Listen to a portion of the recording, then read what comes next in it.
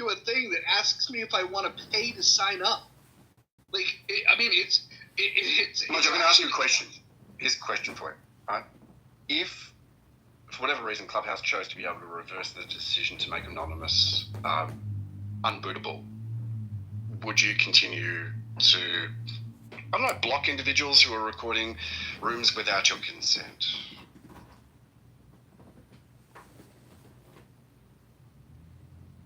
I'm in a one-party state, so it doesn't matter whether I like Edmund recording me or not. I don't have a right to. Hang on, I was asking about I'd like to hear your input. So what is the question exactly? Would I block him if I could? Is that your question? Clubhouse chose to be able to reverse the decision, right, of allowing Anonymous to be able to stay in rooms and disabling moderators to be able to kick them out. Okay, would you continue to block people who are recording and streaming rooms without people's consent? I would, but I would also say that it's a game of whack-a-mole, and for every account that John had that I blocked, which was a non-trivial amount of accounts, I have to assume that he had at least 4 more for every one that I had blocked. So it's a game of whack-a-mole. In fact, there's a few people, and I won't name them, that are very good at identifying, oh, hey, that's John account. They can't do it now. Now we just, assume that, the anonymous, down there with the fingernail is probably John. I think the one with the lips is maybe John. But it doesn't matter. At this point, because the anonymous can't get kicked out, there's nothing you can do about it. He could just have a random non-anonymous account. He could bring his own account, just change it to some name, put like a nondescript picture and bio. And we're just going to tolerate it. See, people who ratted me out, they'd be watching my live stream and then they'll come in your room and say, hey, Kitover is recording your room. Like, that's the easiest way for people, who rat me out, because they were monitoring my YouTube. You don't get to be a victim when you're the perpetrator, John. Sorry. I'm not the victim here. I'm telling you what I do. I enjoy what I do, Ro. Apparently, there's something that I recorded that upset you, but I assure you it was never intentional to upset you. Okay, I'm just pointing out, you shouldn't play the victim when you're actually the perpetrator. Okay, got it. Thanks, Ro. Rowan, look, I've communicated my frustration, and I've successfully had multiple of his accounts clipped off of this app. I'll brag about that. And I've had at least one of his YouTubes at least temporarily brought down, or at least I think it was because of mine. So I've gone out of my way to do that. I'm just saying that I'm throwing in the fucking white flag now that fucking Clubhouse has basically said they're on his side. It's essentially this is the way I look at it, right? But can't you? I can't do anything to stop it. So my choices are I cannot be on the app, or what else? Like, Rowan, what could I do? What would you recommend with the current state of how Clubhouse allows anonymous accounts? How would you prevent this?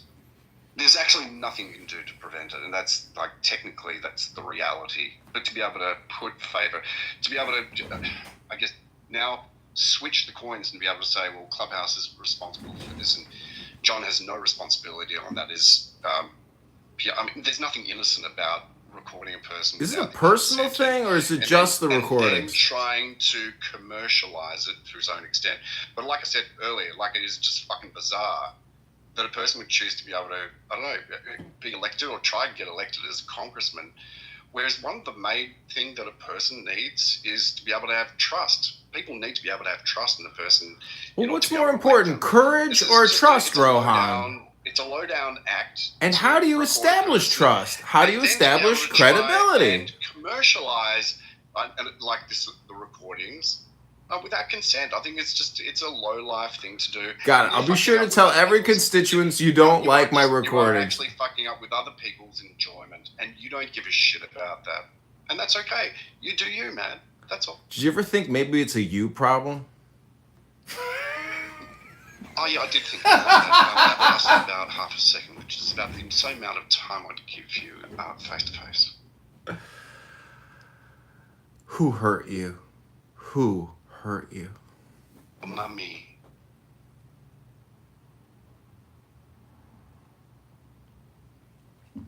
Well, I think what I do is actually art. I think all videos, all pictures are forms of art. And so if you are a critic and you don't like my art form, well, I encourage you to go to johnforcongress.com and send me 10, not 11, 10, not $9 right now. Go to johnforcongress.com.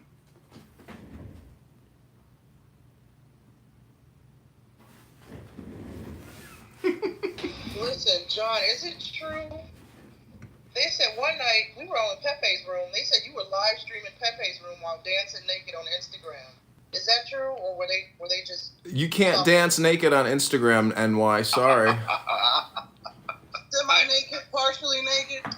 I gotta tell you, if you're in Pepe's room, you have no right to complain about anything that John does. I agree. And, if you come down so hard on me, you should go look in the mirror because I'm playing a word game here. I'm a nonviolent person. I believe that spending $10 billion a day at the federal level is immoral and it's basically theft. And it's time for the American people to wake up and hear what people are talking about. And thus, that's why I've recorded Clown House for going on 6 years. And that is a sickness. Well, what if you just redirected your energy and I don't want to tell you how to do your art, but if you were to think about the power that you have at your disposal, and I think you're doing some of this already, which is this is why, if people think why is Mojo going so soft on him, it's because I've actually seen live streams on YouTube that you've shared that people now get to hear terrorist sympathizers, talking amongst themselves. And my hope is that the law enforcement community sees that stuff and takes action on it. And if that were to happen, if a single arrest were made because of a video that you shared, I think all of the grievances that I have because, my PTR was up there and my voice was shared on a stream that got, 98 views, it would grossly outweigh, the inconvenience and my feeling of my privacy being invaded. Which, by the way, now that Clubhouse has changed their rules, I have no fucking... I have no delusions that I have privacy on this app at all.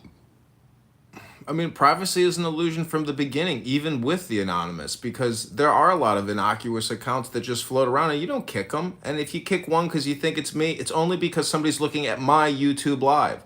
So, the privacy concern with me is there should be no concern. I'm very transparent and public. So it's these other rooms, which are terrorist supporters and potential terrorists.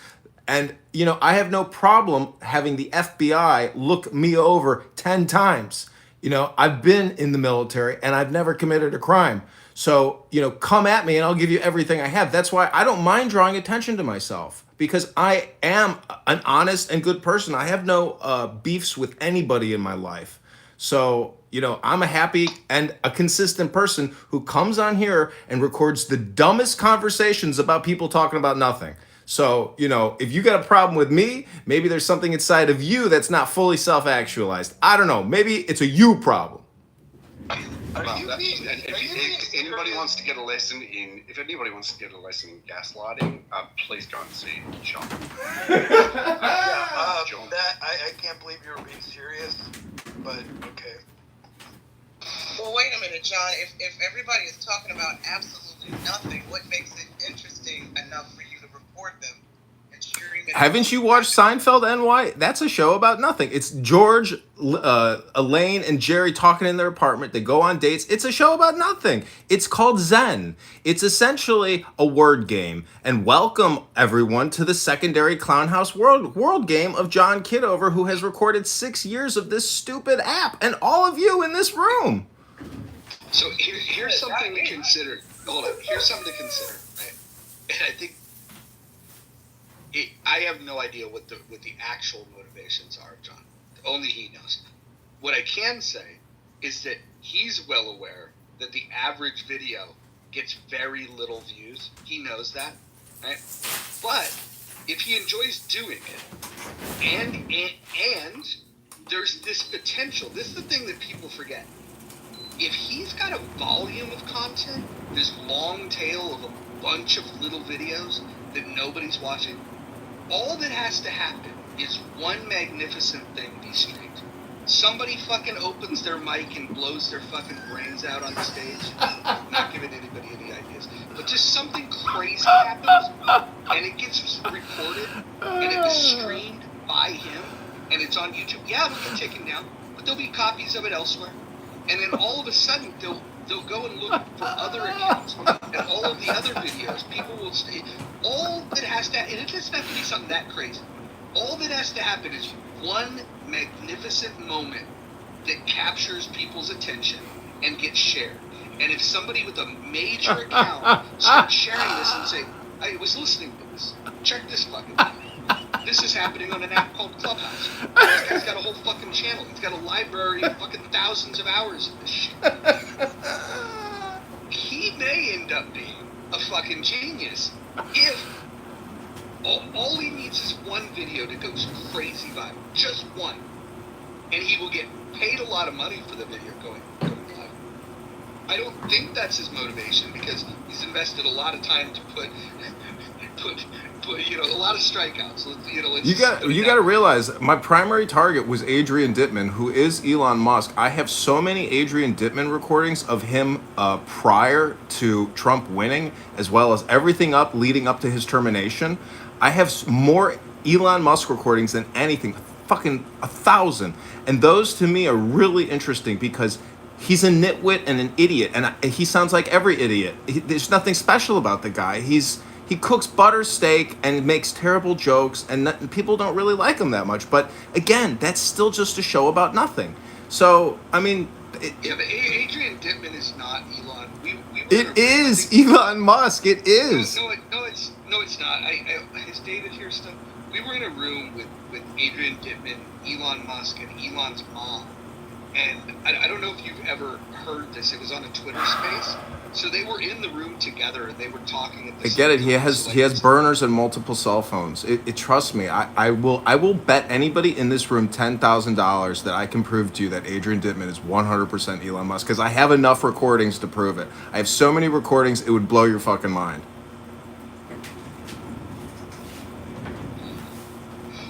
Ro, let me ask you a question. Would you, if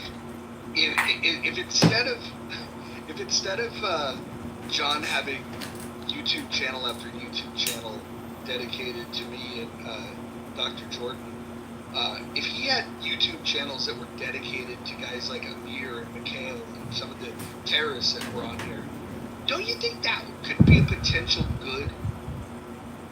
But then it gets Look, I was thinking about that. Absolutely. Hang on for a second. Absolutely. It would have some good to it. It'd have the potential for some good. And the fact that he's saying that he's reporting some of these incidences, I think is also potentially good as well, just to be able to highlight some of the problematic people. But would it sort of outweigh everything else? I don't know. What did I do that was so terrible? In the meantime, okay, and I'm glad you can reflect. It's great. My sin of using Instagram and my sin of using YouTube. John, okay, control your narcissism. Just not a second. Until then, this is a maybe. There's a prospect. In the meantime, you've got many people on a social app that utilize this medium to be able to have shared information about how they feel and so forth. It's changed the experience for other people to the point where people need to be able to change their names to the point where if lots of people do that, then effectively there are more masks that are on this particular app. There's less benefit for people to be able to get it. So there's a trade-off in some way. I think the fact that those rooms where the terrorist sympathizers are being streamed onto YouTube, I think that's fucking incredible. I'm just trying to figure out, is there a way, and this would be a genuine question to everybody in the room, including, I know how you feel about John, and prior to Clubhouse making their decision, I felt exactly the same. But is there a way that maybe we can, even if you still view him as a nuisance, where we could say, like for example, let's say one of the terror sympathizers comes into this room and we start engaging in a conversation and they're crashing out hard and saying some things that are highly problematic, right? Yep. What if we utilize this? It's like the comic book universe has the Punisher. Well, like, we should have a mechanism to call in the Punisher, you know, and to be able to just, you know, like if somebody's crashing out super hard, I think rather than making John the bad guy here, if we said, hey, look, we're gonna set the fucking honey trap, and we're gonna bring you content that's far more entertaining than the stupid shit that we wax about. And what if we leverage this service? Think of it as a service that he's providing. He thinks of it as art, but we think of it as a service, and we figure out a way to leverage it. What's wrong with that? No, sure, great. Look, and until that day, if it ever eventuates, where information that he is, well, he's not really producing it, that he's copying and streaming, it goes towards serves a purpose to be able to bring misaligned people into alignment, and extremists and so forth. Then until that point in time, I still have not many favourable. Actually, I don't have many favourable things to be able to say about him at all. I see that he's actually doing more harm for other people than good. Well, do you have any evidence to support your opinion? Because I just don't think you have any actual evidence to support your hypothesis there, Dr. Rowe. Well, okay, I don't care to be able to spend my time and energy and thoughts in validating. Got it. I got no compliments for you either then, so have a good evening. I mean, if you're leaving, that would be wonderful. Bye. You know, I think that if he editorialized any of the surveillance programming that he could conduct on Clubhouse anti-Semitism rooms, that would be huge. Now, the room, one of the rooms where he recorded all the Jewish women ganging up on me was kind of a classic. Calling me out as a crazy misogynistic Jewish American prince. That room, I mean, that stuff could go viral, for sure, for show.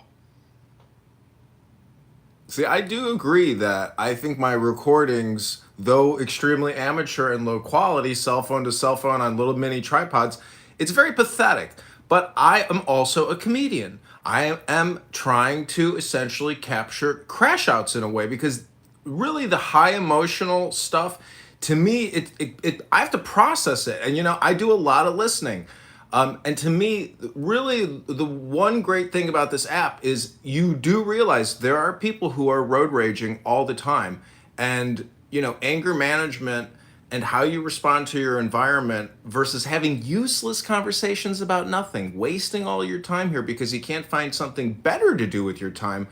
It's really, this app is a great place for enlightenment and for awakening and optimization on how you're living your life. Because in my opinion, if I were to get every word you've ever said on here and put it in front of you and you could fast forward through it and all that stuff, you'd be like, you know, was it worth it? I mean, does anybody here think it was worth it? Well, I think there's hold on, go ahead. Dr. John, hold on. I'm trying to figure out how we can create perhaps a loop that makes this better for everybody. For example, if we have someone that's crashing out, there should be a back channel to John to say, hey, they're crashing out. Come get your content. He's probably already there. I can text them if you need. Well, this is the thing, right? Like, just, hey, they're crashing out. Come grab this. The other thing that would be great is part of that feedback loop is if John could take the care to have his greatest crash outs. Maybe create a YouTube channel of Clubhouse crash outs, and then just. It already exists. Issa, believe me, I listen to the content that's on there. That does not exist. That does not exist. You're incorrect. But if he was to index it in such a way that we could then bring attention to it, then the way we bring it full circle is he could find the crash outs in either this room or other rooms. Say, hey, if you go check out the video, it's at the whatever mark. Then we could pull it up in the rooms. We could repurpose it as content, pointing people back to his videos, creating more views for him, getting more people to talk about it. I think we could create a feedback loop and then just do rooms. We could literally do rooms. It's a roast. You want to roast people who crash out. It's a roast show. That's the show. It's the best show, and it is the most entertaining. And that you run a roast room because you bring people up and you roast them. Well, I'm just so happy that you are finally appreciating Edmund. if I may add really quick, I think the Clubhouse Troll Academy concept, although I was kind of joking, I mean, I would love to benefit from some of the revenue we could generate. Where else in internet land can you learn to troll by text, by voice, emotional and psychological trolling? It is like a breeding ground for potential trolls, and we could use it for good. Like, there's nothing, if we wanted to troll terrorists, I mean, it's kind of like, who is that comedian? Who's the comedian who made fun of, who pretended to be that Islamic guy, the Jewish guy who did... People who are recording and streaming rooms. Sacha Baron Cohen. Sacha Baron Cohen, yeah. Who was he? Who did he pretend to be the first? Who was the Islamic guy that he pretended to be? Ali G. Ali G. Yes, Ali G. Yeah, I mean, I don't, I've sat in many Amir's rooms, and I like to set it and forget it. I can't sit there and listen to their bullshit, but the times that I have spent listening to them, I mean, they say enough stupid shit in there to get themselves in a lot of trouble. If the right person heard what they're saying, they'd have a lot of trouble on their hands.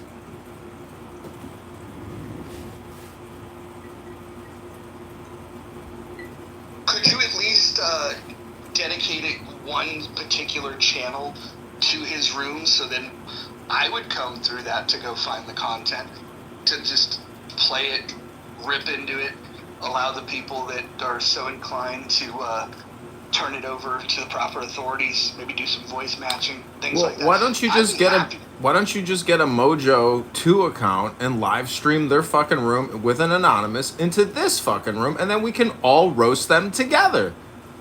Make it an interactive experience, upgrade the quality of your show, get some more burner accounts, and let's get this party started.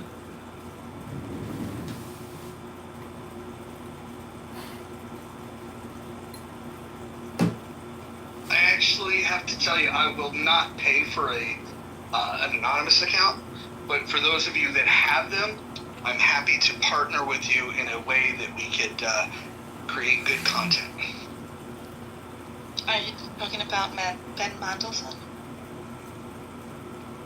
If that's the content you want to create, that's fine by me. I'm more interested, to be quite honest, with some of the people that are saying literal criminal shit on here. I think that's a service that imagine this story.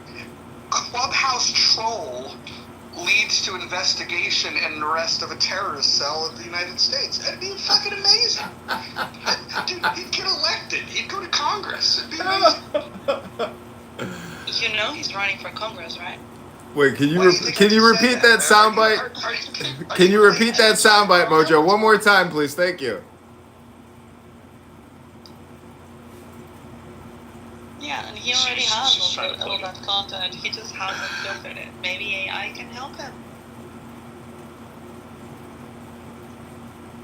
Fetch all those gold nuggets you have, Edmund. I mean, where is the FBI? You know, where is the CIA? Where is the NSA? Weren't Is you- all they do didn't you outward work- facing? Didn't you work for the FBI or something? No, I've worked for the government since 2002. It's another alphabet. Yeah, I don't know. I just remember seeing an ID of Edmund. And No. it was a It's a government ID. military ID. I was in the army. Oh, that. Yeah. Yeah, I think there's a way to leverage this in a way that gets everybody what they want. You can expose terrorists. You can get the entertainment of the crash outs. Edmund gets the content. If it ever goes viral, that'd be amazing. I am glad that you finally decided not to get Well- triggered by him. Well, you missed a lot, and John can catch you up at some point. But it's listen. If Clubhouse hadn't changed their rules, I'd have my same opinion about this. But Clubhouse is the one that decided that nope, there's nothing you can do about it. And so I'm not one of those people that's insane where you have to deal with the world the way it exists. Clubhouse allows anonymous accounts, and anonymous accounts can easily stream these things. It's a very, very easy decision for me to just say, I'm throwing in the white towel. And then once you surrender, then you have to look at like, okay, what can be gained here? And I think the thing that John's done, and that we all agree on, even his biggest critics agree, is that he's doing the Lord's work when it comes to recording some of these terrorists. So. Thanks. I mean, Roger, Mayhem was a big project for me. I mean, I created a lot of content around the Roger Mayhem movie, and it wasn't to like. I see the thing is, to me, this is like recording a video game. Like, as a great speaker and a great organizer on this app, don't you think that it should have been natural that somebody wants to record you? I mean, I can't be the only person that's ever recorded you, but if you go on YouTube and you type in Roger Mayhem, like, have you ever listened to yourself and been like, yeah, that was a good take, that was right, or maybe I was, like, how do you do any self-reflection based off of my artwork? Thank you. I hate the sound of my own voice, so no, I don't find any value in the things that I say. I loved how diplomatic I was in some of the rooms where you recorded me. I was surprisingly diplomatic, considering sometimes I'm as emotional as the most estrogenized woman. So hot. I know, sexy, isn't it? I was going to ask you, though, how did the liberal rooms that you recorded, the Ben Mendelsohn's rooms, which I'm not being judgmental about, how did that pilot study go for you in terms of your production work on those? Because I think you did some projects on him as well, right? Honestly, like, I am also a dopamine addict, so when people know that I'm recording them and it's driving them crazy, and they're like, I'm watching him right now, he's fucking live streaming. Like, that to me is when my dopamine flares, and I'm like sitting here laughing. Just uncontrollable, like tickles, and so much fun. And maybe you could call it elder abuse, because I know there are a lot of senior citizens on here, but the point is, this for me is like an interactive game. I mean, many people, maybe you can't project yourself into me and what I'm doing with all these cell phones in this office every fucking day, but to me, this is an interactive video game, and I love video games, and this is, to me, is the best casino entertainment that I can play for no money down.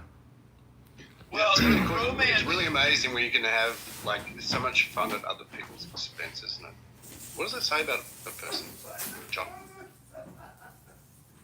Look, I'm gonna just maybe continue, because I sort of agree with what Mojo's saying.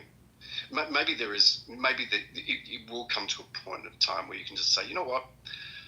Maybe getting this feedback from other people, maybe I'm doing the wrong thing by other people. It's not right, but what I can do is focus on, these fucking terrorist supporters, okay, and the racists on here, and dedicate your time to actually doing something that's positive, make a positive change. Well, he's not going to win the Golden Meyer Peace Award, but he could make a difference. And I do wonder, maybe the testament to all of this is Has a woman found you so insatiable because of your odd sense of humor, or perhaps your radical sense of humor, that you've consummated relationships because of it? And maybe that's or a man, or a goat. You got to realize I put myself at risk doing what I do, but I think I create catharsis for people. And if you're angry with me, you're hanging on to words too much. Let it go. That's my opinion. None of your lectures Hold on. will be heard. I want to call Blue Ocean, who says, "It ain't terrorism, it's freedom of speech. You're a bunch of snowflakes. American parties should be sued for recording people without their consent." Listen, I don't know if you knew this, Blue Ocean, but everything you ever have said on this app has been recorded. Period. So, if you don't like that, you shouldn't be on this app. Also, who goes in an app, in an audio app, where anyone can be listening to you or recording you and is not careful with what they say? I mean, you should always, whether you're in More than half Clubhouse or the app. outside of To Clubhouse. answer your question, more than half the app. Well, yeah, but that's their problem. I mean, like, even in your own life, without an audio app or without a phone in your face, you should always be responsible for the things that you put out there. So maybe this teaches personal responsibility to people. Well, then that makes this a I don't think it's a matter of necessarily it being about responsible about what you're saying. It's just having a choice as to whether you want to be able to share your thoughts, ideas, and feelings with the masses. Hang on. If you want to share them with the masses, okay, then you have the option to do so.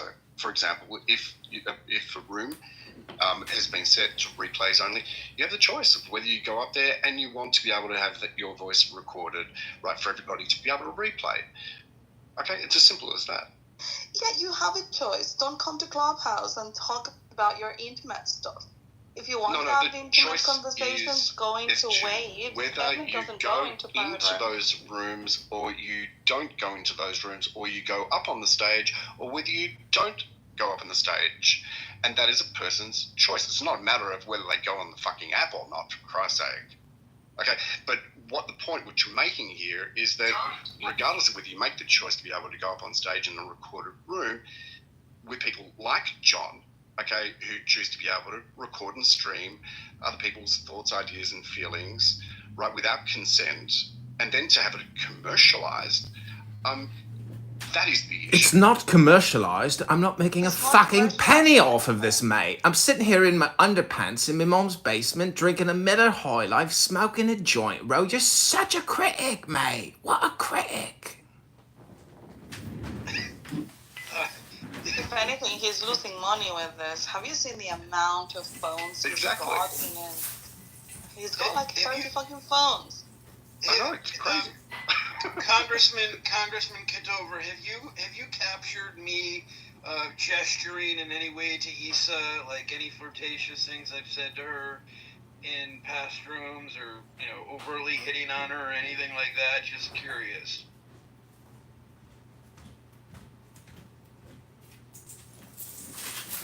I think he's looking to see.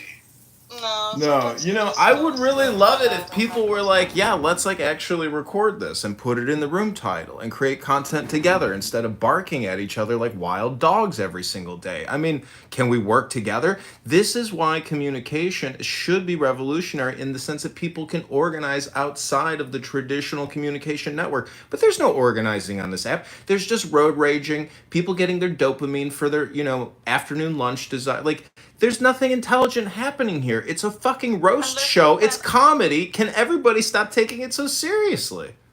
If you guys think that you're special, you're not. One day I went into his room and he was streaming a conversation of his mom with his sister into Clubhouse. So he just does this all the time. Yeah, he was. Well, we all have to take into consideration these aren't private rooms. Everybody can come in and listen to you if you're talking about, your sexual kinks or your depression or any of this type of shit. Like, if you're gonna come on here and talk about this shit and get upset, feel like somebody's streaming it. I mean, there's dozens of people in the audience that are listening to you. So it's just selective outrage. I'm the scapegoat. I'm the Pepe. You can cast all your hate and anger and frustration into me. I can catch it all and just throw it right back at you. Does your mom and your sister know that you're streaming your private conversations into Clubhouse? Are you serious? You don't think they look at my YouTube and know that every single time they talk to me on the phone, there's a chance that I'm streaming them? You know, the funniest thing is people are paying fortunes for SEO and GEO, and it's like the chance that we're even getting exposure and visibility out of it is slim to, I don't want to say slim to none to hurt Congressman Kitover's feelings, but the truth of the matter is people are paying money to have the most ridiculous things about them heard and seen. So we should, in some ways, maybe we need to be grateful. You went in the Matrix. No, I think radical transparency is essentially the greatest way to conduct everything. If you can, it takes a huge burden off of you to relieve yourself of this professional social media presence or puissance. It's all artificial. And so when somebody live streams themselves and they record these open, candid conversations, the thing is, no one even looks at my shit. My one YouTube channel's got 600,000 views. That's nothing. And people who listen on this on random YouTube live, they don't even speak English. They're from fucking Bangladesh. Look at the comments. Nobody cares about what I do, Ro. It's my artwork. It's my artwork. I do paintings. This is the cutting edge. What I'm doing now is the smartest thing I can do. Sorry. Yeah, but it's no different than somebody just standing out on the sidewalk and videotaping people as they're talking. Like, it's legal. He's allowed to do it. I mean, if you don't want to talk about shit in public, then go somewhere private. You know, make the room private. Don't let anybody go in there, or just get off the app and, you know, talk. He's from Australia. He's not from London. He's never been to Speaker's Corner. No, I know. I mean, in the United States, you can record somebody. I can stand up with a cell phone and watch two people having like a personal conversation on the sidewalk. There's nothing they can do. I mean, that's exactly what's going on here. Rich, that's out. This is a public social media app. No, it's not a public at all. Okay. It's public in the sense that people can, or everybody in the audience. The terms and conditions say that he can do it. Okay, it's got terms and conditions. Yeah, and they said that he can do it. No, they did not say. Yeah, they did. No, they did not. They made anonymous accounts for no reason. The point is the now is all important.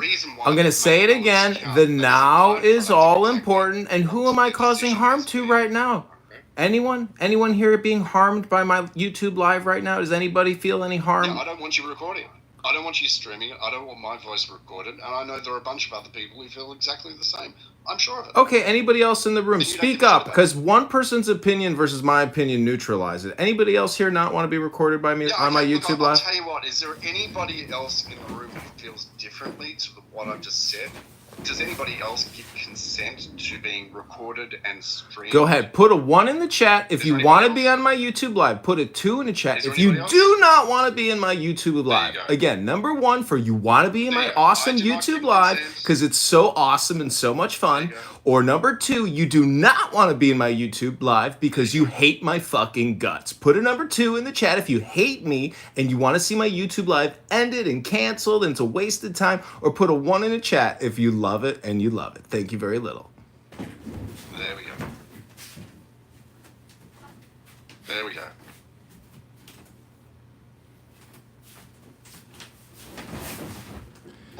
And the survey says... Hold on. Shut up, John. Bro, what can we do to stop it? Not 0. But there's no harm in actually, in speaking out about it and just being really straightforward about it as well. There's nothing you can do. Technically, there is absolutely nothing you can do about it, apart from starting off private rooms, that ensures there's a greater level of ensuring that the room is not going to be streamed if you have trusted or semi-trusted people in there. That's pretty much all you can do about it. I'm going to explain something. How would you encourage? I mean, how healthy would you Bro, I want to explain something to the people in the chat, right? So, Yeah. KK says remove him from the room. So here's the issue: I could remove the account that's on the stage right now. The issue is that if you look down in the others in the room, the one with the fingernail polish, that's also his account. So even and it doesn't allow me to remove that one. So even if I remove the account that's on the stage, he's still able to stream it. There's nothing I can do at all. Exactly. So why are you gonna get? So it's a me problem. It's It's my attitude, I guess, my personality that you hate so much, because it can't be my artwork, right? Is it the art or is it the man, Rohan? Stop calling it art, dude. You're dumb. Oh my God. Okay. Art is about creation. You're about duplication. There's nothing artistic about what you do. I admit that you're actually quite a funny guy. In fact, most people would actually laugh at your idea. So who the fuck? Why is it art? Who's talking? Devin, I was just in the middle of explaining exactly that. Huh? Yeah, I was saying exactly that. There's nothing artistic about it. It's duplicating I'm not other people's saying it's not thoughts art. and ideas and feelings, and there's nothing else to it. There's nothing artistic about it. I'm not saying it's not art. I'm conversing with American and asking him a question. Why does he think it is art? Yeah, art is a very generalized word, just like the term God. I think everything is art and everything is God. Does that make sense? Okay, so What is everything art? is art. What is a woman? His argument is that everything is art, so how could this not be art? Okay. I mean, some people call it art to put a banana in a frame, in a wall at a museum. Well, I'm framing a camera lens on tripods. You telling me that this is not art? You go to the movies, right? That's done with cameras on tripods. I'm doing the same thing in my fucking mom's basement, drinking Miller High Life, smoking a joint.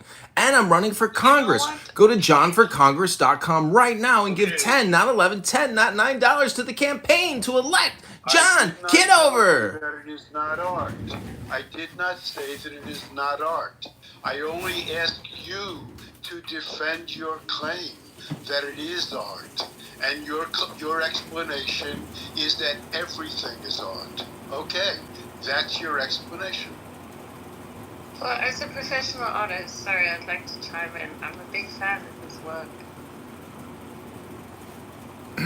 It's comedy mostly. And Sarah is a turnaround, right? Because he grew on you. He does grow on you. He's funny, and he captures quite incredible rooms, and I think that's great. See, I know some people like it. I'm serious and don't like Sometimes he's annoying.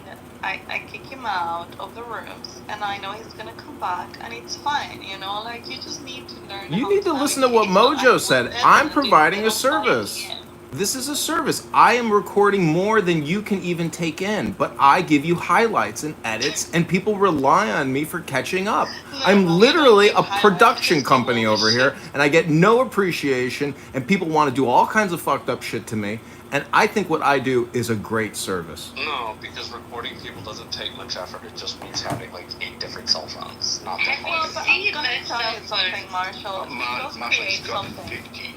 He's got 52, 53 cell phones. Well, the art of it is being selective, right? Like, if he captures certain things, like if he captures a woman unfairly calling me a misogynist, I call that art, but someone else may find it, may object to that. But subjectively, I consider that art, and I might give my consent in advance for that kind of a thing. But other things... Okay, you can't speak for him.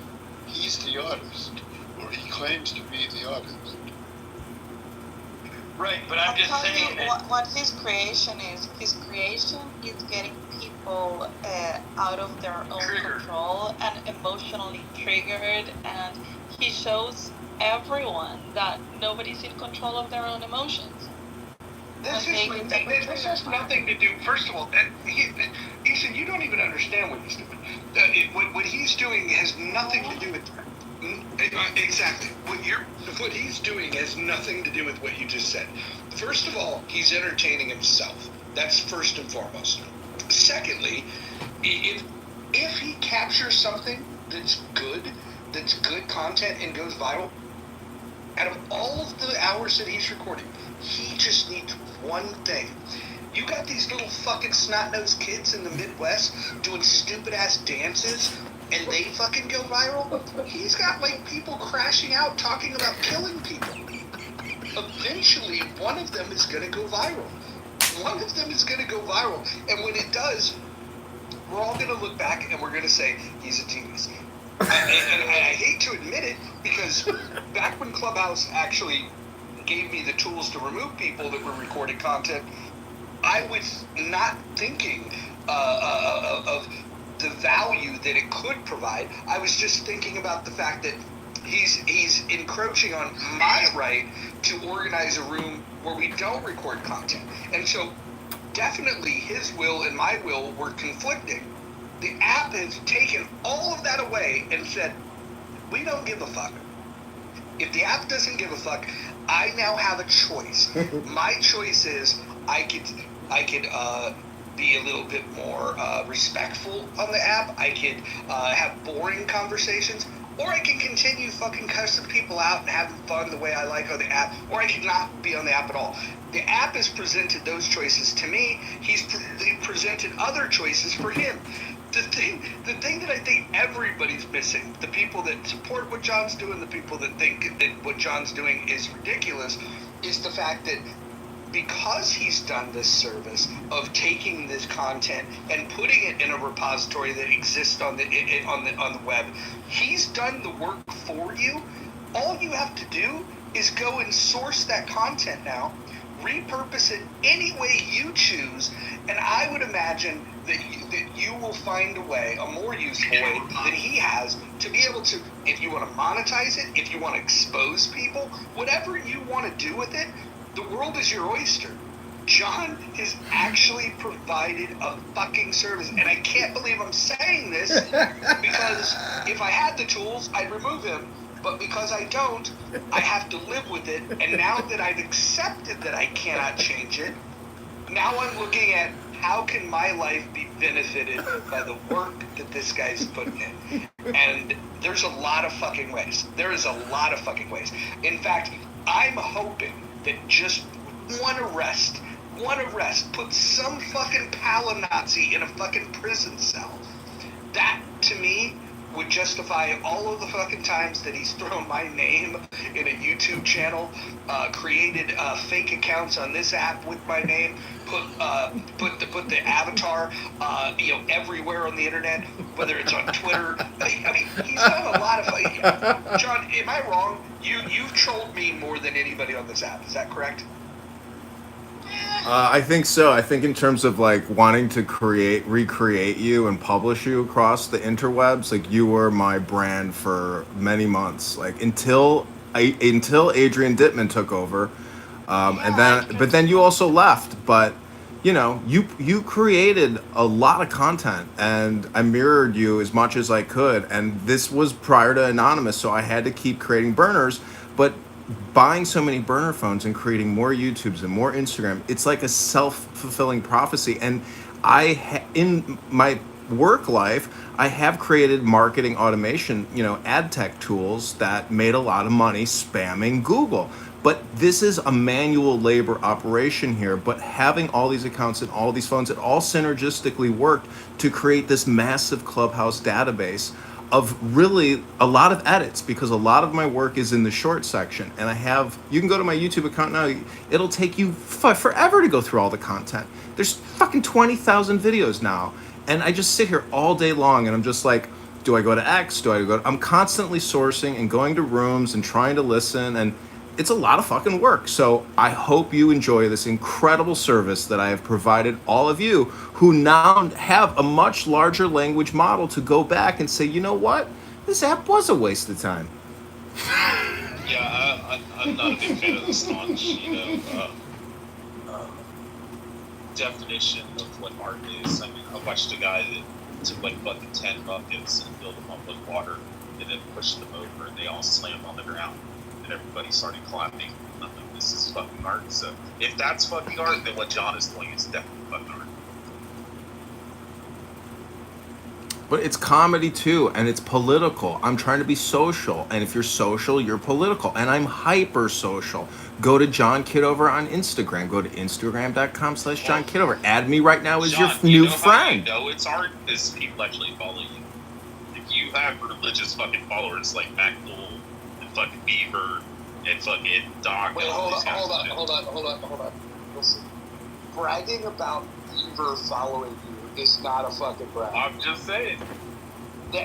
That's like saying you got some fucking like groupie that came to the backstage and wanted to fucking, you know, rub one out for the performance. Beaver's like the fucking bottom barrel person on this goddamn app. Like, that is not a brag at all. Hey, he's got groupies. That's all I'm saying. How did it come about that Edmund is here on stage? May I ask that?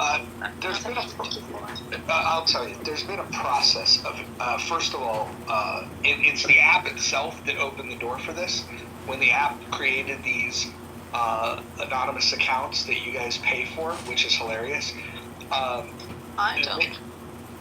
For those of you that do pay for it, you morons, it's created this opportunity where he can now have one account for each room that he wants to go in and record that you can do nothing about. So that was when I accepted it. Then once I accepted it, I started going and looking at, well, let's see what he's actually doing.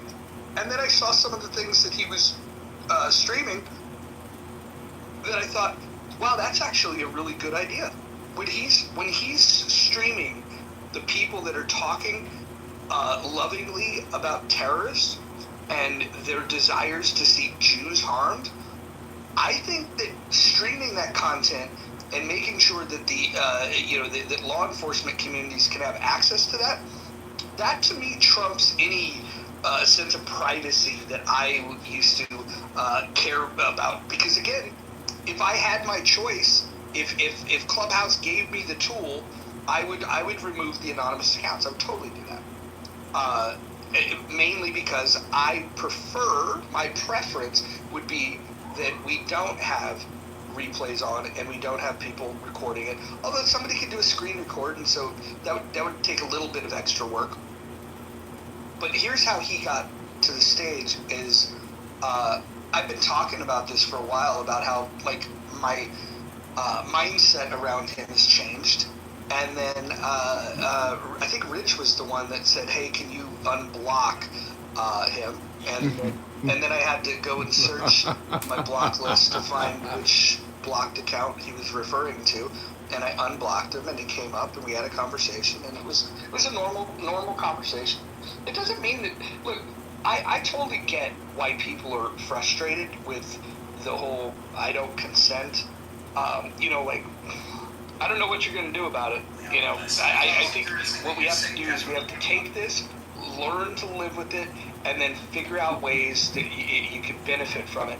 And I'm seeing more and more ways that it can be beneficial. And so why fight the system? You take it, you enjoy it, yeah. And listen, I know that I have been saying this for a long time, but he's actually an interesting dude. Like, when you have real conversations with him, he's actually one of the smartest persons here in Clubhouse. Yeah, he's an American hero. Sure. He reads a lot, and his takes are really on point. I mean, it's just that he triggers everyone's nervous system, but yeah, he's not bad. Sometimes he goes a little bit crazy. You need to kick him out of the room because all he's doing is yelling like a crazy person. But when he's actually normal, he can be pleasant. I try to be funny. I like comedy. I like art. I like politics. I like everything that everybody else likes, but I also like recording Clown House. And that gives me a little bit of an edge over people in terms of creating this database of people, and people really resent that. For your mental sanity, you should try to, I don't know, like compartmentalize a little bit and maybe create schedules for yourself, because I've told you, like, you know what he does? He leaves the phones on in the rooms while he goes to sleep. Can you imagine a sane person like Wait, listening to that Issa, I'm noise recording all night Amir's while you're room. They sleeping? go till 5 in the morning while I'm sleeping, and you're calling me crazy? Well, but you have that noise outside your No room. way. I have my AC running. I have Terrorists 2 just thick yelling doors. like My house John. is big. I don't hear their shit when I go to sleep. Are you crazy? Why the fuck would I torture myself? Well, that's what you do. Yeah, don't let John make it sound like he's some poor broke man sitting in a little hut, sitting in that big ass fucking castle he's got there after selling all those fucking dispensaries there, John. I mean, at least he does yoga. That is much more than a lot of people doing Clubhouse. Listen, I was going to say, recording Clubhouse requires no work at all. You literally click a couple buttons and look at all the chaos and fun we get to have because of what I'm doing. So what if nothing goes viral, but you uncover a plot to take down the Sears Tower? I mean, you would be a hero, right? I mean, yeah, it'd be a fucking hero. We would be your biggest fans. Well, I'll tell you what, you may not like the flip side of that because, go to John Kitover Podcast on YouTube. It's youtube.com/@John Kitover Podcast. You can see a room where Issa is in, and she's talking to the awesome guys in the Bitcoin room, and they're talking about the Epstein list.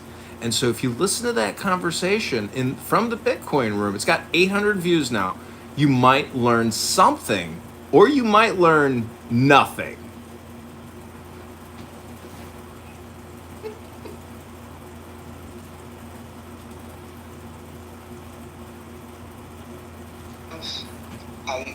And so people can search for it.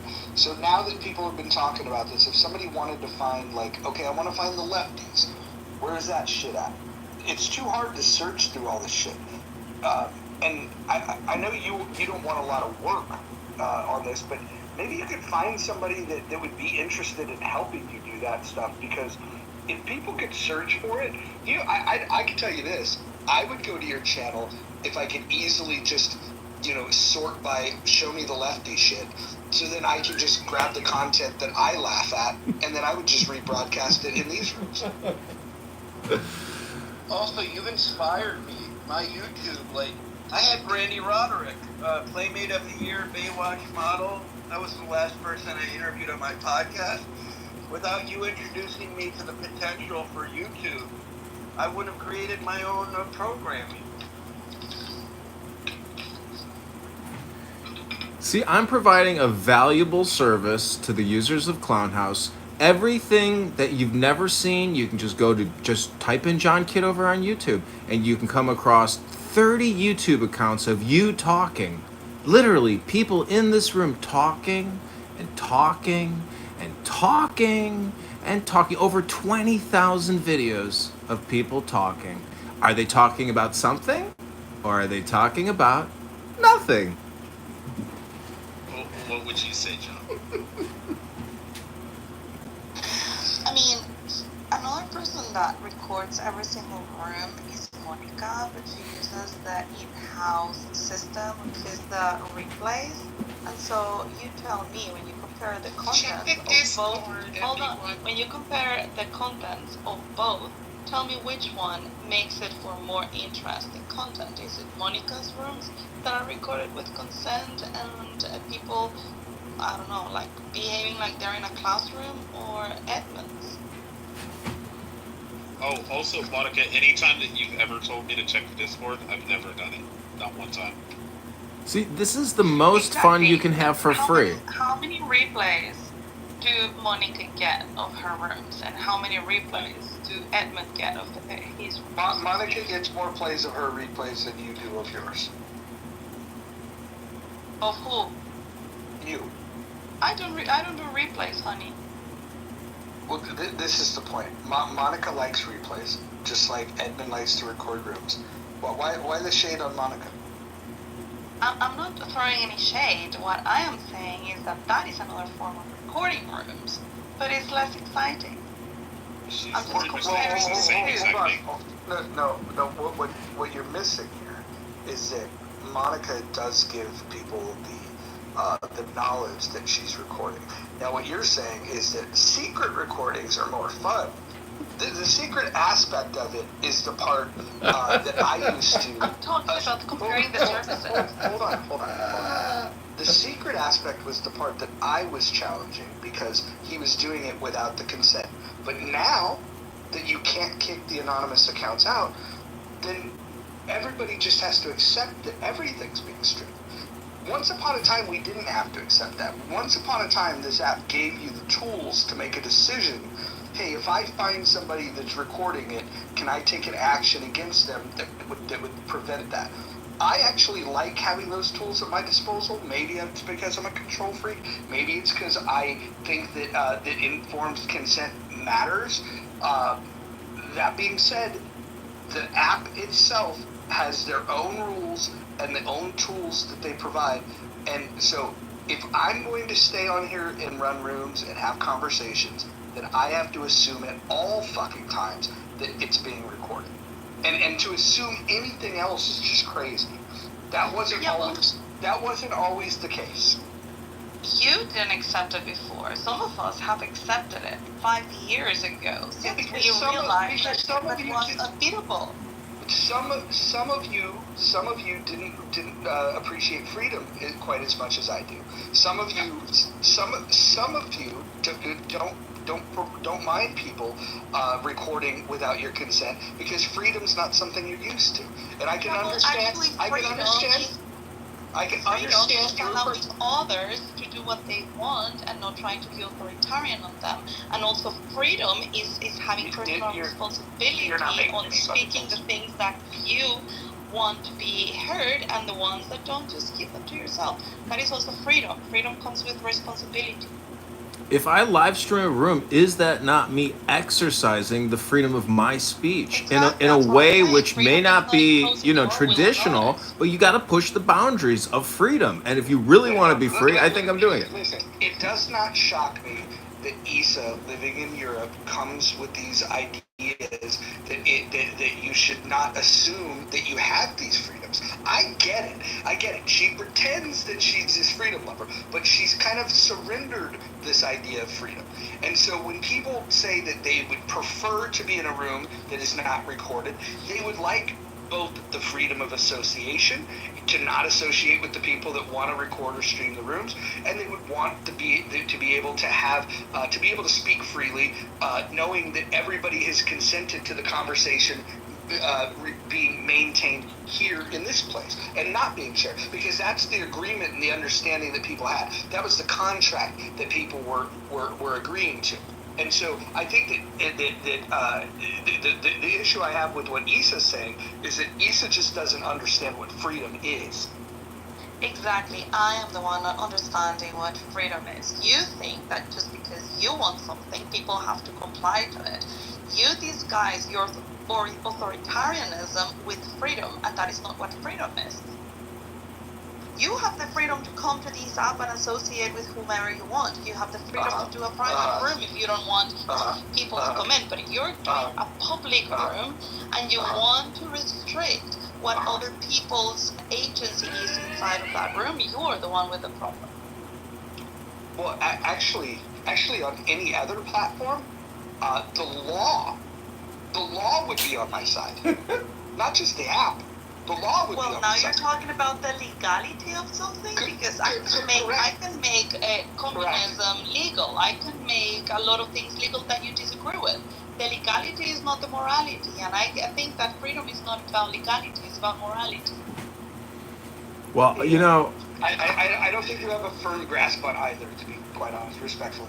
I got terminated from an advertising technology company in Los Angeles, and I took them to like the civil rights, bullshit trial, whatever, through California. And they came totally unprepared, and the judge agreed with me, but I recorded the trial and I posted it to the internet, and it caused a lot of credibility damage to the business. And it upset them quite a bit. And so guess who shows up at my house? 2 lesbian female police officers, and my pit bull did not like them. But nonetheless, they said to me, John, we're asking you politely, can you remove the video? I said, no problem, ladies. And that's all it took. So if you're gonna center me all night long, I will gladly center myself. But I would just encourage everybody here to read a book and go to the gym.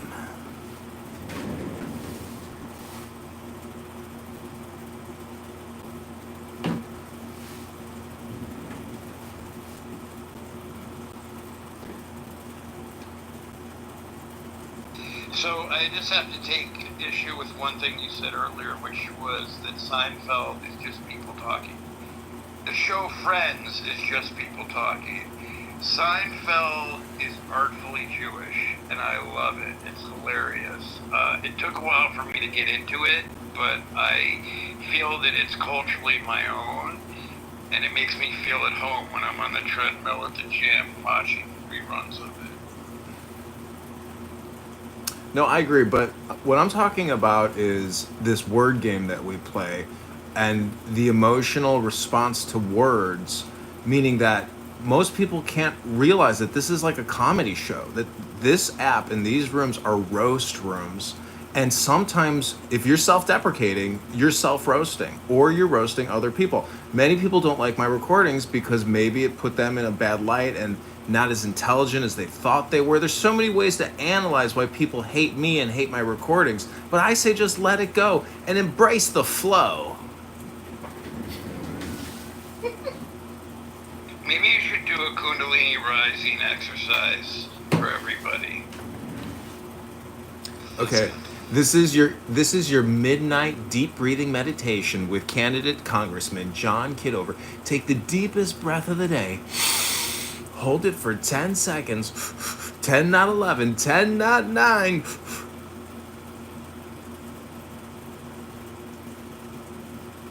Let it go and say, Grand Mojo Rising. This is the moment when Nike came out. No, this is an example. Can you speak for all the women on stage and in the audience? This is why women find John sexy, right? It's about humor, right? Like if I was as fucking funny as John was, I would have the game that he has, and I would be as prolific a reader as he apparently is. He's not a reader. I have a lot of books in my house. I got 15 bookshelves. But the point is, take the second deepest breath of the day through your nose. Hold it for 10, not 11. 10, not 9 seconds. Stop. Let it go and say, I am fresh. And vote John Kitover. Go to vote, what is it, johnforcongress.com.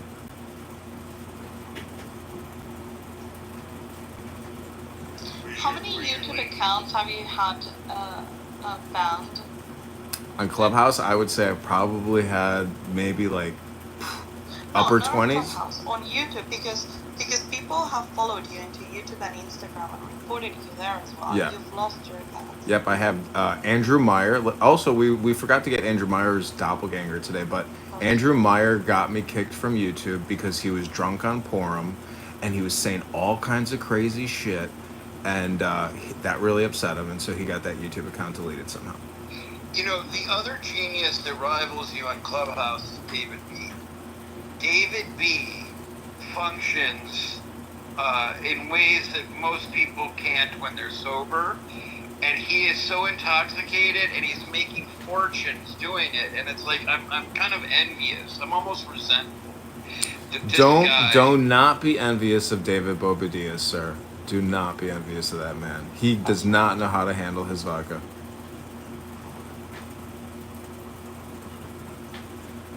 I mean, have you ever been to... go ahead. What's the number one watched video that you stream from Clubhouse? From Clubhouse, I'd have to search. But my number one YouTube video of all time is from $1date.com, which was a dating startup I created. And it was called, What's the Biggest Penis You've Ever Had Sex With? I think that has like 4 million views. No, but from Clubhouse. We don't care about your other stuff.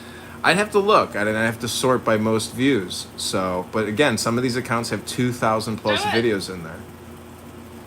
You do it. I'm done. I've done all the work. You know, I've provided a service, and you're still yapping at me. Do it. Do it. You do it. Yeah, because you have your account there right in front of you. It's just a couple of clicks. It doesn't matter. It needs to be more sortable. Like the problem with what you've recorded, from my opinion, is that it's not. It's not actionable. Like if I said, "Hey, I want to go and find something interesting," I'm not going to go through all those hours to find it. So you need to. I know you can create playlists, which is one way to sort it. Well, also, if you could find one of the sycophants that you have, maybe Issa will volunteer. She seems to like you a lot, and just have them watch the video, and then in the first comment, they can do, like an audit of like at the 2-minute mark they're talking about this, at the 5-minute mark they're talking about that. If you had somebody just doing that, that would be much easier. Yeah, I agree, but again, I could hire a secretary to come in here and do 8 hours of data entry a day, but if that's technically all SEO work, and hopefully the account would grow to a few thousand and I could monetize it. I mean, for Christ's sakes, I don't know if you know Hampton Spears. I know you do.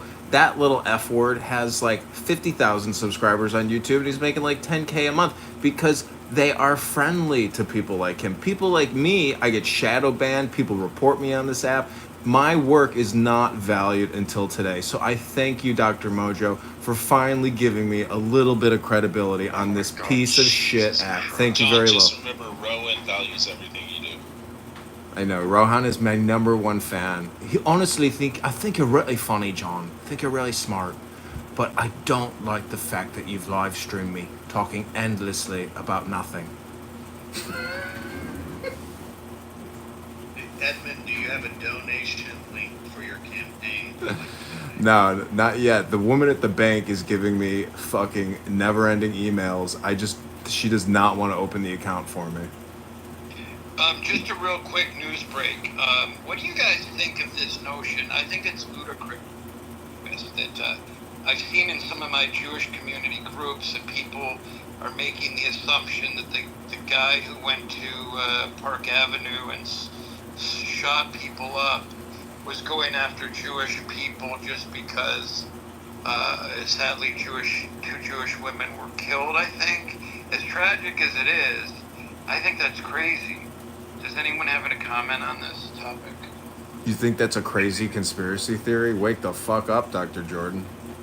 I think how would he have known?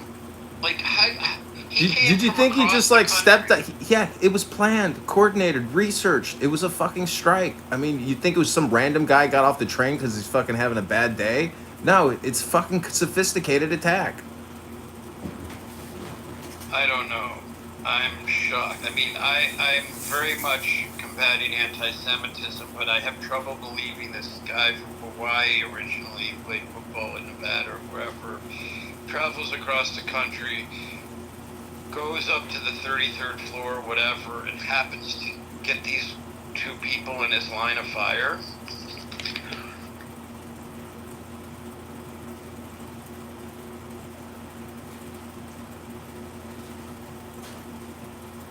Can I tap in and say something about the recording?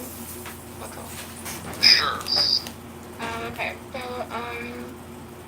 I learned a little while ago that if you are actually sitting in a room and you're not utilizing like another device to record, or I don't know like how the recordings go here, like to record the room, you can actually tell ChatGPT, if you have like the paid version, you could tell ChatGPT to listen to the background of your phone, and it will automatically start to populate all of the words that are being said in the room live. And so if you utilize something like that, you might be able to have a better opportunity for categorizing your content, if that, piques your interest. But I thought you might be interested in knowing that. Oh, hey, Roger. You want to hear one of the wild takes that Angel had? That's a good idea, by the way. She said that oral sex is cannibalism. That was the day before. Yeah, Well, it is. I didn't. The most Was that ridiculous recorded? thing I've ever heard in my life. Did you get that recorded, by the way? That's what. John might have. No, that's very smart about using ChatGPT as the actual recorder. But yeah, I mean, these are things I'd like to do. I just, it's very easy to just sit down, hit record, and live stream it. And to beat live stream recordings and the amount of data that I'm able to actually transfer through AT&T Fiber, it blows my mind that I can literally record 24 hours a day for $50 a month, $60 a month with AT&T, and a $5 subscription. Like, to me, this is a business opportunity, and like, I'm actually going to invest more in this. I bought more phones, I bought more tripods, and I'm going to set up multiple stations in my house to live stream the top 3 rooms, rotating amongst X and Clubhouse. Now, the interesting thing is, like, that Bitcoin room, Issa, you may hear some random things, but just recording a 3-minute clip or a 15-second clip or a 1-minute clip of somebody saying some unique take about, say, Jeffrey Epstein or something you never heard before. Like, this is a chance to pick up on some little tidbits here and there in terms of, like, knowledge or intelligence or gossip, but it's really just a fucking gossip show. That's all it is. Well, you also might have an opportunity too to take some of your content you already have and see if ChatGPT takes your feed of that recording, so that you can then begin to categorize it. Have ChatGPT categorize it for you. But there are, as I shouldn't say, there are things that you could probably look into, like apps to assist you with that. There are already more advanced tools than ChatGPT to create libraries and taggings and stuff like that. You don't need to do anything. You just need to give them access to wherever you have the library, and it will tag it. So I just bought a new device. Create clips with AI. You don't have to. Amazon just bought a new company called Bee, and it's an AI recording device that you put on your wrist or on your lapel, and it records, forever, infinitely. You can just record 24 hours a day. Everything you do is being fed into this AI listener, and it documents the whole thing. So my plan is to put this thing next to my primary Anon account, and then get transcripts of what everybody says as well and publish that as well.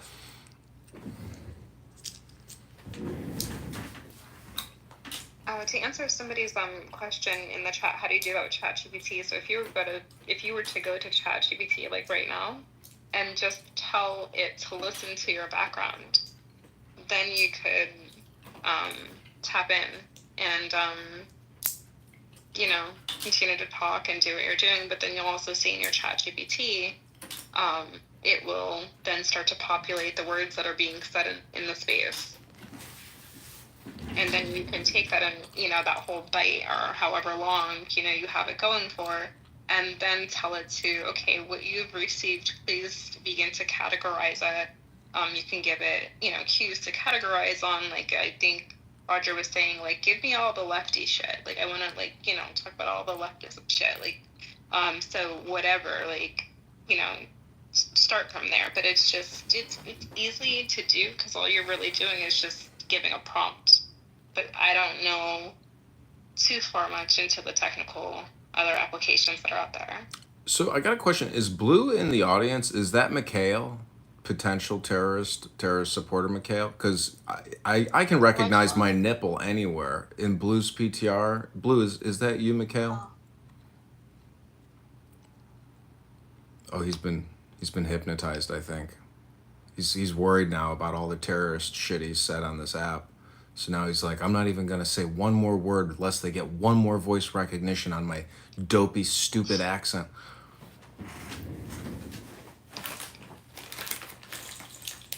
No, Mikhail is the guy, if you open his profile, Mikhail is the first one that he had a conversation with.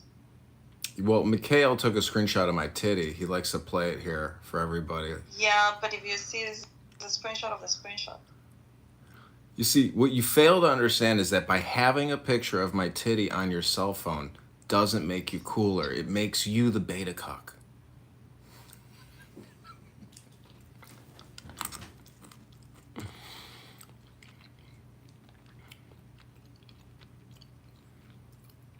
Anyways, where is Hunter Shackelford?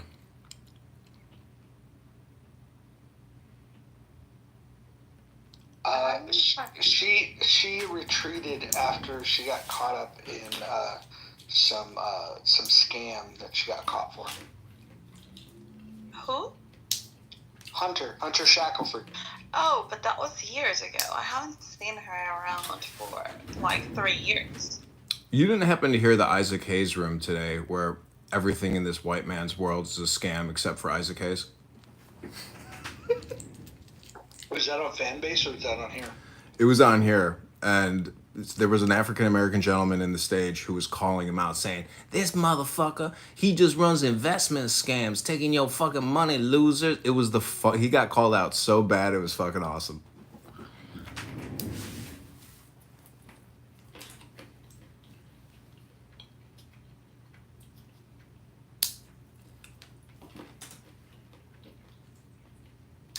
You should at least create different channels for different type of topics. So you have, for example, one for terrorists where you put all Amir's rooms. Then you have another one for conspiracy theories. Then you have another one just for politics. Why for conspiracy theories? There's nobody on this app. I don't know, whatever. I mean, is there anybody on this app that says anything interesting? I don't think anymore, but well, I don't know. For example, the Epstein stuff, like people have got many theories about it. Yeah, but it's a bunch of dum-dums talking about it. That's fine, but that's what creates content, right? Either a dumb thing, or an outrageous thing, or a smart take. Listen, if I don't win the primary in March, maybe I'll start to diffuse my name from the index, and because I'll probably be looking for a job. My last day with the IRS was in May of this year. I was a facilities consultant, and so basically I opened and closed IRS offices across the Midwest for the past 5 years. And let me tell you, I've been to a lot of IRS offices. Revenue officers, revenue agents, they need to clean their fucking office. Instead of spending millions of dollars building them new fucking offices, these stupid employees who don't do shit to begin with need to clean their fucking office because it's filthy. And these fat fucking tax collecting pigs sit there in their filth and they want multi-million-dollar offices built for them. Meanwhile, there's no fucking analytics. And if we invest money here and we invest, it's just spend. So I'm running for Congress. All of my Clubhouse content I feel is valuable information. And, I hope everything is branded for John Kitover for Congress. So that's my goal, and that's what I'm doing. Good for you. You can go on an entire tour talking about cleaning your office. Like George Peters. But John, could you, in the future, think about maybe the top, 3 or 4 houses that you tend to record here on this app, and then just put the content in a way that okay, hey, let's go see what's happening in the Muff. Let's go see what's happening in Chilla's, and let's go see what happened in Patty's room, whatever the fuck that one's called. If it was that easy, then I think you would get more people from Clubhouse going to YouTube to find this shit, because I want to hear all the dumb takes that the lefties have, so that I can create content. They would probably love to hear the stupid takes that people have in this room, so they could go and play around with it. But it just needs to be more searchable, more easily to find what you're looking for. I agree. It's a challenge, but it's just raw, and I can chop it up into shorts, but the live streams are crazy. The amount of live streams I have, the amount of information I've uploaded into YouTube by essentially recording, phone to phone. It's unbelievable. Some of these YouTube accounts I have thousands of live streams of and you're never going to sit there and go back and watch that shit. You'd be fucking retarded to waste your time that way because it's not interactive, but it's what I've done. And, I don't know, it's probably stupid, but eventually I'm going to pull the plug on what I'm doing here. I'm not going to sit here and record Clown House the rest of my life. At least I don't think I will. Well, again, If you are interested, just give a try in regards to taking some of those YouTube posts and dropping it into your ChatGPT. Ask it for a prompt that you're looking for and see what results you get, and try to play with it a little bit. Edmund, I struggle listening to recordings, even on Clubhouse or even podcasts. There's nothing better than while it's going live. So, what does it really say to the people that watch your restreams? Because I can't stand a replay, let alone a recording on a YouTube. I agree. I've never watched one of them. I agree. I mean, that's why I say it's not really one-to-one. It's not like I'm doing a perfect screen record. First of all, it's phone to phone.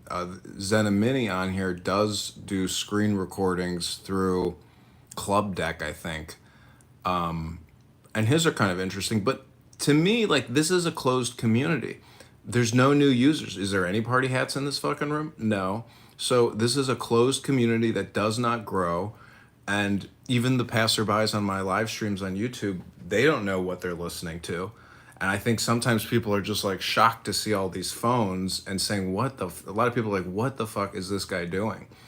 But that's also because people don't know how to take the value out of the rooms sometimes, you know? Like, sometimes you have these rooms that go on for hours. Sometimes people are doing sleepovers in these rooms, and there's so much being said. Hey, hold on. Yeah, I think Love T, he's in the chat. He might have some information on Hunter. So Love T, come up here. We're looking for Hunter. Get up here. Go ahead, Angel. So if you were able to utilize some of these tools to help take out the value that is actually in the room, you might have a better take on some of your social media efforts. Like you're doing the YouTube and stuff. Oh, let me close my mic and let Lefty talk. I have no information for you guys. I'm just asking, why are you looking for this person? Do you know who Hunter is? I've heard the name. She's in my PTR. Is that your answer? No, I'm just saying that she's in my PTR. I'm just showing you who she is. It's kind of like if you So why are you looking for who her? the person is, if you know who she is, then you get it, and you wouldn't need to ask. So, did she have a C-section, or is that, what is that on her stomach? That's Okay, I think I understand what type of room this is. Oh, you do? What kind? What kind of room is it? That's one of those guys that's queer. Head straight. I watched that Hunter Kitover video. The Pepe was added, but it's funny as heck. See, I think Pepe's actually a comedian, and he doesn't even know it. But he is an absolute racist, bigot piece of shit. But nonetheless, I don't know if you know who Kim Cutts is, but Kim Cutts is one ratchet ass motherfucking bitch. And if you never been to a Kim Cutts experience on this app, you have not heard the comedy yet. I don't know, Mojo, do you know Kim Cutts? Yeah. She's excellent. Yeah, you're not a true Clubhouse user if you have not heard Kim Cutts. I don't find her as entertaining as when Millie used to do her rooms. I thought Millie was. I don't typically find women funny. I think women, for the most part, are not funny. But Millie was funny. We're not supposed to be funny. Was funny? What happened to Millie? She's still alive, right? Yeah, she does rooms every once in a while. I can still see her. Like, last time I saw her was probably like 3 weeks ago. When you say she was funny, do you mean like in a Schadenfreude way, where like you found her misery to be funny, or did you find her to be, entertaining? Like, because she's self-destructive in a very, very deep way. when she would fucking crash out and fucking shout at the top of her fucking lungs, "You $2 whore, suck my dick from the back," that shit to me was funny. I don't care. That's in my wheelhouse for funny. Yeah, I remember you love those things. I love She it. doesn't now that, like, I know when she started getting sober, she said she hates to hear that. She doesn't like. Yeah. She doesn't like when people found that behavior to be funny. She thought it was bad herself. Well, let's just say she's got a great personality and leave it at that. Yeah, I really like her.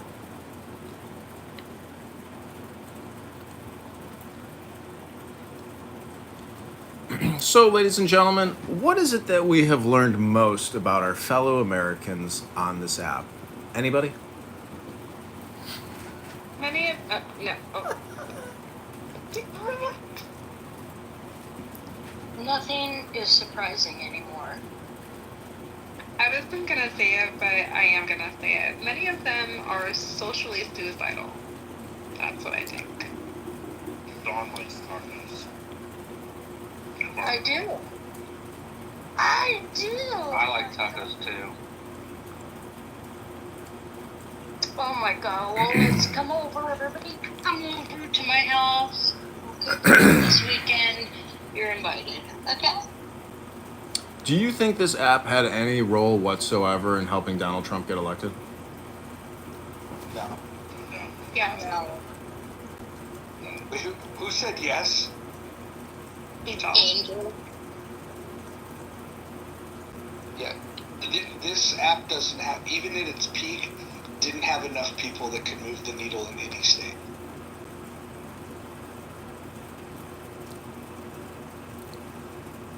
Well, Augustus, I'm going to work with him on my campaign, and I'm going to pay him to do some creatives for me. And the point is, it's possible that him and his wife helped Kennedy get into office. And if Kennedy turned all his votes and encouraged all of his people to vote for Trump, in that small way, I think this app did commit regime change against Kamala Harris and Tim Walz. What about Andrew Meyer and Ali Alexander and all of these guys? They didn't help Trump get in there. They don't help Trump, but I'm saying that they moved a lot of people out of Clubhouse. I did the connections. Yeah. Ali Harris, prior, he was able to rally much people. Ali moves a lot of people. Clubhouse? Y'all are selling yourself a fake idea for the Clubhouse. Hey, those of you that still co-sign for Ali are fucking hilarious. You guys really like those groomers.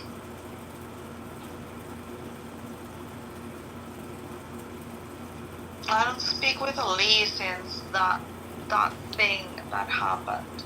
It was I think December 2022. What about his background prior to that? That didn't give you a clue?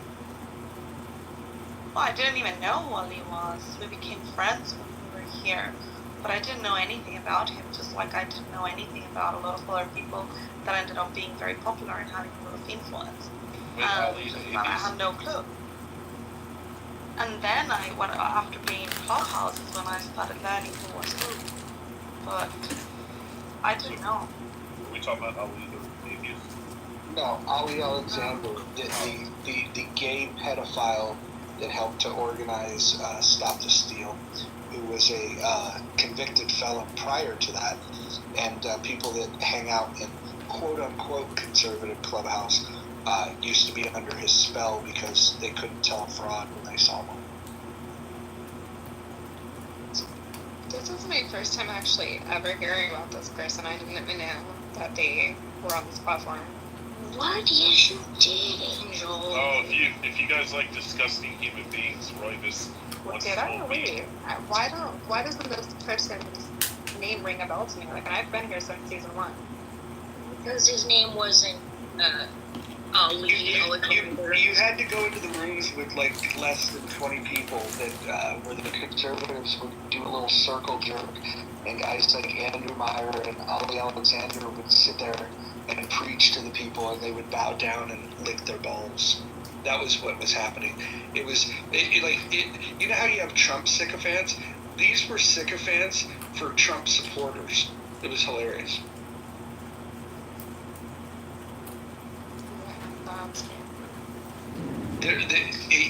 He went and he recruited a couple of like the really like naive, impressionable young. They weren't even conservatives. They were just young, impressionable people, and he recruited them, to join him in whatever his evil doing was. And you don't see those people on the app anymore. Well, speaking of sicka, let me tell you what I'm sick of. Listen. How do you think, like, do you care, when you say something controversial, do you care how your listeners react, or do you just not give a shit? I don't say controversial things. Oh my God, what you just did, licking their balls or something, like, come on, that's not controversial. No, because it actually happened. No. Yeah. No, it I didn't. didn't say anything controversial either. I was there. Some of those were from people kissing his ass. They would No, sit but there. they lick nobody's balls. Listen, you guys would sit there, and anytime the person was loud, you guys like that was like the measuring stick for who was the most conservative. You guys started with Alex New York, who's not a conservative, by the way. Then you guys went into the Ali Alexander camp. Then you guys got into the Andrew Myers camp. And anytime there was somebody on the app that actually like might have done something in politics, somebody like Marshall or maybe Stephen Bader, you guys would treat them like shit. You guys are fucking weird. Like Clubhouse conservatives are amongst the most retarded people I've ever met in my fucking life. To be fair, Marshall. Marshall's been on here a long time. To be fair, Marshall has done more for the Republican Party than the entire rest of those conservative Clubhouse rooms combined. Can you vouch for that, Marshall? That'd be really. Of course I had. As you know, Joe, I've been in campaign politics for about a decade. Stephen was a badass, by the way. Look, Stephen finally got his respect. You guys used to fuck with Stephen, and you didn't realize how in the game he was. You guys thought because he was the redheaded kid from the middle states that that he wasn't shit. He didn't have the big over the top personality. He wasn't grooming kids. He wasn't sucking cock. So like you guys didn't like them the same way that you did the other guys. Like as long as your conservative heroes are sucking cock and talking loud, those are the guys that you like. That's not true. Stephen has been my friend since day one. I have a video. And Marshall as well. Wait, So, Don, how I many don't people think are he still went friends with Roybus after he said that he wanted to fuck my son? Did that crash out? Wait, who was it? Who was it? Wait, wasn't that that Indian guy? No, he's not Indian. Damn, he said that to you? That's I crazy. didn't know that. You don't remember that, Don? No, I didn't. I didn't hear. He had a about We got in an argument. He had a cope session a couple weeks ago for himself because I guess he got into it with Andrew or somebody else, but he had to have a room to like pacify himself because he was that emotionally upset about everybody knows these conversations are so stupid. It's unbelievable, and that's why I think recording them has some value because it is like it's like a mini high school or something, I mean, but again, like Mojo said, when somebody from this app, commits a crime and they were known on here or something, I mean, it all gets flushed away in the next news cycle. What is El Normo going to talk about tomorrow at 9 a.m. in a room, Issa has put together some of my favorite rooms in the itty bitty titty community. with Rabbi McDickerson. And it's such a nice melange of different viewpoints. It is global in nature. And I think, I can't stand McDickerson. I dislike him worse than I dislike you when you're unserious. well, wait, who was, anyways, I'm just saying that the arguments, the rivalries, the hatred, like it's all just a stage. It's all drama, and I hope everybody has enjoyed it. I've tried to document as much of it as I possibly can because I know this is limited. I don't think that I'll be here forever. I don't think you'll be here forever, but I'm not saying this is goodbye. Not to cut you, but we have to stop saying that this is staged. These are people's actual personas. Like, they're not. No, I agree. And then I bring all the people from the different corners of Clubhouse for you so that they clash for your content. Yeah, and it has to be controversial content, otherwise.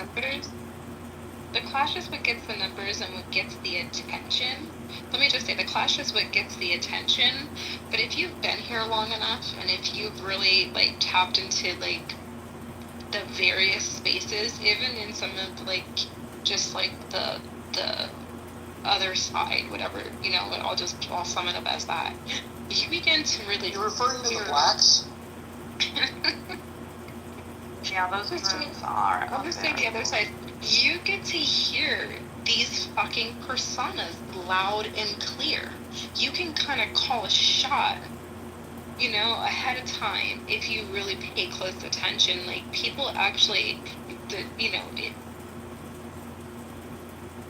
it's weird. I have an ear.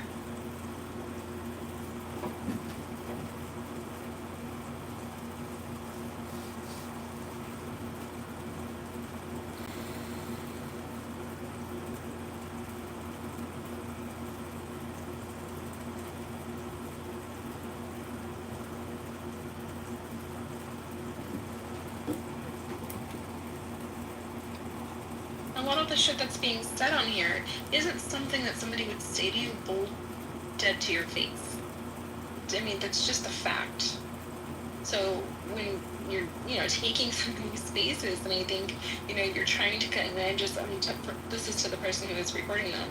If you're taking some of these spaces and you're trying to record them and give them to people who aren't cultured here, it's going to become a different take on content or maybe the message you're trying to bring across. I'm content harvesting, but I will say the Freddie Roosevelt rooms a couple years ago, maybe those were very funny rooms. That guy Freddie Roosevelt is very funny. Yeah, Freddie's he's an original character, but again, it's a persona, but it was a very well played persona. Well, I mean, I think this is also an ESL, language training platform. I think a lot of international speakers get a lot of, as JB says, grace on stage because they're not native English speakers.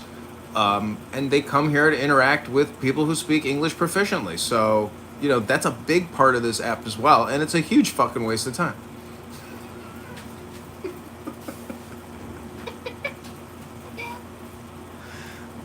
Those rooms are funny. I sometimes listen into the rooms where I don't understand anything that they're saying. And I'm either brought up to the stage or I troll in the chat. And so yeah, I do find those rooms entertaining. Angel, could you describe Clubhouse culture? Because my belief it's just internet culture. It's not. There's really nothing unique about Clubhouse compared to other internet. So I would say this. If you're a season oneer and you've been here from the very beginning and you're still here now, we were just having this conversation on Lou's Space. There are people who have kind of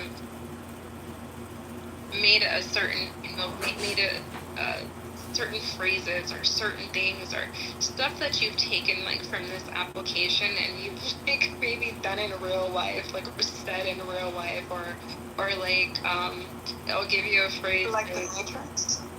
Like the Matrix, or Do you remember the guy that was used to get modded up in Million Marathon? Forget his fucking name, but he had in his bio that he was the guy that came up with land your plane and you're in the Matrix, which was a complete fucking lie.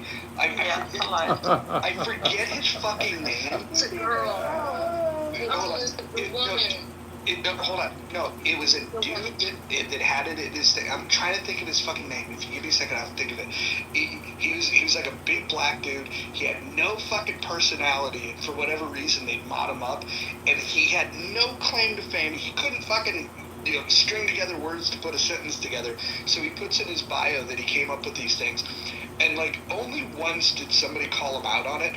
And the most obvious thing is like his profile was like created like a year after like these sayings were even like introduced into the Clubhouse. I remember it briefly, but I also forget like who you're talking about. But I do remember the conversation when he was confronted on it. But like so. But again, like you guys can like kind of acknowledge that there's things that I've said on here, like see how that goes, right? Like when people say that shit to me, and then they come back and they're like, and they're telling stories about themselves, and they're like, I said see how that goes, and I'm thinking like, oh my gosh, like you learned that from here, the term diabolical and like how it's being used, and like then you people are coming back to this application talking about their lived experience out in the world, and they're like telling people that they've utilized these certain terms and phrases and shit. And I'm just thinking to myself like, oh my god, people in the real world think you're fucking nuts, but they're probably too afraid to tell you, right? Like, so there is this difference when people tap in on here, right? They know that they could have this reckless type of persona and not really have to have any accountability for what comes with that. Now we've known the dark side has taken that too far. People, the way that they've so said doxed, right? They've redefined what doxing means. We all knew what doxing was before we got the fuck on here. What doxing means now has literally become a part of that Clubhouse culture. People they're like, oh, I don't tell my family about this application because I don't want my family members to be hurt. Well, they know that there's a culture on here where their loved ones can be subjected to certain things, certain innocent, they say one thing about their kid and it turns into a whole content about somebody's child being, hurt in an odd way and stuff. The app is just, it has its weirdness, but I do think, there is a Clubhouse culture, most definitely. MG's Darky Slave made it to Team Pool, and Nick Fuentes. Dawn. That's right, remember that real quick. Yeah. Are you guys under the impression that those guys are popular? Like, you guys think Tim Pool is like a big name? Well, it's more popular than your room here. I mean, a lot of people watch that. And MJ's comment on Darky Slaves made it there. I thought it was funny. What do you think Tim Pool's reach is? A lot of things have spilled from Clubhouse and made it to more. Oh yeah. Well, at least he's monetizing. He's making shitload of money with his content. Who is this? Something that anybody can say here at Clubhouse. Wait, who is this? Tim Pool's claim. Tim Pool's claim is that he is the second most live stream count of political podcasts. There's for live count streams.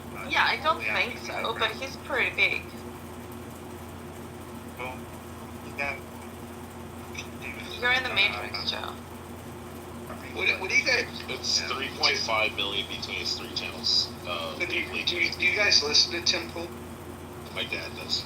Never, not once. No, I clip here and there. Tim Pool much. I clip here and there, but no. Yeah, but it shows 3.5 million. It's 1.6, 1.5. Yeah. So you guys remember the lies that he told about how he wasn't getting paid by RT, and then the evidence came out that he was. You guys remember the lies that he told about that? That's all fine, but people watch him. That's the point. It doesn't matter, like, all the bad things. You're missing my point. You're missing my point. I get it. There's podcasts and people watch it. I'm talking about real influence.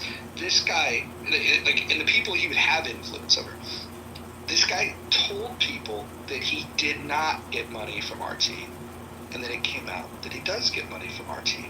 And I would just ask, is there anybody here that takes somebody like Tim Pool serious, or gets their news from him, or thinks that he has valuable insights? I'm just curious. My dad. Absolutely not. He's also 62. Out of curiosity, But I don't think he knows the RT shit. I mean, he collaborates a lot with the Daily Wire and Russian television, Russian national television. Yeah, what's the impact of it here in America, though, is what I'm asking.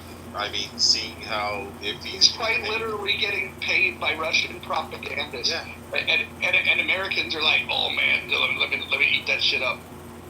Yeah, Joe, have you ever watched RT where they talk about the Ukraine war? Hold on. If you make the argument that Tim Pool's not influential, then how could RT paying him be influential? Is what I'm asking. I'll tell you who he's influential with. It's not serious people. There's a certain subculture that find a guy that wears a beanie and rides a skateboard and uses small words. I think they find that refreshing because I think traditional media is being rejected, and so there's a lot of like your midwits would look at somebody like a Tim Pool and they would go, oh man, this guy's on the front lines. I mean, I don't trust any of these people that were just a couple of years ago like far lefties. Tim Pool, far lefty. Fucking Candace Owen, far lefty. But you guys, if they say one thing that resonates with you, you don't care if they believe it. You don't care any of that. Like I would bet that there's people on this stage that are fans of both Tim Pool and Candace Owen. I would bet there's at least one person. That's all fine. You don't. I would bet and they also like Tucker Carlson. Everyone, and you can think I would bet everyone there's at least misfits one. or whatever. I would bet there's at least one person that likes fine. both. All of that is fine, but the point here is not the quality of the information, but the fact that they actually arrive to millions of people. And it doesn't matter if they are like the most retarded people, they are reaching to a lot of your nationals. The people in the US consume them. And whether you think they're dumb or not, they're the people voting, and they have influence on them.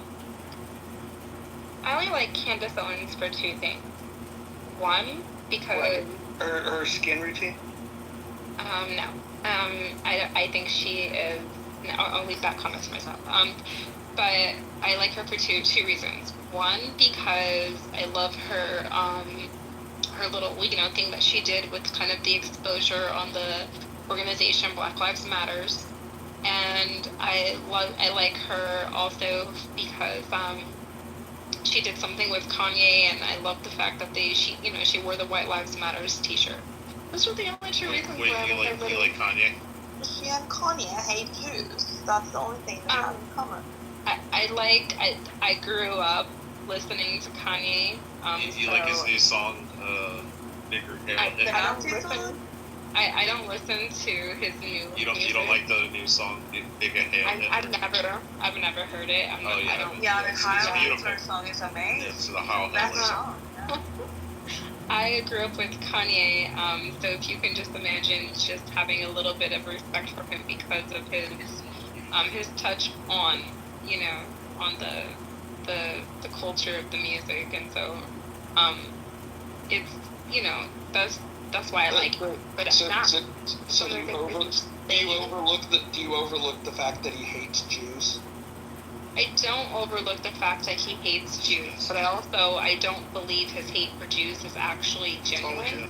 I think that he actually has a vendetta because of some of the elements that have happened to him. And again, I think that these are things that I think the things that he is, has experienced is kind of So I think some people, when it comes down to taking accountability for the monster that they created of themselves, they run away from that like they're literally running away from terror.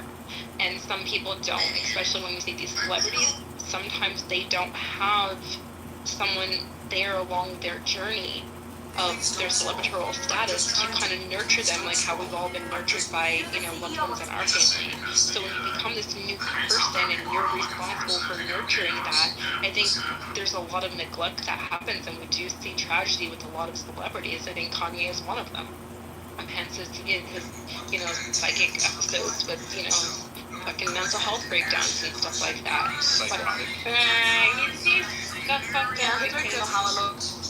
Loving life, like smaller. Yeah, but he paid for his mother to I think that was very cesarean surgery. After all, he was not a. I think that's what snapped him. He paid for his mom's breast reduction surgery. He's taking a lot of drugs and he was a bit younger. Bam. Diagnosed with bipolar. Would that have been there before? Maybe, maybe not. But Hey guys, I got a question for Issa. Issa, how do you feel about the state of Israel? How do I feel about what? The state of Israel and Gaza. I don't understand. How do you feel about the situation in Gaza? In what sense? Good, I think they deserve it. What do you mean? Oh, okay. Researchers uncovered a significant amount I don't understand your question, really. I'm asking. Hold on. Issa's on the right side of that conflict. The conflict she struggles with is Russia-Ukraine. She's a big Putin stan. Yeah, I knew there was one of the conflicts that I disagreed with her last time. I couldn't remember.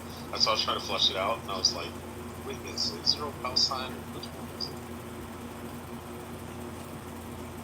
When you say right side, can I learn your take on it, if you don't mind briefly?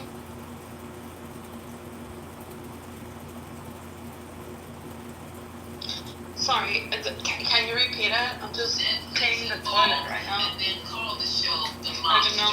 I missed it. I'll probably just wait till you're done cleaning that toilet.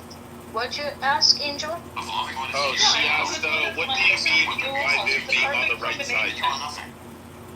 Oh, because of civilization. You have one of the sides who has actually civilization and has morals and is compatible with Western values, worships life, and wants to live in peace. And you have the other side who worships death, who wants to constantly be killing the people from called Israel.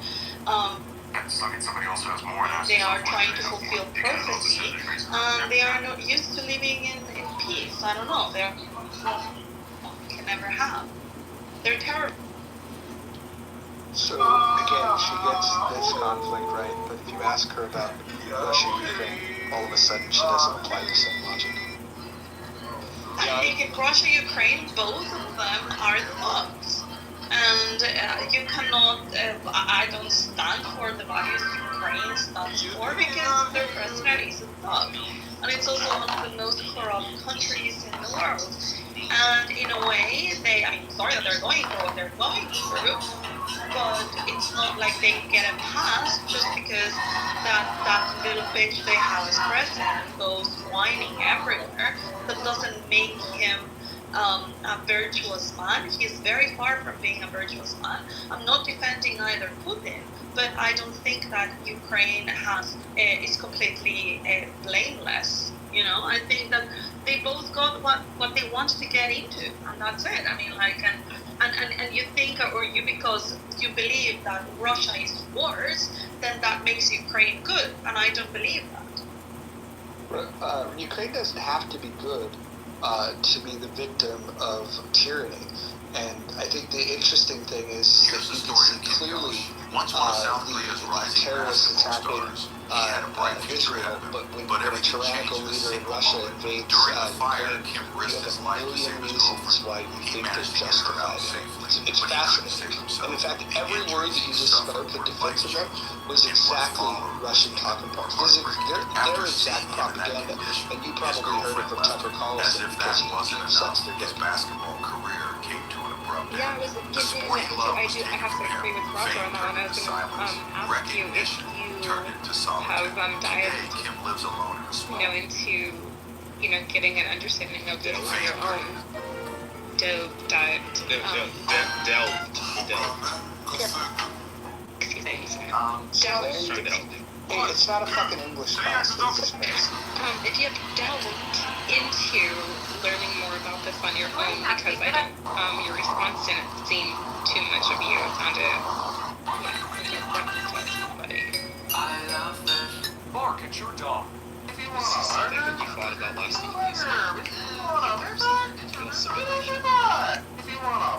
Here's how you make my super easy to ingredient. We disagree about something. That's what I was asking about Israel. I don't think to agree with you all the time. The fact that we're friends or we get along doesn't mean that we have to be monoliths. Why? And I'm fine with that. There are people that are not fine with it. They try to be authoritarian or people don't like it. I have to respect people's thinking. Yeah, okay. I do hold different opinions than people sometimes. I mean, I do, for the most part, agree with your position that they're both pieces of shit. But I do think that Russia is a bigger piece of shit, so. Issa, are you really cleaning the toilet? Yeah, there's definitely an echo. Yeah, This is not gonna help Latina fucking stereotypes when it comes to housekeeping. It's fine, listen, I clean toilets, I make delicious sandwiches, and I'm fine with that. I'm a woman. Is that what you do in Switzerland, Issa? Exactly, and listen, I am a Guatemala. I have to honor my how do you say, my process or whatever. Floors and windows too? The what? Do you do the floors and windows too? Actually, right now I'm doing floor. Yeah, just like on the weekend I did the windows, and they're like so clean right now. If you don't watch balls, you're not fat. I'm sorry. Go ahead. No, I was And you know what, Abby? I love cleaning, actually, by the way, it relaxes. Well, I think Abby's about to tell you if you move to Vegas anytime, she might give you You took the words right out. Hey, I gotta say something to Miss Lopez. Miss Lopez, when I said that the guy came up with those sayings, you said that it was a female, correct? He was presenting as a female, yeah. No, hold on. At that time, yeah. avoid the color of your skin. And these people are very clear. There could be two different Roger's phone people. died. No, he's PTRing. He'll be right back. So while we're waiting for Roger, Rich, if Russia was to invade Hamas in Gaza, who would be the bigger piece of shit? Why do you still post if you I can't? really Apparently this hate sound the, makes but I you. really hate the Muslims more. No, right? So I gotta. That's hard. Just since you put it out there, I got. No, I just think Zelensky and Ukraine are. I think Ukraine's a corrupt fucking piece of shit country before the war. I think Zelensky's a huge piece of shit, but I also hate the Russian Federation more. I just hate how, they're funneling money out of American politicians are funneling money out of the aid that we send over there. I see it as a big foreign quid pro quo, and if anything, it's paying back defense contractors that ultimately donate to American politicians. My fucking phone died. Hold on. Just take. Hold on, my phone died. I just wanted to. We figured it was. Yeah. So read this guy's profile that I pinned above. If you go to it, this is the guy from Million Marathon that fucking would come in there, and if you look at hold on, coin the Clubhouse term "you're in the Matrix" and crashing planes. Okay, so he didn't say land the plane, but he said you're in the Matrix. Now, that is such an obvious lie. But people make these claims, and by the way, some of you guys follow this guy. I do. Yep. Not only did I follow him, but Mark Daves was, he was, you know what it is? In the spaces that Nelson had, he was more of one of the sounder voices, you know, where his logic, you know, tend to reason with the space. But why did he make up a claim in his bio that's an obvious lie? I don't know, that's one homeboy. I have no idea, but that happened way before I even knew who Mark Bates was. There are Mind you, I've been here since day one. people claiming the same thing, Roger, because there's also a woman claiming that she started the phrase "in the Matrix" and two other things, but yeah, totally different person then. So I apologize. I would just say a lot of people say a lot of stupid shit on this app every day. I mean, for example, like I said, Angel said that, you know, oral sex is cannibalism. That was one of the dumbest things I've heard. What? Isn't it just attempted cannibalism? Yeah, she said if you suck a man's dick, even if you don't swallow the sperm, it's cannibalism. And if a man eats her coochie, it's cannibalism. Isn't that more like chewing gum? Though, like if you don't swallow it, I don't think you're eating it. Oh my God. There he is, folks. It's Marcus. Hey, I also invented In the Matrix. I've been crashing out. And more than that, hang on, I invented yelling on Clubhouse. I just want to point that out. I invented yelling as loud as you can when you're angry on Clubhouse. That's all. Marshall, did you trademark it? Did you go and trademark it? Do you guys remember? Unfortunately, Do you guys remember that guy who was doing? Well, he didn't trademark their stuff. Abby, there was a guy who would. The fuck is his name? Roger. 10K. 10K cards. 10K cards. So he would take people's like club names or house names or whatever, and he would go and get the domain for them, and then and then try to sell it back to him. He tried to sell it back to him for like mad money though. Dude, so he would a big thing. He would go through a domain broker where he'd get a discount on getting the domains, and he would get people to give him money, and he would say, "Okay, I'm gonna blow this thing up," and then he would want to know what your company name was or what your full name was, like whatever your brand was. And then he would go get a domain in that name, and then he'll go, "Look, I've secured this domain for you." And then he would sell it back to you for a profit. It was the fuck. You got every version of what you could possibly want your shit to be.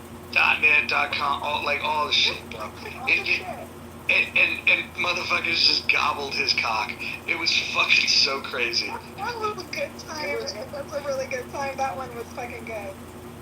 It was a good business plan until I met 11K card. And then just went out of the water. Do you guys remember? Well, Angel, you've been here a long time. I'm trying to think who else might have been here at the very beginning when. Do you remember before the saying, "You're in the Matrix"? What the popular saying was prior to that? You're glitching?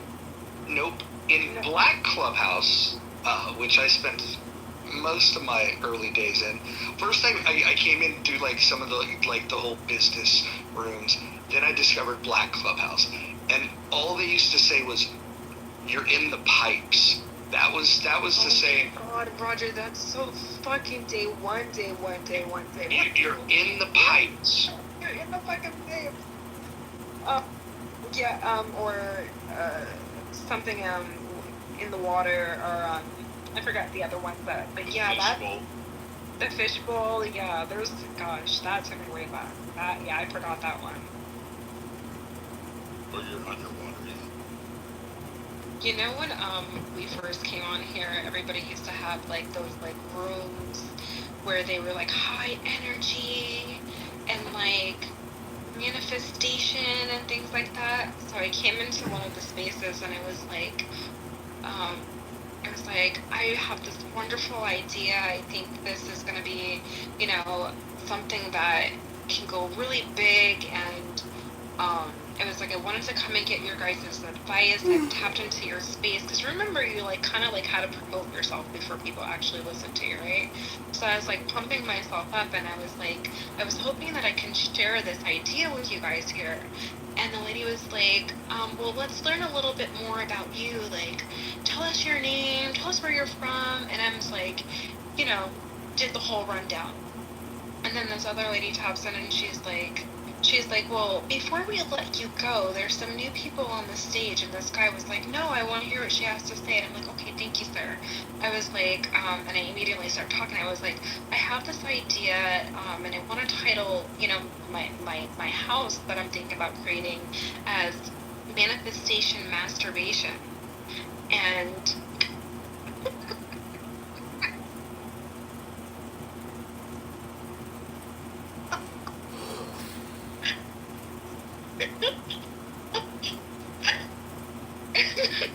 the lady ran off with it, and she was like, that is such a really good idea. And she was like, can you give me some details, like what would happen? I was like, well, it's not really going to be like the moaning rooms like that we have here on Clubhouse, but it's going to be like people that come back and tell us their stories about their high peak intense moments of masturbation and how it got them through their careers. I can't believe they took me serious. That was one of my best trolls, but I'm just cutting myself. Oh my god. Do you guys remember here? These were the old school rooms where they would do the onboarding rooms, where new members would come and it would be an onboarding room, and they would sit there and they would tell you how to use the app. These were not people that worked for Clubhouse, by the way. They were people that they realized that if they do the onboarding room, if people came onto the app, they'd follow this person because they think that. All about the fucking follows. Do you remember when they took followers away from us? I got all of that. Marcus, when India came online, I remember the moment it came online, and I opened a room in Healthy Debates of all places, with titles like Vishnu, Brahma, blah blah, like whatever, and who's the most powerful, and like those rooms would get like instantly 1,000 people in the room. And then all of a sudden, the people were following me. Like a fuckload of people were following me that were Indian. And then I remember one day somebody saying, "Hey, do you have me blocked?" And I go, "How do I know?" Because before you couldn't even see your block list, right? And then when they made some update, you were able to see your block list. I think it was when you had a chance to make your profile private or whatever.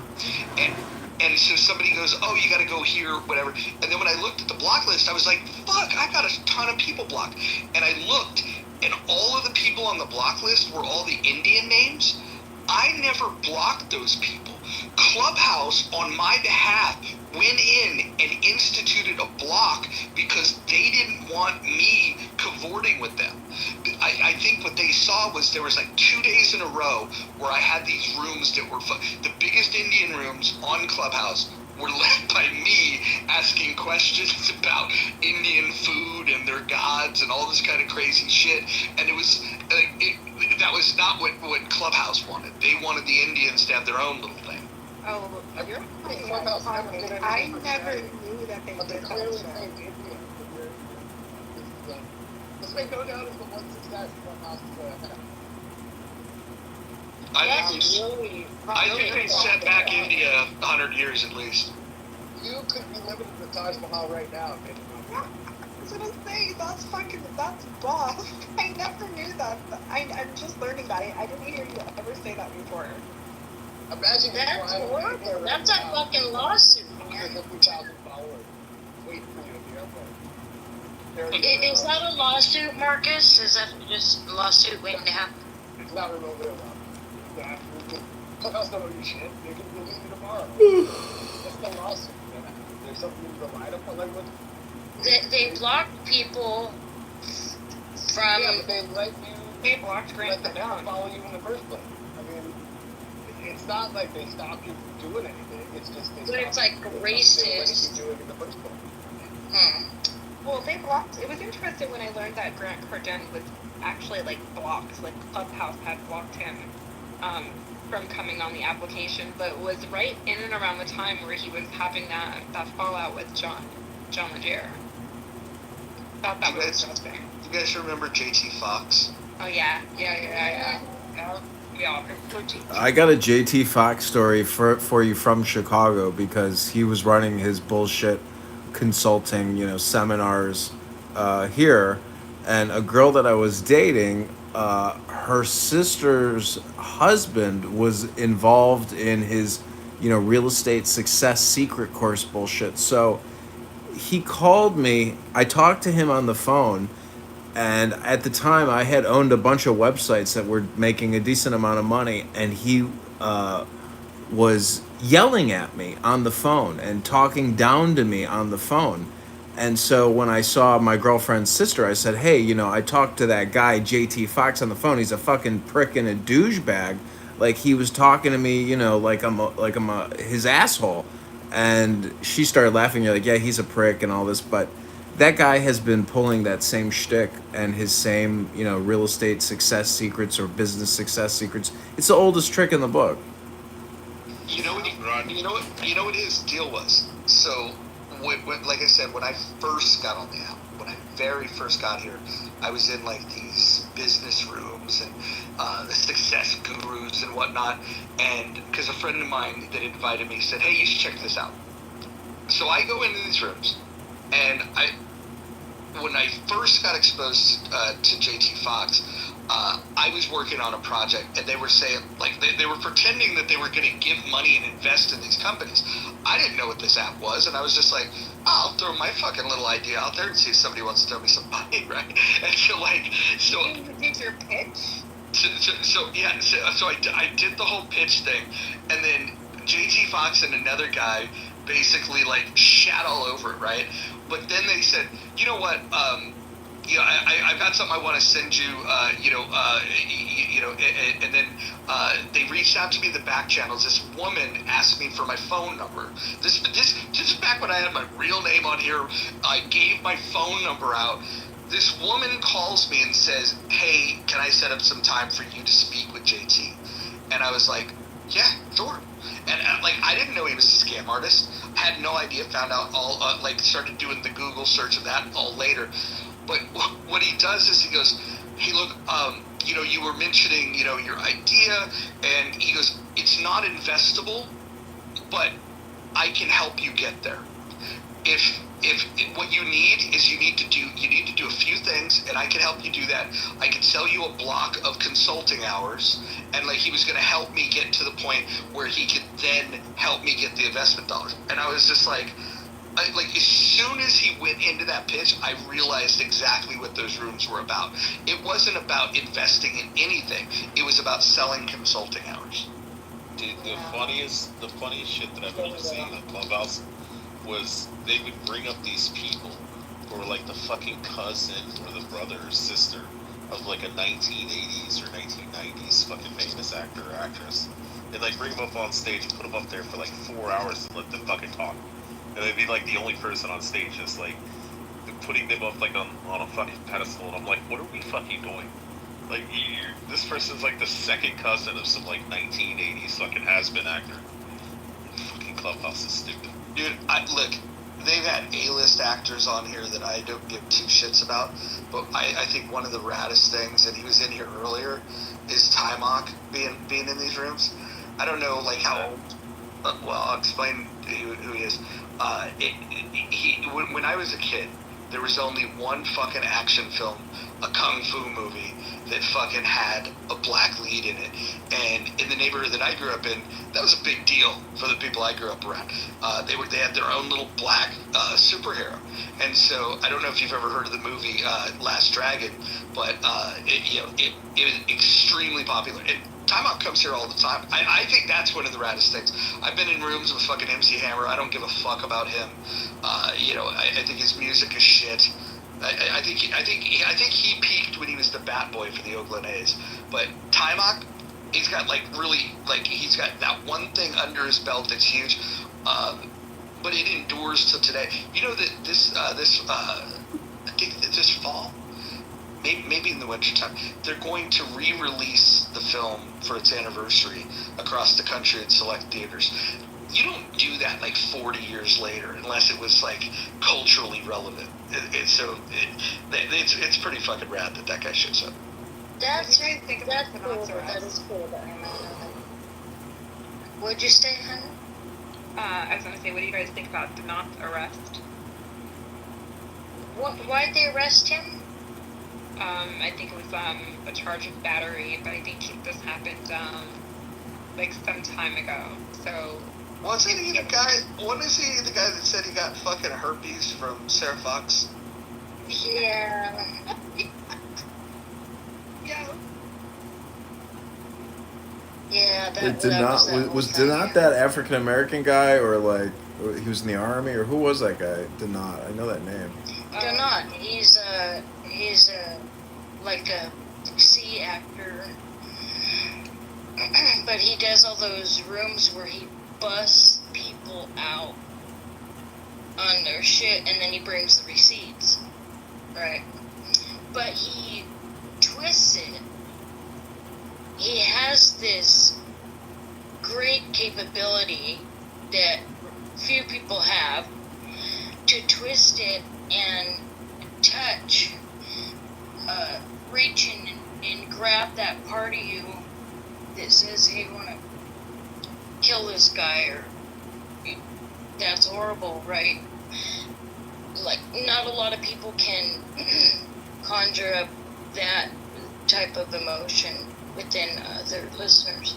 But he took a lot of shit to YouTube, and he became a YouTuber.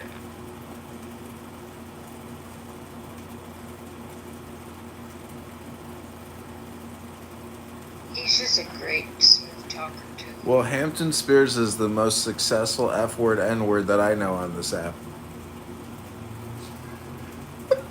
Oh my God, where's Hammy? Also, don't forget, I think George Santos, that Fagula congressman who's going to jail, he also was on this app. You know who else was on this fucking app? Was fucking the Mario Knopfel guy. That runs the big Twitter Spaces. He was on here. It wasn't a very big deal at all. And when I was on Twitter Spaces, he sent me a message, and he asked me, oh, you the dude from Clubhouse? And I was like, oh shit. And then I talked to him a couple of times. That guy, he blew up in the same way that Million Marathon blew up over on Twitter by just doing the bot trick. Somebody's got to figure that out. What is that? Yeah, I know. Wait, where they overtook the room?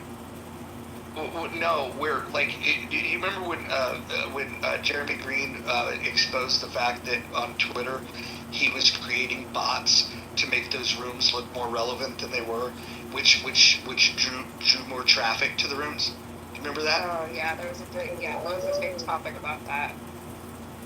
Jeremy he's a character. I don't know what I like about him, but he's a character. I like nothing about that asshole. No, that guy was like a P. Diddy party fucking faggot. He got turned out. Really? Do you guys ever go on Twitter or TikTok or no?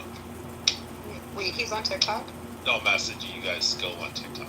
I don't download Chinese spy apps. Recently got it. I'm about to delete it, but I got a lot of spam. It's weird spam too. I figured out a trick when I was working in the oil field, because we're all off Wi-Fi and shit. And I would walk from my man camp over to the cafeteria, and I would go from one Wi-Fi router to another. And in between going from one to the other whilst you're on stage, it will lose connection for a few seconds, then reconnect. And while you're on stage, it'll actually drop you from the stage. But then once you look down at your phone, you're like, oh shit, I'm still on stage, but wait a minute, my picture's not up there, and my profile's not there. So then you can unmute, and you can just say whatever the fuck you want, and like crash out as much as you want, and there's nothing they can do because the little blocks, the block is fucking gone. So they're like, hey, somebody remove him. And I'm like, just fucking crashing out on stage, and they're screaming, they're like, hey, how do we get rid of this motherfucker? They're like, he's ghosting. He's going crazy. He's like, I can't fucking find him. So whenever I'm at my house, I'll walk out my driveway, and I'll walk all the way to the end of the driveway, and then I start losing Wi-Fi signal, and I wait about 5 or 7 seconds, and then walk back up, and then it fucking shows that I dropped. But I can still unmute and just fucking talk, and they can't click on the thing to like remove me from the room. Like imagine if I disappeared right now, and I can still unmute, and Roger and Marshall have no way to like kick me. And I can just say whatever the fuck I want. Gold. Yeah, TikTok's awesome. That's like when they first created houses, and they had that lobby concept where you couldn't mute people, you couldn't throw them out. It was they were just in a lobby, and Tommy. You couldn't mod, you couldn't do anything. Like, and Tommy, some of your guys' favorite racist that was on this fucking app, he's in there fucking. Abby was in there. He's saying all kinds of crazy ass anti-Semitic shit, and nobody could do a single thing. And that thing blew up. I mean, blew the fuck up. Even Clubhouse fucking employees jumped in there, and then when they heard what Tommy was saying, they literally clipped his account instantly. Some of you guys are probably still friends with Tommy. Dude, do you remember there was this thing that happened? I don't know if anyone else can give a description of it, but your followers, the followers were the biggest fucking thing on this app. Like, only to the cloud chasers. Well, I would have to disagree with that because people. Yeah, but Angel, the problem with the followers is you could fucking troll the living shit out of people. Because all you had to do is just make up a fucking fake account, and then just fucking follow them, and then you can see every room they're in. But like right now, you both have to follow each other back. Like, if you don't follow me back, like if I follow you, I can't see what room you're in. Right. Yeah, you actually have to follow me back.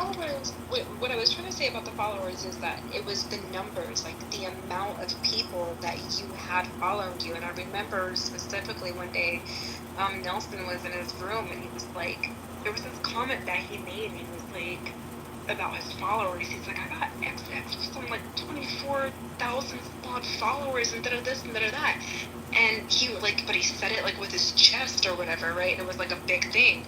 And he was like, a little while after, he was like trying to launch, from here onto the platform of YouTube, and it just didn't take for him. He couldn't get a good grip over there, and he kept on slipping, and his content was not as consistent as everybody was so used to seeing him here on Clubhouse.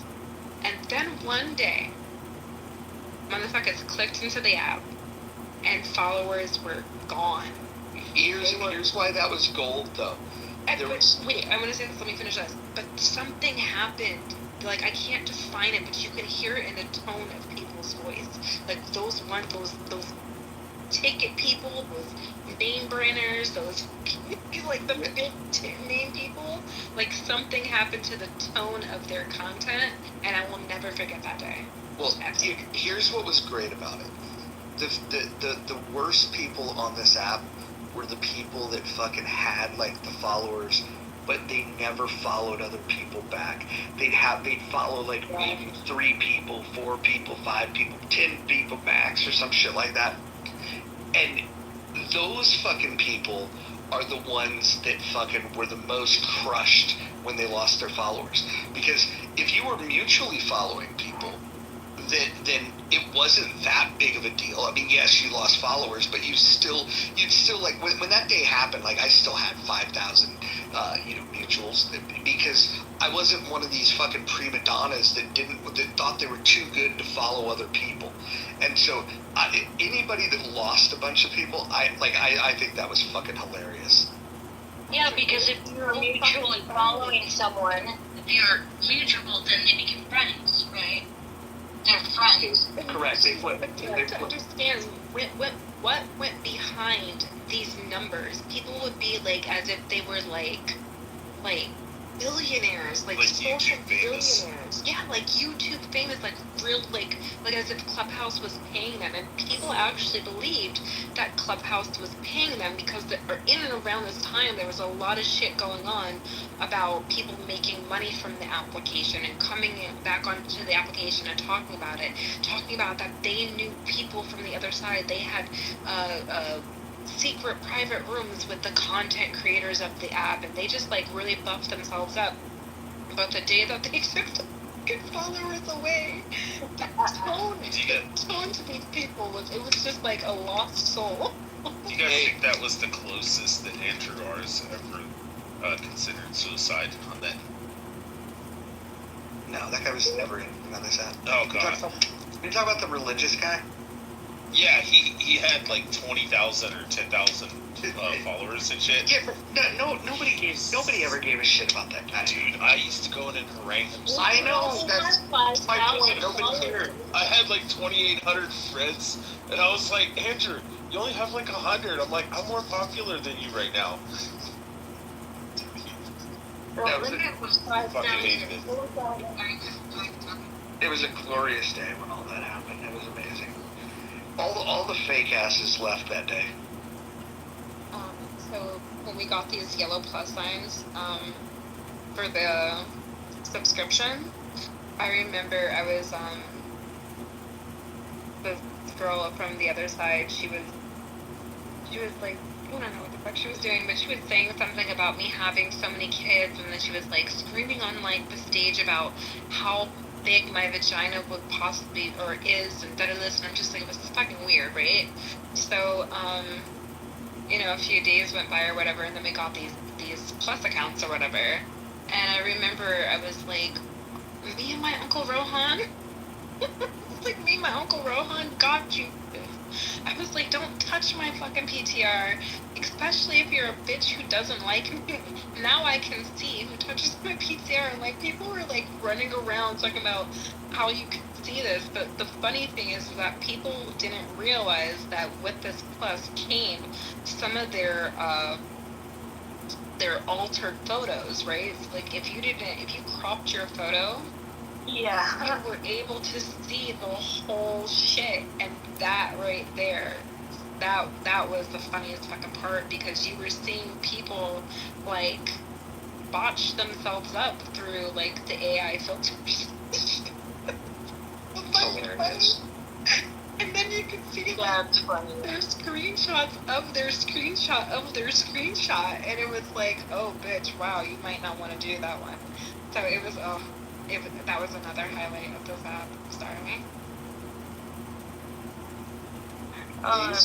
They used to have a fucking house when houses first started. It was the beta house, and it was for a bunch of people that were like dick lickers of the fucking people on the app. And I won't say who, but somebody got me the invite to it, and they almost instantly regretted it. There was people that like were like protesting, like, oh, why is he here? And do you guys know who Nozzle is? Anybody familiar with Nozzle? Yes, Yeah. Yeah, so Nozzle, what a fucking fake ass. This motherfucker, he would fucking go in there and like all he gave a shit about, like everybody had feedback, the kind of feedback that if you were to ask people today, like, hey, what would make the app better, right? Like real feedback would get like beat down, and Nozzle would always talk about like we need to be able to monetize, and like he was always, because he wants to make money from the app. That's all he cared about, right?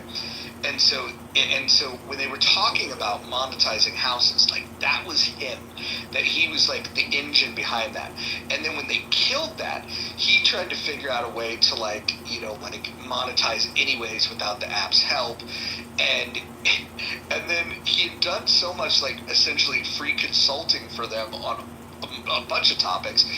And then when they were hiring for somebody, he thought for sure they'd hire him because he'd already done all this work for them. And like, he got so pissed because they told him that they weren't going to hire him. But the reason they gave him that they weren't going to hire him is because he didn't live in the U.S. Right? I won't say where he lives, but they said that they were at the time they were only hiring U.S. People. May or may not have been true. He got so mad. He's sometimes on this app, but then he starts going around to different apps. He's now like I don't know if he's a CTO or what he is over on Chatter, but like he's finally got himself in as an employee status. I know he doesn't make much money because they don't have any money, but that dude is the fucking funny. Like, why would he fight to monetize? He's never opened a room that's drew more than 4 or 5 people anyways. Like, how is he going to utilize the monetization? So now that he's got like an employee role, he like, I think he's leveraging that. I don't know exactly where he lives, but I'm guessing it's in a fucking part of the world that makes like maybe $3 a day. So, but that guy's fucking fake as shit. Yeah, but he's super, super smart when it comes to these fake as shit. Respectfully, he fixed. I had a problem. He told me how to fix it, going to developer options. What? Carry on. No, he's told me how to do it, going to developer options. He fixed it in a minute. I have been emailing Clubhouse, asking him. But he's Nozzle is help desk.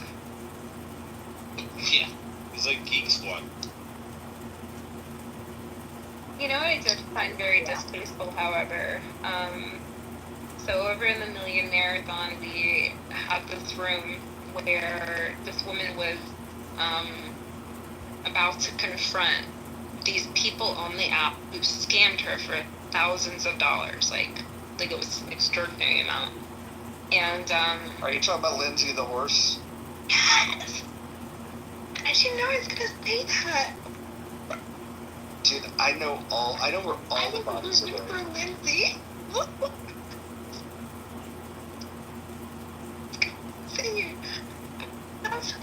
She's the one who's still on here under a different name. Oh my god, bring her into this fucking space. I want to say hello. I was like, yeah, that fucking room was, that was epic because it was a total lie. It was like a whole fabricated, I got scammed play, and I just, when I was in it, I believed it. Oh, she collected money? Well, so I think it was to kind of like make this one. So Barbara Majeski was the one who supposedly got scammed. But interestingly, in and around this time, Barbara Majeski was also doing like some like TV stuff, and I think she was really trying to get traction, for herself. And I remember Grant had said something, and I'll never forget it. He was like, even bad publicity is publicity, like, it was weird because people were always coming after Grant for shit that he was saying, and then I was like, oh, I actually think that he comes in and says shit like that on purpose, just to get people to kind of like look at his name and figure out who he is and, like, whatever. So this ends up happening with this Barbara woman, and it was funny because in and around the time that she was like, going through this, she was trying to like. And Barbara was like a TV personality. She was like no.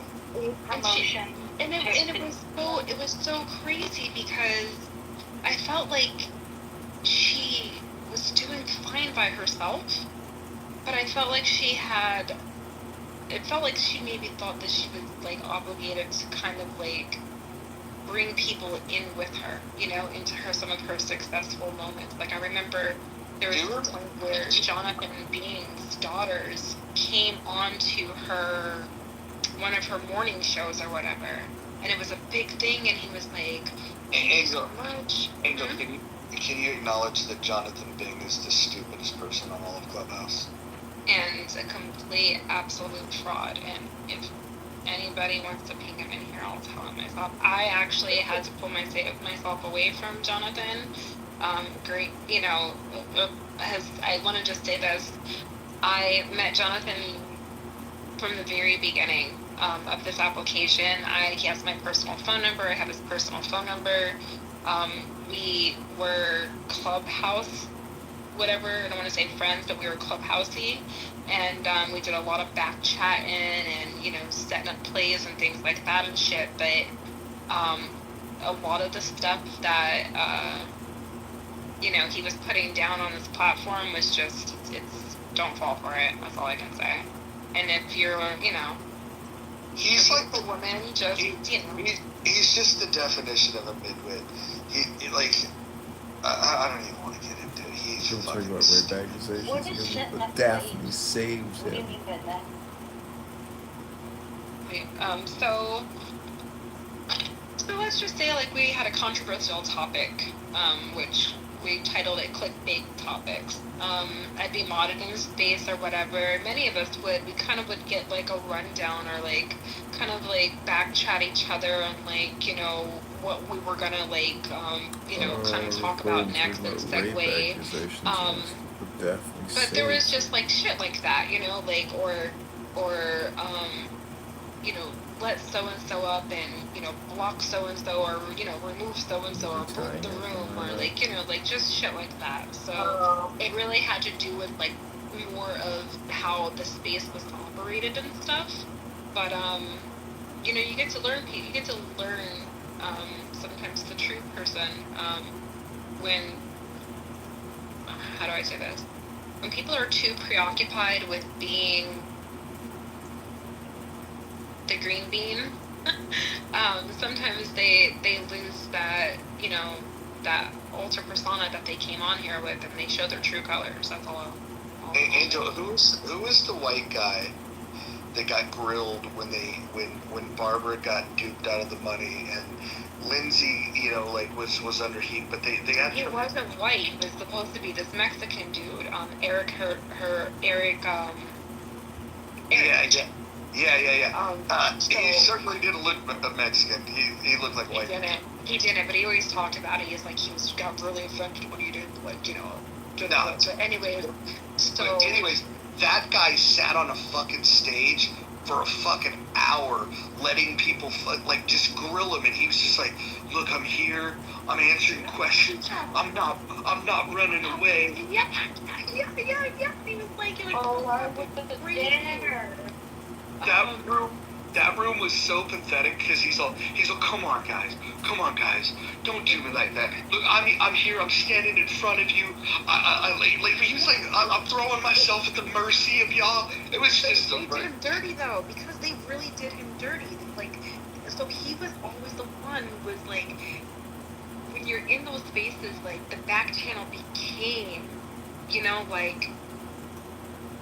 another highlight to this app, you know what I mean? It's if only the back channels could speak. That should be a room title. But so you had so much that was going on, and here they were running a play on the player. But do you remember Giuseppe? Dude, we were just talking about him in the chat. When Giuseppe used to back channel me, and he would just be like, "Mod me, bro.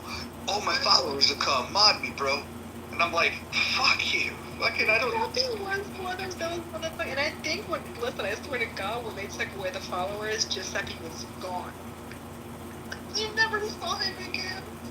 But he was just somebody who was but it was weird because I never really actually believed he was who he said he was. But a lot of people vouched for him. A lot of people were like, "No, I met Giuseppe. He's really buku rich. He really is." He reminds me of? He reminds me of the animatronic pizza tossing guy from Chuck E. Cheese. That's that's what he always reminded me of. He never said anything interesting, but he did have the fucking Italian accent. There was some authenticity to his. I always called him. You know how there's Mr. You know there's Mr. Clean? I called him Mr. Fabuloso. Because I know, Fabuloso is like, you know, I don't know, but I always called him fucking Mr. Fabuloso.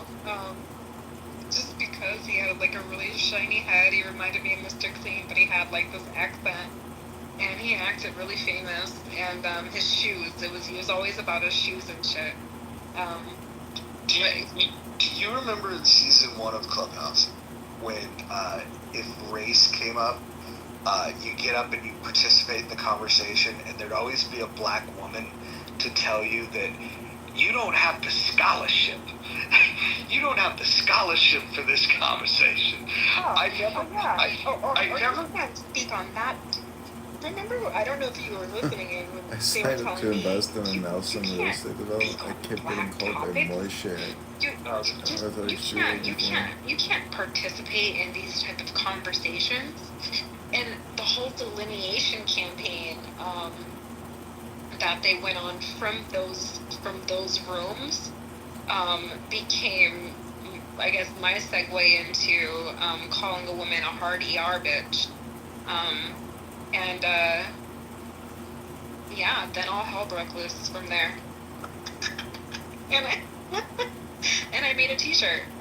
And so, yeah, that's what happened. But those rooms were they were more genuine, Roger, than they are today about race on this application. They actually had some tones of authenticity to them, and I think people were really trying to have a collaboration on this race topic and what they could do with totally fucking disagree. I think it was way worse then. Back then, we were still in this world where if you called somebody a racist, people would panic and be like, oh, I don't want to be called that. And they would get away with saying the most asinine shit. They would tell you that science is racist, history is racist, math is racist. Everything that shit was absurd. Except for black people. Black people could never be racist, right?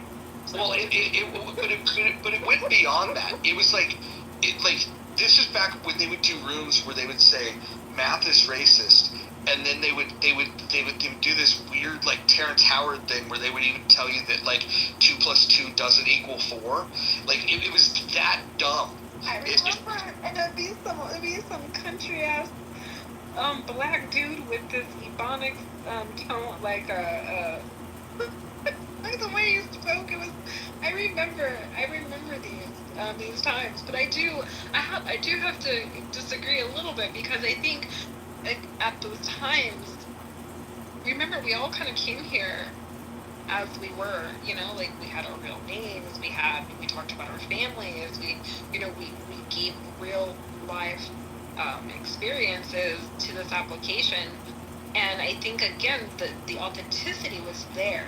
I do acknowledge that the authenticity was there. However, I think that there was this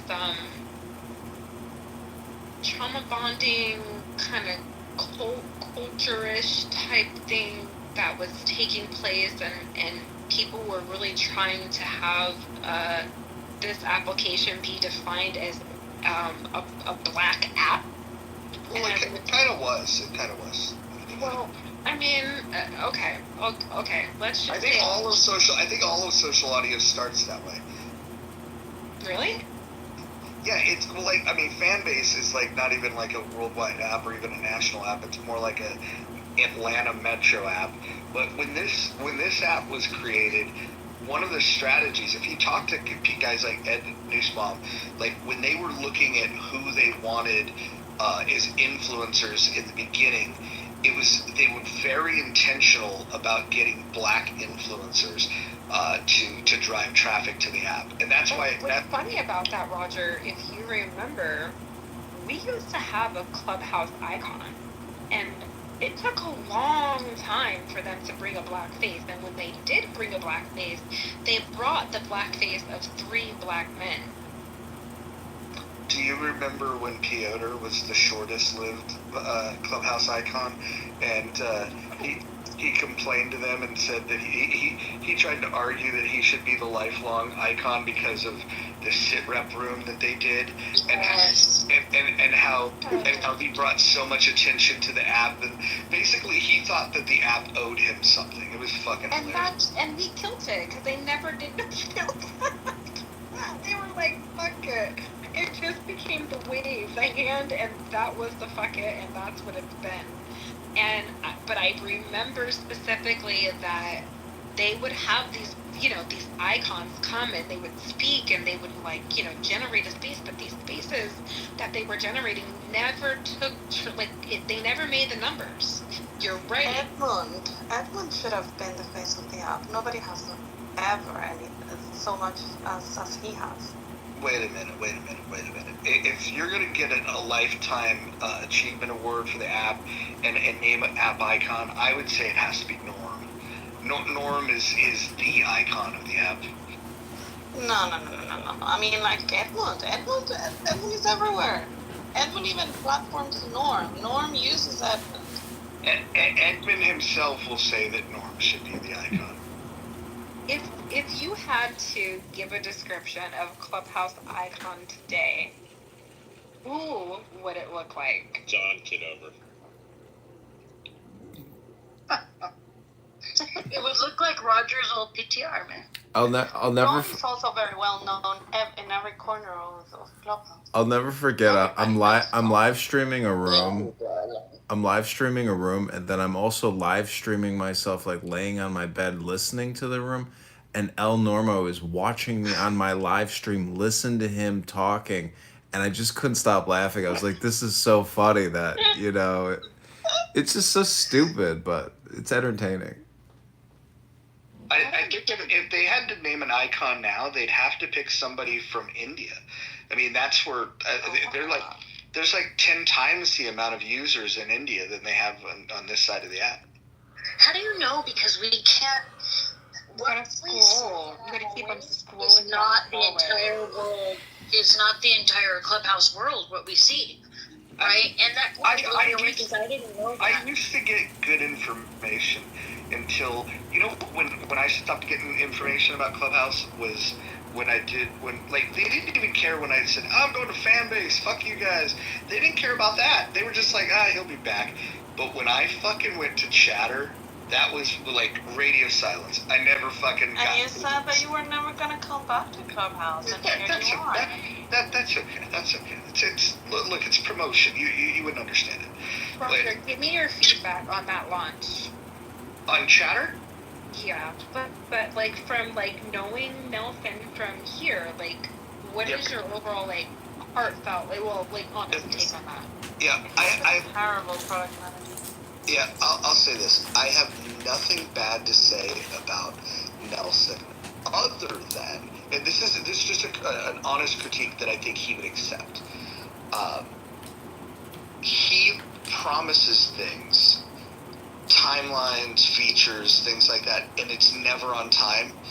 And then when the deadline comes, there's no real, atoning for it. And so if you have a new app, the one thing that you want is you want your yes to mean yes, your no to mean no. Don't tell people, shit can happen, but you don't want to promise that, hey, it's gonna happen on Friday, and then it doesn't happen until fucking Monday. That's a bad look. And I think that was one of the things, that was a false start for them.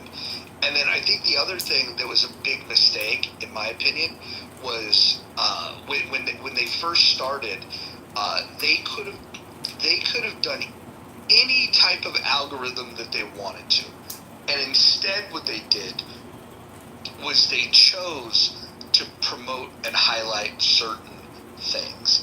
And when he made the conscious decision to put his hand on the scale for Jonathan Bing's rooms, I think the app that was like a fatal wound. It was never gonna recover from, because and now there's other issues, right? You need a lot of money to be able to operate these types of things. I don't think he was never gonna have the kind of money to sustain the ups and downs. Oh, you mean Brent didn't sponsor him and Cindy Stefo? They're not funding that? They don't have enough money. They don't have enough money. Like, it requires a lot of money, and that's something that they don't have. And so I do think that there were some innovative things that they did. This is something I'm surprised on. From day one, when they had that polling feature, that was a game changer.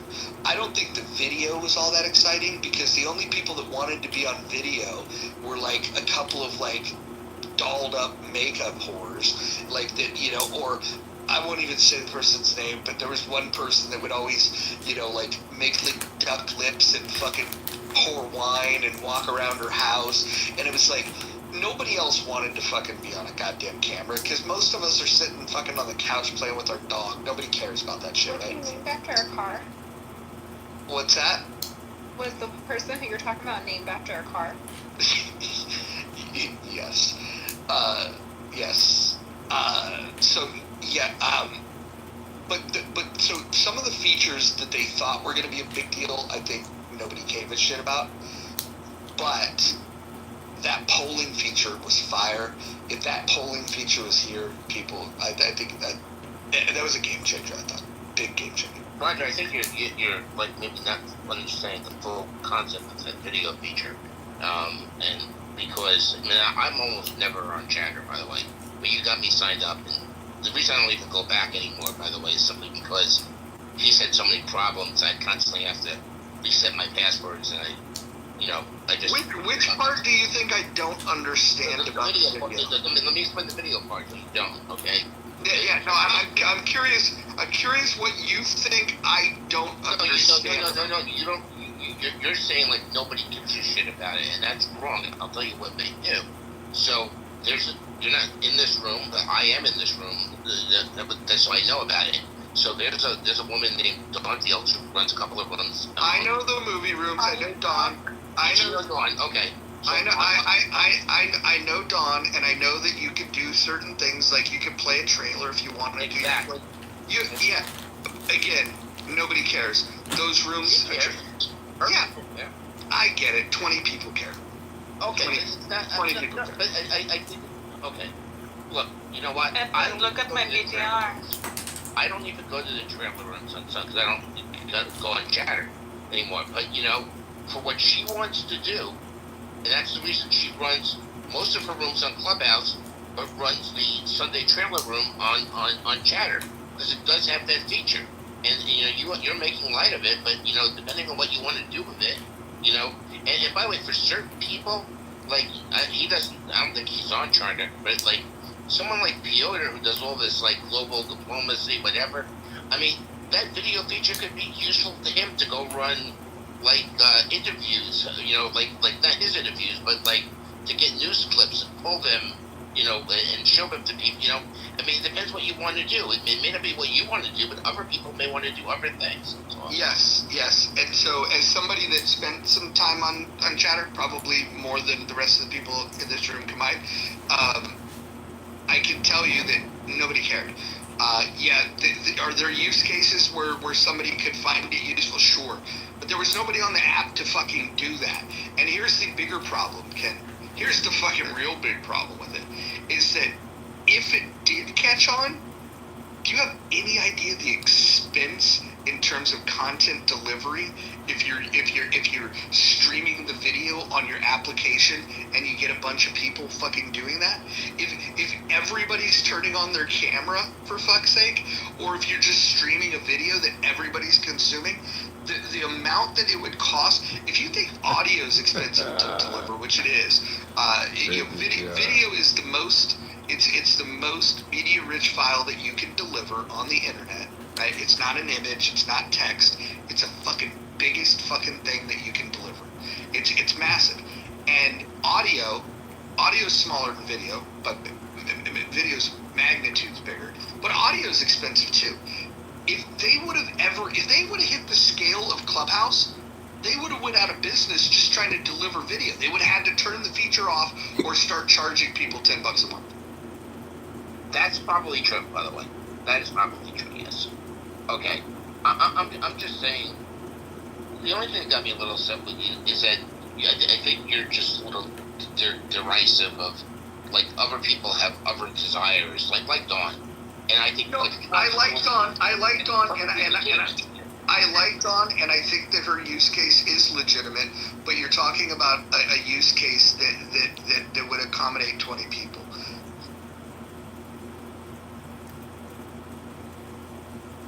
That's all I'm saying. And I like Dawn, and I like her rooms. I think some of her rooms. Not that. Dawn, you always sound like you're smoking cigarettes and taking Percocets. What? I do? What already sound like? Not you, Come on. I love that video.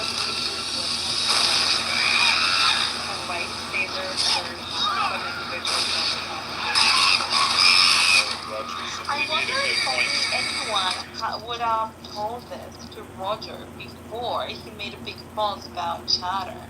And then he actually, instead of listening, he decided to crucify the poor little Guatemalan that was trying to tell him these things that he's saying right now. But no, he didn't know all of it before. And maybe America, maybe you have some recordings of this time when I was being crucified in Roger. I was criticizing Roger. I was criticizing the product of Chatter, exactly the same thing he's saying right now. And he was calling me what was he saying? I don't remember the exact word, but basically he was saying that I was just giving him like bad luck or whatever, and I was a downer and a pessimist and whatever. No. There's two things. First of all, why would I ever listen to a Guatemalan chicken farmer? That doesn't make any sense. But you got a point there. But that's not the reason why I wanted to leave Clubhouse. When they did the meeting, when they delivered the news about asynchronous chat, when Paul did his town hall telling people, we're gonna make some big changes and nobody's gonna like it. He was correct. Nobody was gonna like it. That was when I was like, dude, fuck this fucking app. And I'm not criticizing you for not liking Clubhouse. What they did. I'm criticizing you for how much you trusted Chatter, and I told you.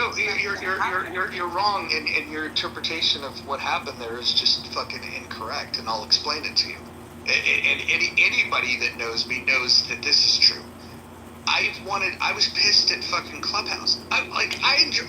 Clearly I like this app. I like the quality. Maybe that's just your Spanish ears not picking up English words. Maybe it's not me. Here's the truth of it. The truth of it was this app was killing itself. It was self-inflicted wounds. They built better audio into this app than Fanbase, than Twitter Spaces, fucking the chat, all of those things. The audio quality for this app is fucking tits. It's amazing. And then they didn't understand what to do with it, so they just kept doing all these fucking dumb things. Do you guys remember asynchronous chat? The rebranding, everybody was going to come here and they were going to leave everybody voicemails. Do you remember that was their plan? You know, I didn't think they did do that, right? Roger, there was a 3 to 4 week conversation that we had every single time we clicked into the app, and people, like, it was just like, we were mad about it. We were all pissed off. Can I just say one thing that somebody said? The reason why they did that is because they needed to isolate our voices so they could train the servers much better. And so people using that, instead of just yelling at each other in the rooms when everyone's speaking over each other, you could isolate the voices and you can train the voice recognition technology behind it. That would make sense if people had used it. The problem was that people weren't using it. People left the fucking app, and the people that stayed refused to use it. Can I just say, once somebody said something in the chat that's really important. We were talking about the mascot for Clubhouse, and I agree with the person in the chat who said drunk Marshall should be the mascot for Clubhouse. You know, not too much on Marshall, man. No, I love when he gets drunk. It's fucking hysterical. He's like, no, you shut the fuck up. You go to the fucking audience. And I'm like, I love this. Stop messing with Marshall. Yeah. I think the insults to Marshall is one of the most annoying things on this fucking app. It's one of the nicest guys. But it doesn't stop you from talking shit. It's retarded. And everybody has been drunk in this app. I've been drunk in this app, and I have cried, and I have whatever. I remember that in years. Look, Marshall can laugh with you about it. I don't care. What I'm pointing out is that Marshall, like, you guys get in these rooms and talk about politics, but most of you don't live that shit. Marshall lives that shit, and then he's got to sit there and listen to people that probably don't vote, almost guaranteed have never donated $1 to a political campaign, fucking damn sure have never volunteered any of their time to do anything. They don't get involved. And I'm not saying that there's nobody else but Marshall that gets involved. Clearly there are people, but the vast majority of the people that criticize Marshall have never walked a day in his fucking shoes, and it fucking shows. There was a room that I was in one day, and they were talking about Pepe, being like the biggest racist on the app, and they were like going down the list of naming some names, and how the fuck Marshall's name got thrown in there? I was offended, and I didn't even really know Marshall like that, and I was like, I forget exactly what I said in the chat. I was like, I think some of you guys just want white people to take accountability for being racist, and I was like, you guys got your, I just forgot what I said, something about your numbers incorrect or your math wrong or something like that. But it wasn't for too far longer than I got removed from the space because I was like, we need to start. I said something about we need to start a club, or we need to start a house. About blacks are racist and things like that, and Pepe was going off in the room, like he was like, and he's calling people like all these bitches and hoes, and he was like really black bitches and black hoes. He was like something and whatever else, he was going the fuck off. But I just remembered this, first time I ever heard somebody throw Marshall's name in with the term racist, and it set me off. And I don't even really, know Marshall like that. Well, after all, he's a gangster. He shares every single ladder over with him. So that's racist. Wait, you said Ginger. Is this like a UK rule? Yeah, it could be ginger, but it's a hard R, so it would be ginger. Yeah, that's an A. Yeah, it's probably just your accent. Yeah, but look at the word ginger. Ah, there you go. You said it right that time. I can't. That's one of the other rooms. I feel like there was waves of things that would happen on this app, like the error when they try to get all white people to be accountable for being racist. That era was the best ever was Breyer. Breyer was the most sanctimonious motherfucker on this app, and he did a fucking he did a house called Debate Dojo, and he was going to train people how to debate properly, and he did a room about CRT, and he was this white lefty he's the white lefty that wants to cape for all these issues, and he thinks he's so fucking knowledgeable. And the black community came in there, and they let him know that you're not qualified to speak on this. And then they did a room where they were talking hellish shit about him. He stands there and just takes his licking. They were just like, and he was just like, I'd like to learn. I'd like to be a better ally. And he just continued to kiss their asses. They told him basically they told him that he was a piece of shit, and he continued to kiss their ass. But he was never the same after that. He went from. I was gonna say I was praying that was a backdoor troll, but he was dead ass. Prince, you only got moved to the audience because this is a black only space. Sorry. Wait, black? Oh, I'm black. Yeah, but there is quotas in this, and there's only one person. There's only one spot for one black person on stage. Hey, stop! Hey! Why don't you guys shut up? This isn't a Pepe room. For fuck's sake. Yo, that reminds me of the time when, like, remember when, like, Grant Cardone was, like, the black community was mad at him because he was like, oh yeah, so when I sell my product to black people, I call them the black sway. Everybody he said that, everybody was mad at him. And then, Wait, so I was there for this room, and I remember specifically, there was a clip or something that they had gotten from YouTube, and they had like posted it up, and they were like, yeah, but you know, let's go down the list of, you know, all the black celebrities and stuff he's had in his face, but he doesn't give any contributions to any black schools, any HBCUs, any black movements, any black this, any black that. And Grant came off and he was like, I give contribution to black people every day. And then that's when he said what he said. And he was like, so then Cindy Stumpa was like, well, what do you mean? Like, well, what are you saying? Like, you have to dumb it down? And that's when it became like a big thing where he was like, I dumb it down for, you know, for people to be able to get it. And people then kind of ran off with their spin-off rooms, and they were like, Grant Cardone says that he has to dumb it down in order to speak to black people, and that was epic too. That was a great time. Because he kind of just stood there in his shit too. What's your guys' take on Grant Cardone? He is... He's kind of cool in his own way. Before you answer, he likes guns. I think he's an inspiration because... Oh my god, I gotta close my mic and listen to this song. I've spoken a couple of times to him in this app and in chatter, actually. Yeah.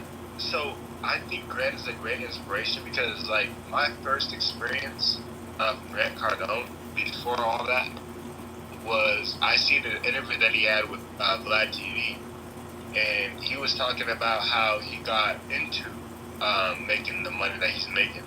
He said he first started off, was it like a three? No. It was basically it was a home. He started off with like a home, and then he built that up into where it became like he owned condos. Wrong. That's all later. He got started selling fucking cars, and then he got good at selling cars. So then instead of being a car salesman, he became a consultant for car dealerships to go tell people how to sell more cars. And but you gotta wind it back a little further about when he became clean, because he told that whole episode too. Yeah, but his business career, everybody's got a different starting point of when they found out about Grant Cardone. You could go back into YouTube and see videos of when he's doing trainings with car dealerships. He probably is fought to get some of that stuff taken down because he was so fucking cheesy. It's just terrible. He's like a snake oil salesman. But I don't complain about the people that like him, because there's some people that like that shit because they don't know how to sell, and they think that that's what selling is, and they think that somehow that if they just do what he does, that they're somehow going to be successful. If he was as good as he says he is at any of these things, right?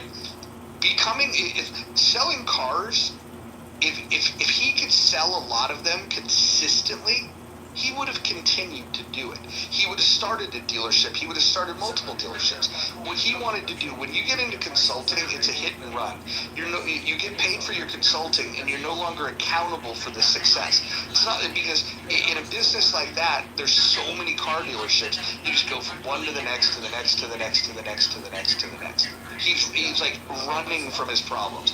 When he got into real estate, he did make some smart moves. But if you have leverage, you can make smart moves. I don't think there's anything special about him, but I also don't think that there's any harm in what he does about buying real estate. And the one area where I think he's probably going to get himself in trouble, and John Legere called him out on it. I probably shouldn't say it out loud, or maybe he'll try to sue me. Maybe he'll try to sue me too. Maybe he'll try to sue me, but the truth is that the investment dollars that he's asking people to give, he's not an accredited investment, and so I do think that there's a good chance he could get in trouble. I wouldn't go as far as to say what John Legere said, despite the fact that I share the same sentiment about Grant.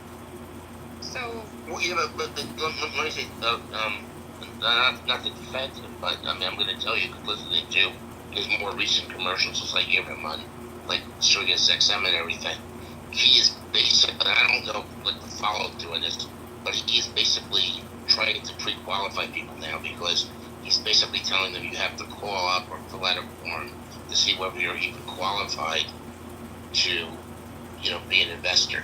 So he apparently is doing that. So he is, like, vetting whether they're, that's kind of the new lead, sir. That's accredited. The new lead. You have to kind of, like, remember to, like,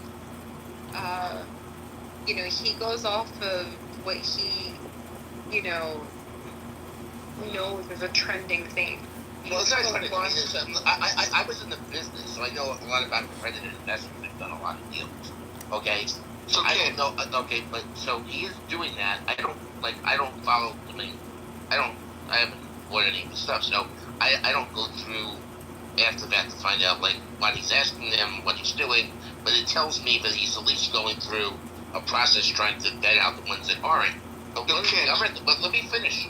One of the other things that people need to realize is that the government has liberalized the standards for accredited investors somewhat. So a lot of people who 20 years ago wouldn't qualify, not because they got wealthier, but the same static number, may now qualify because there's things under the Jobs Act.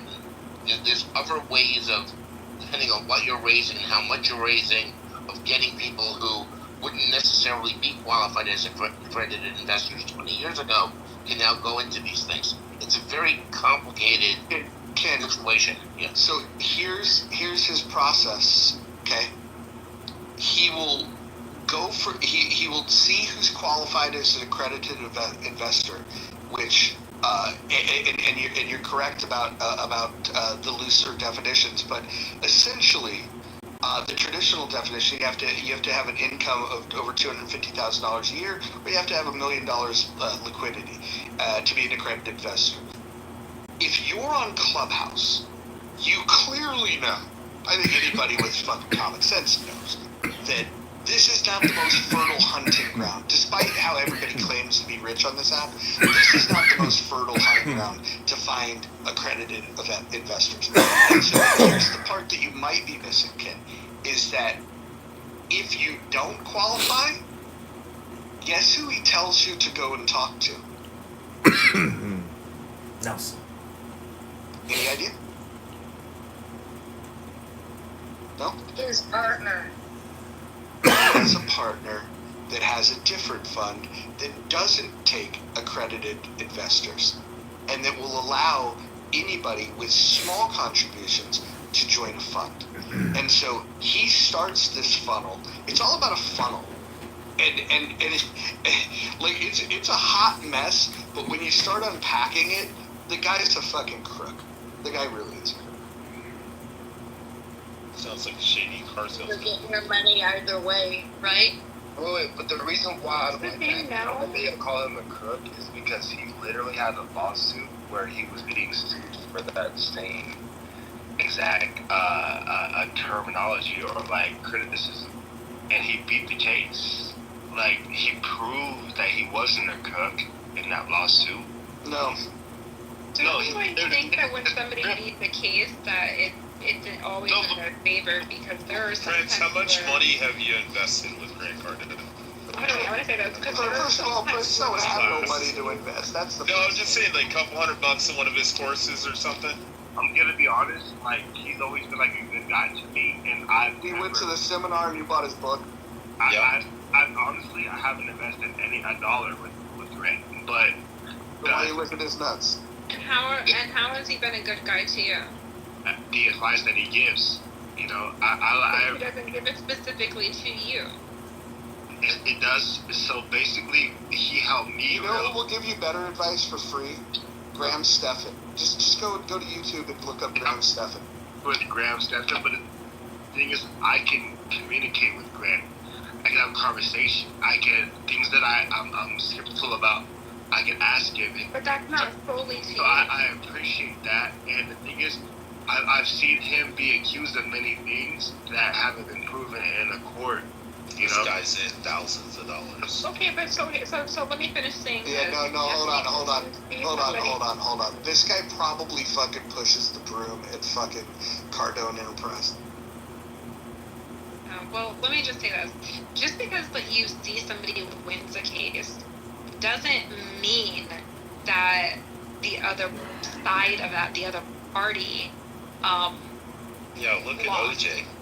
There's sometimes cases that you'll see where people they lose a case, but the decree will go with prejudice or without prejudice or whatever it takes. But he may have had a victory, but it may be a victory with a lot of prejudice behind it. But I also want to say this too, because I don't know if you guys know this. So Jonathan Bing comes into the room one day and we're having this whole conversation or whatever, and there's this video that's dropped, right? And it's of Jonathan Bing meeting up with Grant Cardone, and he almost instantly, upon like just initially walking up to him, like tucks a stack of money in the dude's hand. And it was the transaction for me. It was the way that transaction took place. It was almost like, I'm paying for your attention. It literally screamed desperation. But, I kind of just sat back and, I'm a person who, I do the opposite of what the saying is. Like, we listen, we don't judge. I mind my business and I judge very heavily. And so as I listened to the relationship over the next, few months or whatever, I kind of learned that there was a lot of like dick riding and a lot of individuals who were giving heavy contributions into Grant's whatever he got going on, right? The various things that he got going on. Grant never once came back to the application and actually uplifted these individuals. Never, not once. I'm gonna say. Go ahead. Jonathan Bing is very successful, and so is Nelson, and so is. I know them. I know all of them. I can call them right now. This guy's been in an audience about 10 times in Million Marathon, and now he knows the person. You're not talking to anybody who's new to them. I can call Nelson, Jonathan, I can call them right now. But my point being is that Grant specifically throughout his I'll call it social relationship with us in the Million Marathon, went to go talk about these uplifting moments that he had with a lot of, wealthy men in the black community. Like Grant Cardone, probably more than anyone. I'll let you share that after I'm finished, but let me just say this. We watched in real time, here on this application, a man that we all know, Jonathan Bing, slide $10,000 into Grant Cardone's hands as he's going in for the shake, right? Upon initial meeting him for the first time. And he kind of bragged about this because it was like a bet or something that they had going on, but the bet was irrelevant to the actual transaction of this in real time watching it, right?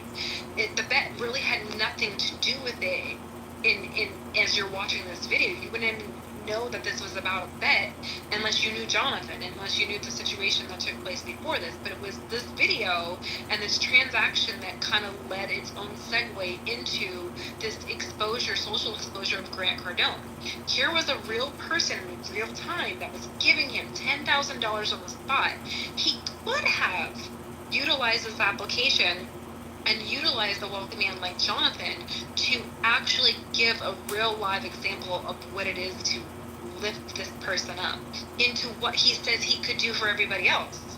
This was a given. Jonathan literally threw himself on the table for him to be the example, and Grant never took that. So now all of the feedback that you've given about Grant, Jonathan, Nelson, and Autumn, what do you think about that? Why do you think that there was such a heavy missed opportunity? We were all here to witness it. Why don't you think Grant took advantage of it? So I think you were skeptical because of the amount of the transaction, but in all reality, there was no skepticism in the transaction. But Jonathan's business has nothing to do with anything that happens on Clubhouse. Neither Nelson. Okay, but you're not going to answer the question, so then just don't even respond. If you're going to do the do-si-do, and if you're going to do all around the mulberry bush, I'm the one who's going to pop the weasel and say no. But if you're not answering the question that I'm asking you, Jonathan B., there's no skepticism in what I'm saying. Jonathan handed him the $10,000 in cash. But he was transparent. Right on the spot. Regardless of what it had to do with anything, Grant could have taken this $10,000 and said, hey, listen, with this, I'm going to put you into this, and this, and this that would equate one of my members coming in with $10,000. Why don't you think that he made an example out of Jonathan when Jonathan was literally putting himself at the forefront of saying, hey, make me an example. They were rooting. I mean, if you were in the Million Marathon, I was modded up every day.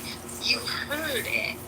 You heard their relationship. You heard them driving in the jet. You heard them going to places together, meeting up and doing all that. Okay, so when it comes to the lawsuit, right? Grant Cardone spent over $1 million in the lawsuit, right? He gained nothing from the lawsuit. You're not gonna answer. No. What I'm saying is so the lawsuit. Why don't you stay on topic, Dick Ryder? No, because he can't do it. Because you know the truth of the matter is that this young man here, and this is no shade or disrespect. You're just not as invested into what you say you're invested in. You're trying to give me feedback and scapegoat the question that I asked you. Now I'm not the smartest person. You're avoiding this question at all costs because you don't want to answer this because you want to say something different and blame me. I have no skepticism. I'm cool with Jonathan. There's a couple things about him I just don't. I'll keep it to myself, but I can say it to his face. I actually like Grant. I follow him, and he follows me. He follows me back on Twitter. Follows me back on this application. He follows me in other places as well. I've actually I know people who work for him, and I'm cool with them. And listen, I'm very happy and cool with them. But you're not answering this question for whatever reason lets me know that you're not as invested as you're claiming that you are.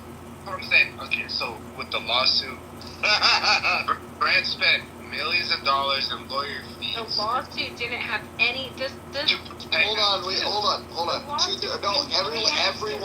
Everyone mute up. Everyone mute up. Listen, there's two things happening here. Prince is trying to talk about something like you've laid out what you're saying, Angel, and Prince just ignoring every word you're saying, and then talking about the lawsuit. He's ignoring every word. So, Prince, do you want to respond to what Angel said, or are you just going to bloviate about whatever the fuck you want to talk? But the thing is, I'm responding to what she said. Bloviate. Okay. Okay, good, great. If you don't respond to what she's saying, I'm going to think that you're not serious about having a conversation, and I'll just move you to the audience. I do want to have that conversation. But I do want to... Then respond to what she said without demanding that you want to insert this other item that has nothing to do with what she just said. Yeah, talk about that later. Okay, so what she's saying is that she feels that Jonathan B was just so infatuated by Grant Cardone that he just paid him $10,000 to have him in his presence. Like the thing is, like I said, no. Well, let me do this for you. Oh, no, I'm just because you sound like a young man. I'm just gonna, and I'm like old, so I'm gonna have patience with you. I'm gonna say it one more time.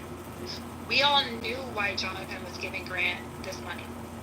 This had nothing to do with my feelings. This had nothing to do with what I was thinking. Like, there was a bet that they had.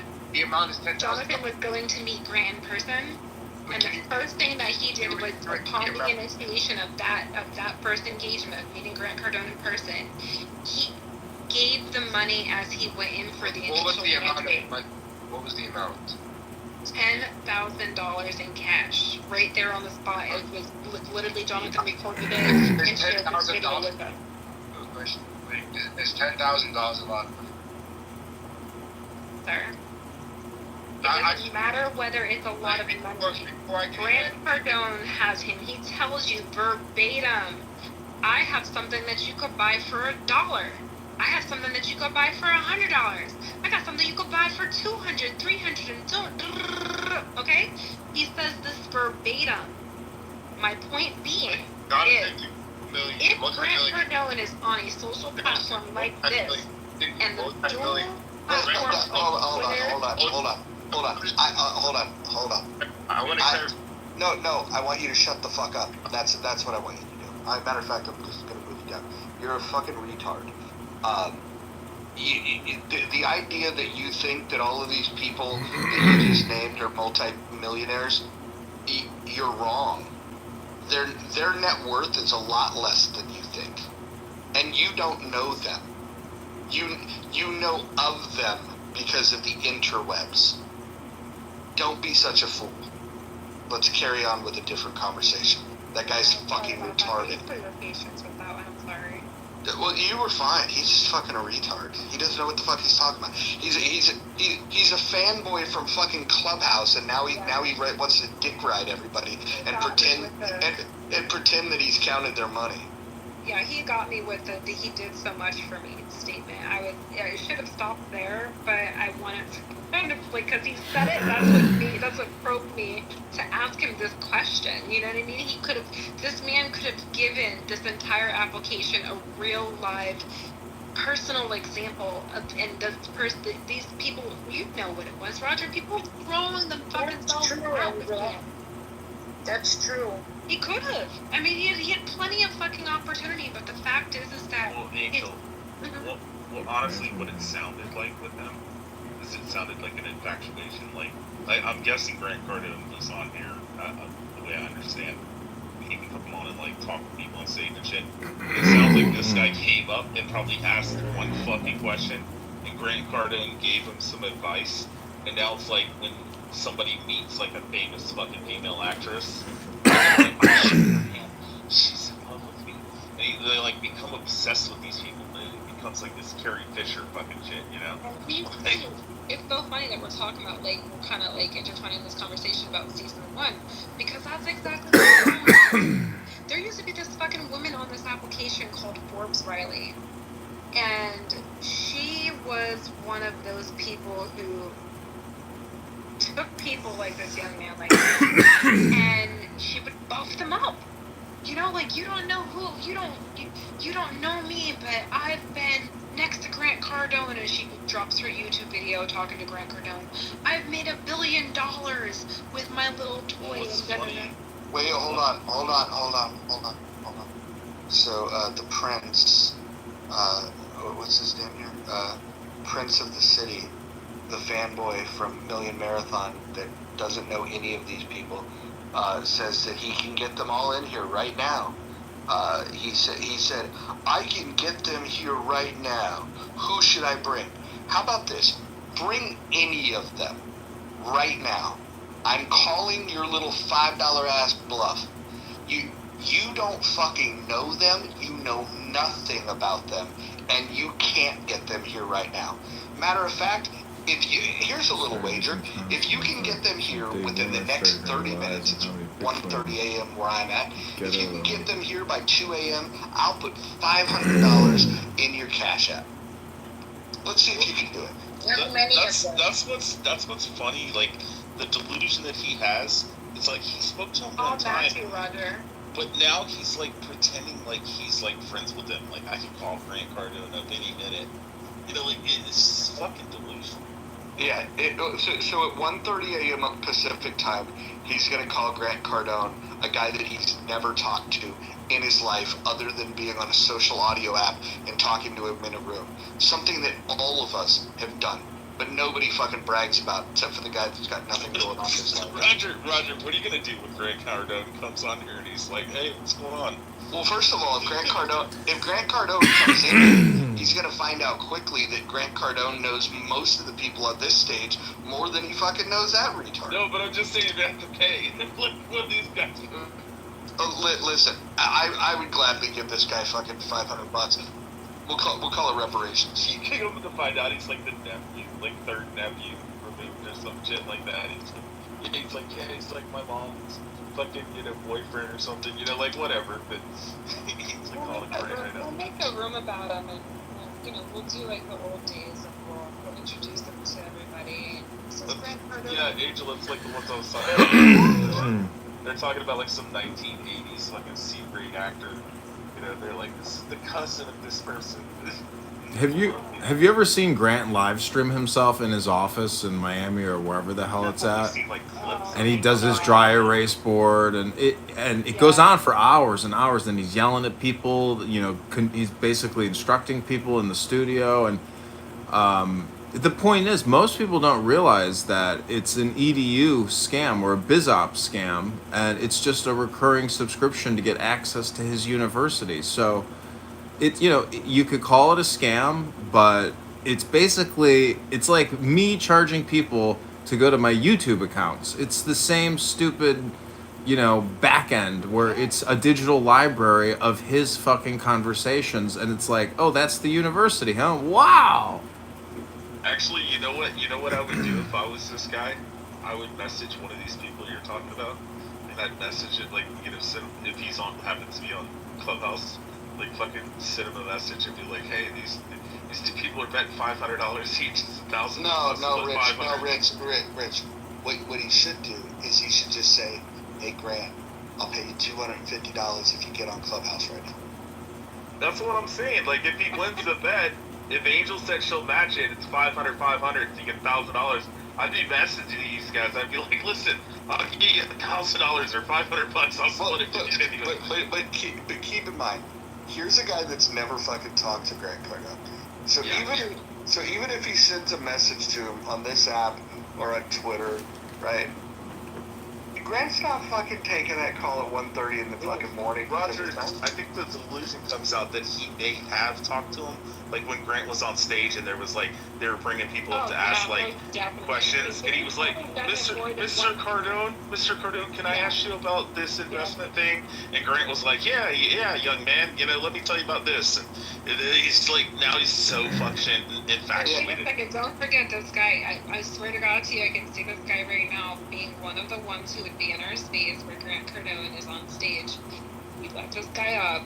He comes up with his pen and his paper or his notebook in hand, and he, poses his question to Grant, and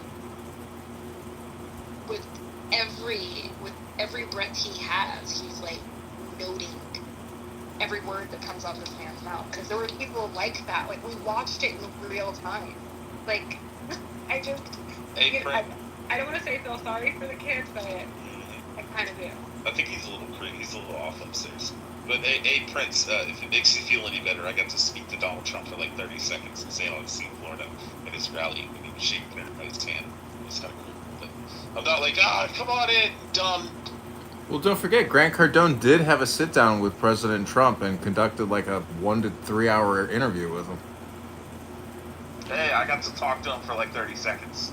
He was like, do you like St. Augustine? I was like, yeah, I love it, sir. I was like, thank you for everything you do.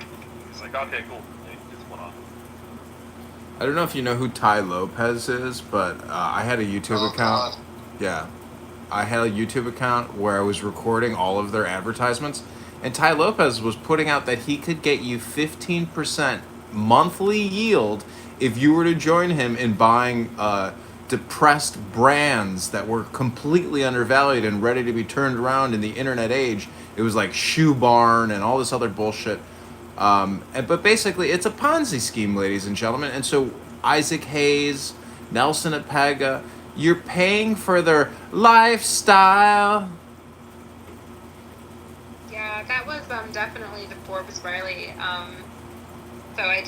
There was this space, this pitch queen is what they called her, and she was one of the main mods in a lot of spaces. She'd come in, and I swear to God, people knew nothing about this woman's background.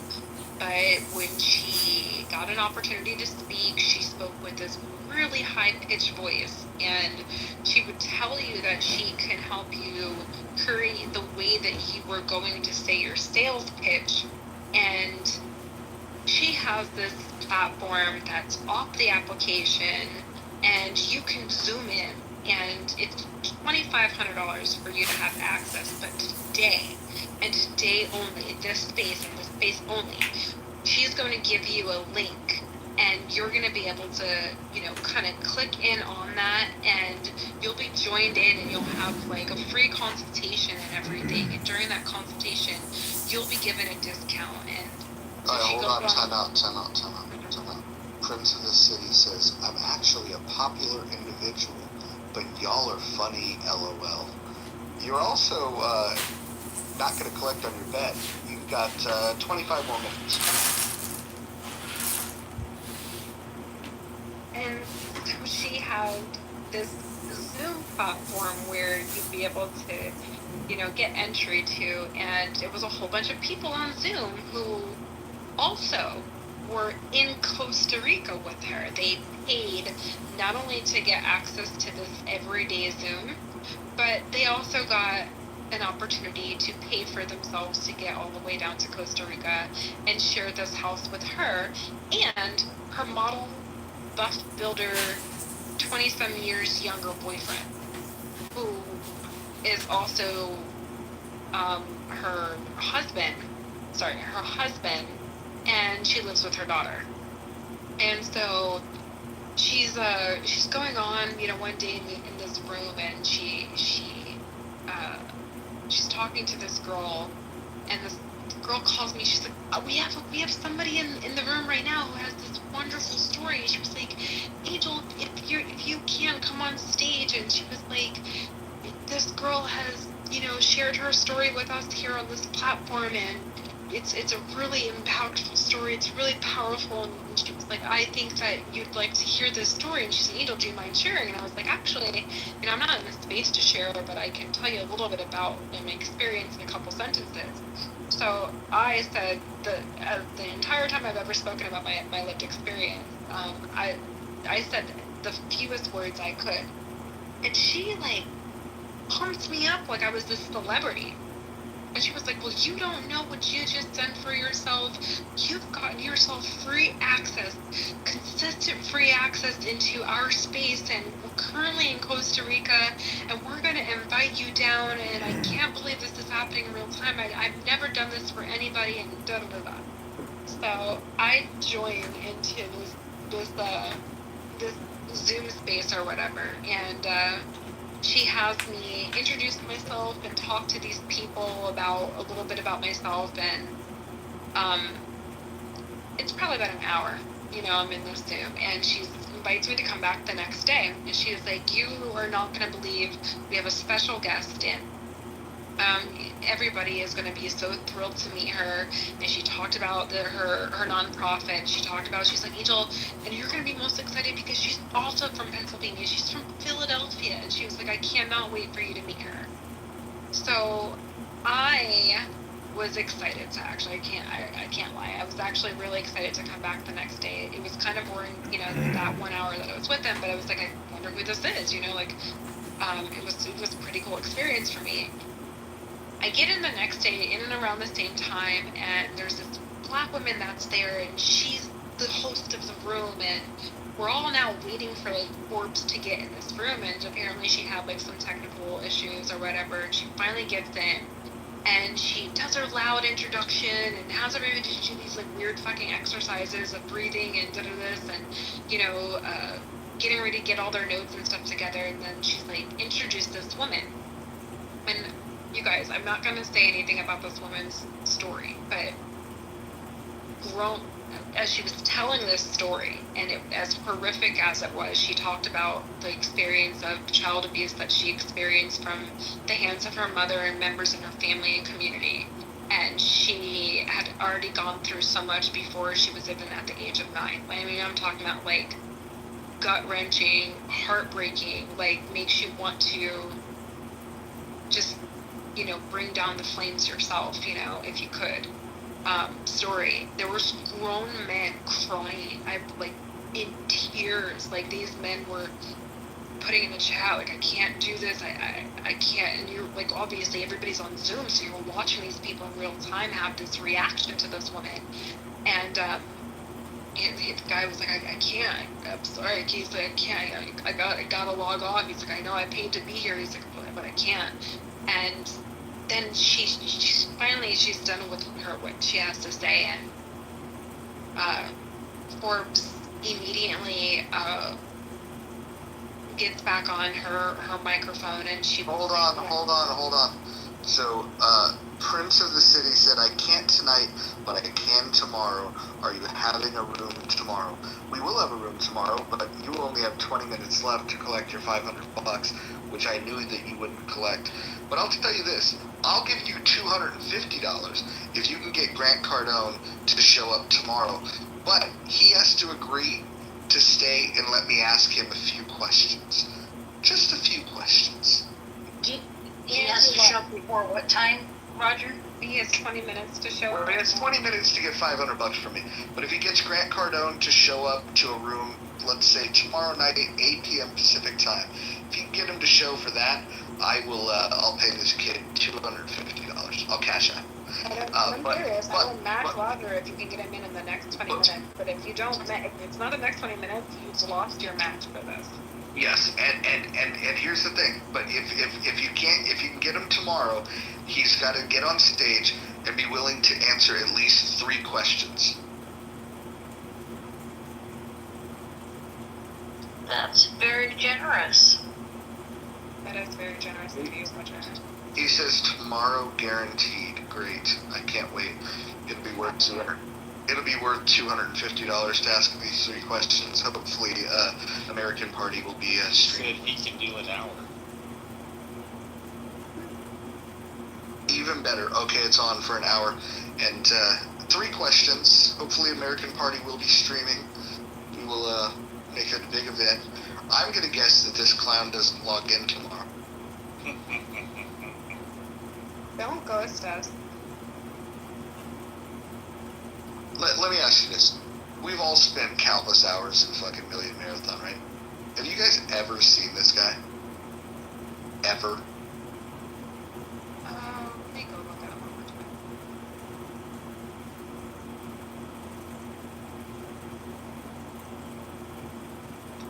No. I can't say that I haven't seen him. He does kind of look a little bit concerned. And I've brought people up from the group, so he does look familiar to me. Is he somebody that you remember contributing or in any way? I do remember him being on our stage. I do. Prince, you can confirm that you did speak to us on the platform of Million Marathon, is that right? Because that's where I think I remember you from. Can you say yes or no to that? Like, you were actually pulled up many times. Okay, yeah. He said many times. And not that I said it. That's what I said earlier. I said he's probably one of these guys who's talked to Grant many times and literally have taken notes. I'm not going to ask you, to show us, to PTR your notebook, but I'm pretty certain that you have one. So yeah. Yeah, he does look familiar to me, Roger.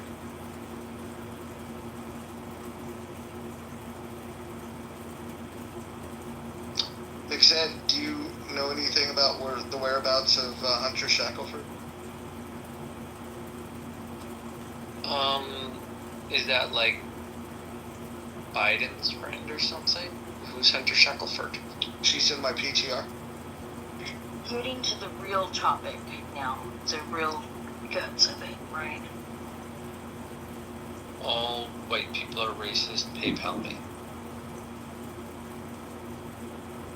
Huh? The PayPal me took me out. And she's wearing a Pepe onesie bodysuit. Actually, somebody drew in the Pepe eyes and mouth, but she was wearing a green dress. I mean, it fits. That would be a funny looking dress. I like it. I'll see you tomorrow. Not if I see you. She's built perfectly for. That is a bodysuit. That is not a dress. That is a one-piece stick-me-on. Yeah. She like squeezed that and it morphed around or Exactly.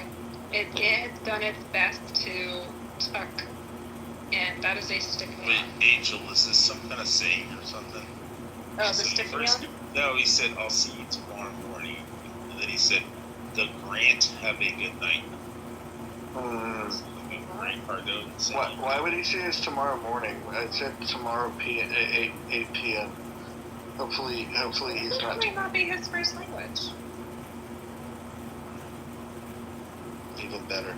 Hey, McSad, do you think that that outfit that Hunter's wearing violates any of the 613 rules? Not 613. The rabbis have some modesty standards for what to wear. There's I don't know if it's biblical about covering up erva, but it's definitely implied. No one curses his grandson because they revealed his nakedness. They're modesty standards. The general rules are you're not supposed to wear flashy clothing. This applies to men and women. Flashy clothing, form-fitting clothing, so clothing that just clearly accentuates your body, like this woman, that'd be a problem. And then with men, it's covering up their genitals. For women, it's covering up their genitals. And most of the woman is covered up. They're allowed their forearms and shins. Let me ask you. Mentioned covering their erva. Does that include the vulva? Yeah, erva basically is nakedness or your shame, something like that. But it basically means genitals, most essentially. But the term erva of your private body parts, it's kind of a legal status. So a woman's hair is considered erva. That's her private part. It's her decision whether to show you her hair.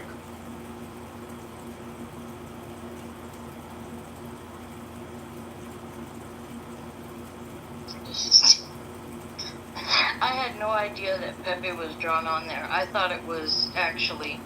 I know, it looks. It totally. I said the same thing when he said that shit was drawn on there. I fell out. I said, "Who the fuck did that?" I went into his picture and I had to zoom in, and they did an excellent job, by the way. Yeah, the positioning of the eyes and the angle of the slant is perfect. I was like, yeah, why did you put on that fucking Halloween costume? Oh.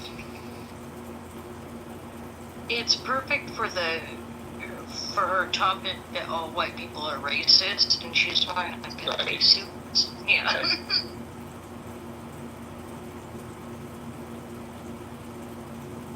Yeah, this is. So you guys don't know. I do this little thing when I click on.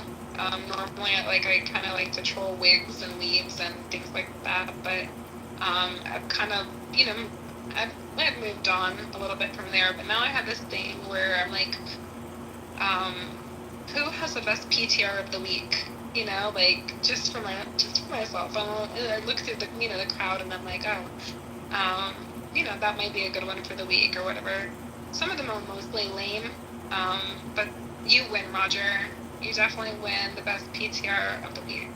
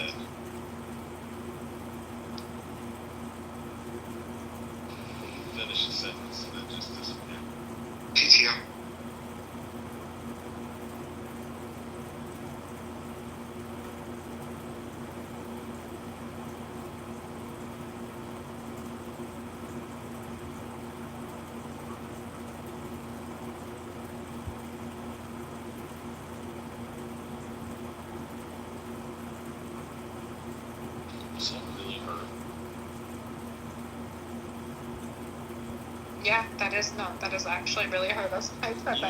The only benefit to this is that for size, she won't be around much longer. So you guys want to listen to her anymore.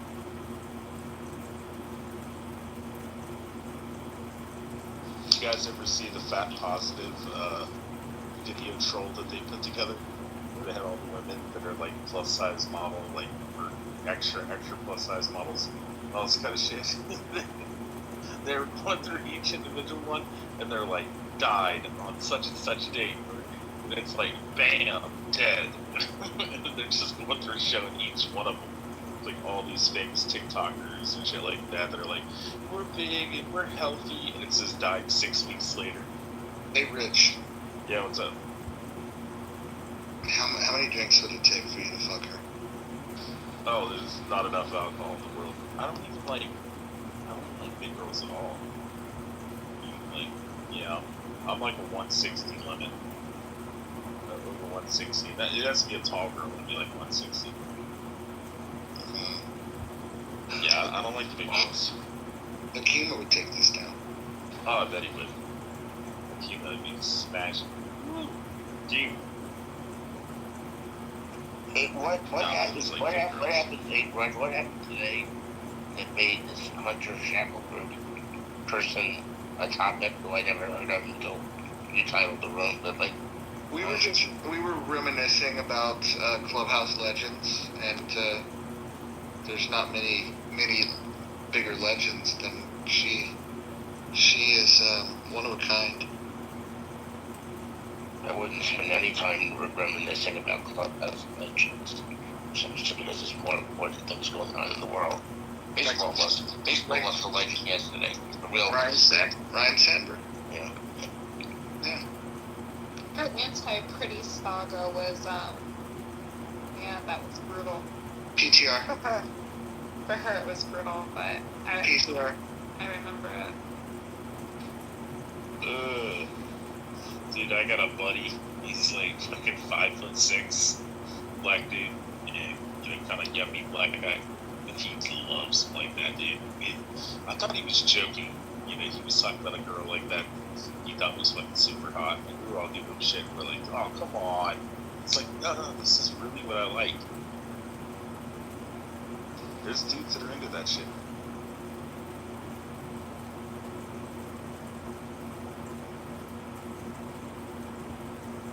I don't understand how people can be into near-death experiences like that, but I guess I would. Yeah, she'll be dead the next year or two, so you don't have to listen to her anymore.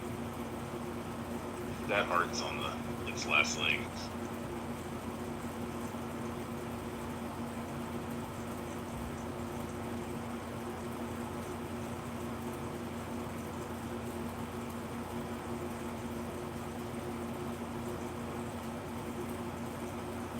Yeah, her anti-pretty saga that took place was, I think,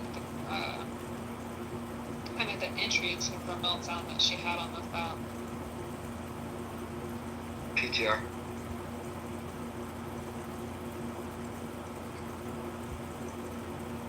At least she's covered.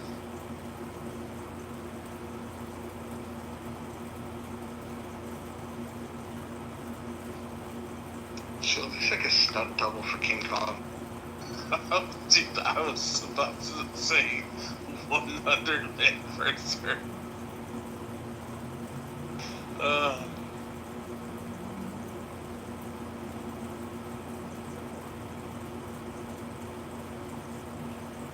I remember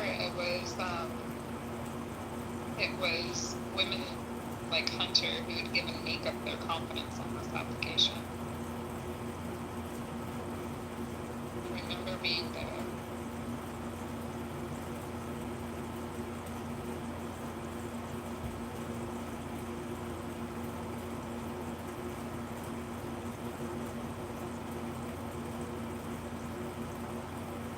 You have to throw a bag of flour on it just to find a wet spot. It'd probably be a week.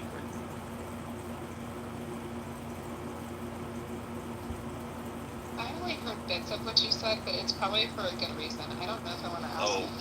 No. PTR. Angel, when you have a girl that big, you see you gotta throw a bag of flour on her to find the wet spot. It's roller and dough and find the wet spot. Bag of flour, that's what I'll lose.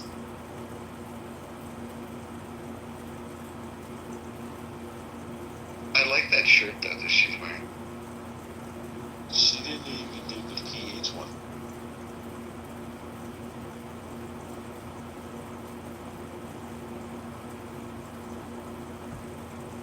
It's actually a really sad photo, Roger.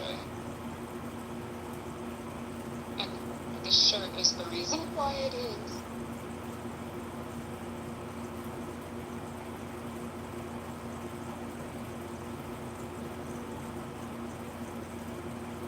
I posted that PTR and Sean raised his hand, wouldn't come up. Sean, what's up? Hey, Roger. No, I love to the photo. It's just the sound quality is better on stage. This is true. This is true.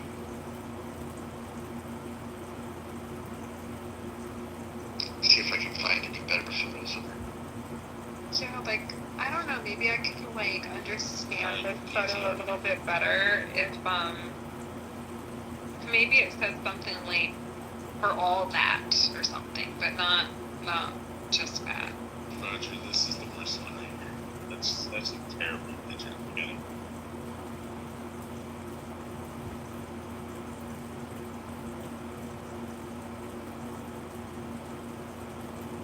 PTR.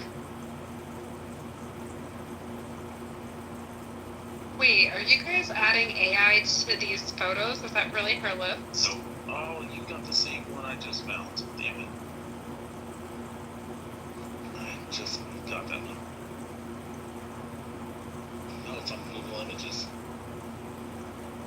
I don't know if I'm more stricken by the twin-size bed or what is that on the bed behind her. If you look at Roger's picture and look directly behind her, what is that?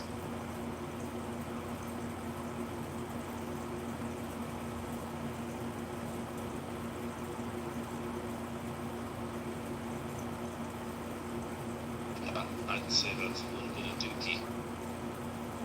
It's probably because she can't wash herself properly. It's like crusty, it's like crumbles from her butt crack. Or from her. Okay. Here's the last one. God, my thought was the same. Like, no, she had to slide to the edge of the bed and doesn't realize that's there. Look at this one. I mean, I agree with Simon.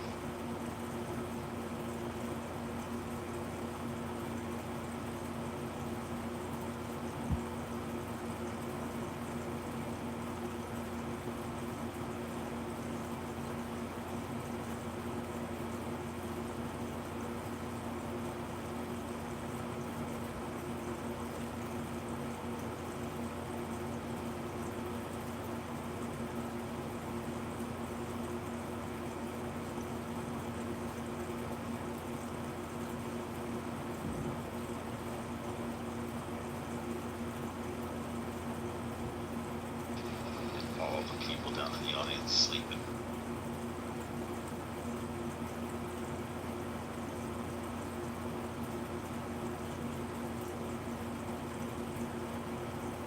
But I can count on one hand how many times I've fallen asleep while snoring Clubhouse. Oh, why don't you come up if you're awake? There's no possible way people could be sleeping in this room. Oh yeah, they do all the time. Everybody on stage will leave, and you'll come back in, and there's like 20 people in the audience. Not with this PTR at top left. Half the room is turning upside down. I'm awake and I'm on the beach. It's not midnight for me or morning. I guess. What beach? You don't have to be specific, like what part of the country. I'm actually in Europe at the moment. Yeah. Yeah. Watch out for the needles and condoms. On the beach? In New York? No, not New York. Europe. Oh, Europe. I thought you said in New York. No, in Europe. I'm in France. Yeah, New York's bad. No, I've never been to the beach in New York, even though I live in New York. What part of Europe? I'm in south of France. Oh, you guys. Sounds beautiful. So, yeah. Weather's great today, so it's nice. I don't know why you guys are still up there. It's insane. You should hop on a little boat and come see the UK for a day. I'm actually coming to the UK for 2 days in August, and then back again to the south of France. I actually came in here earlier so I could fall asleep, but I don't know what happened.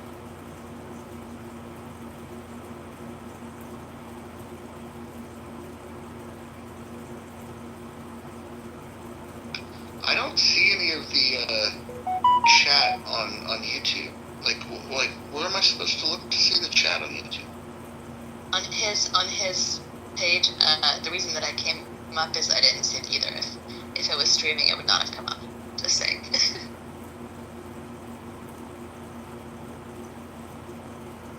I did click the link. I can't see it.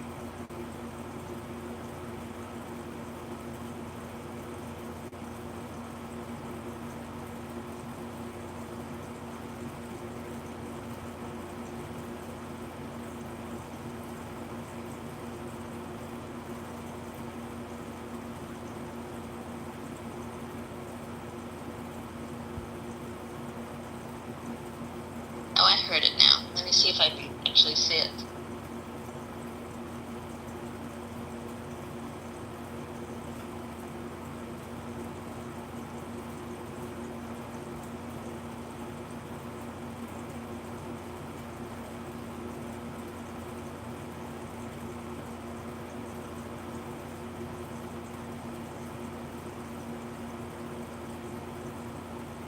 Yeah, it's there. I'm going back down, guys, or keeping quiet.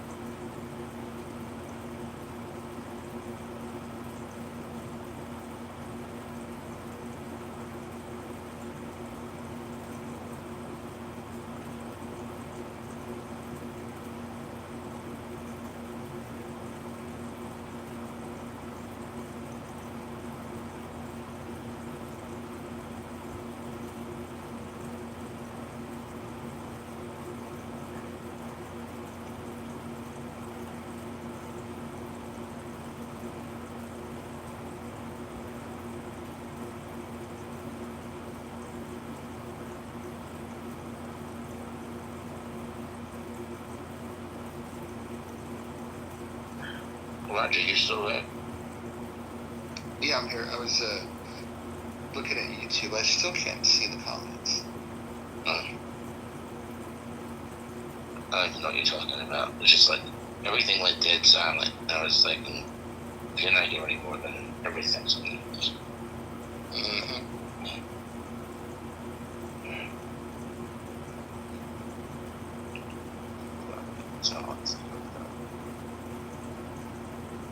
So where are you guys seeing the comments? I still can't see.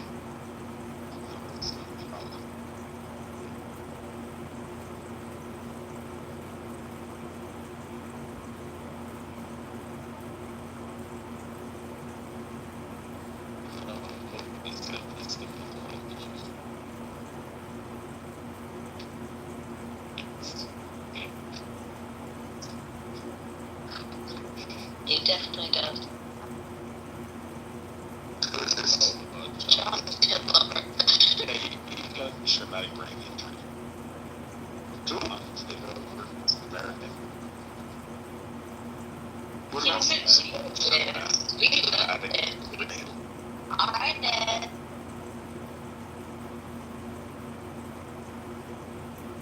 Who's hippies and artists? I did.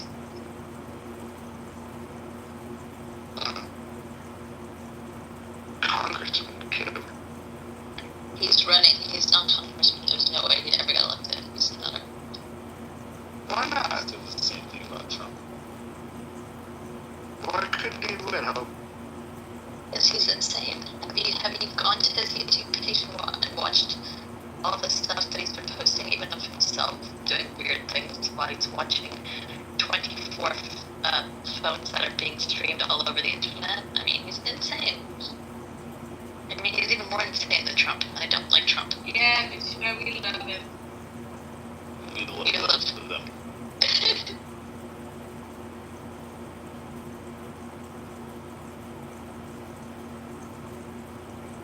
I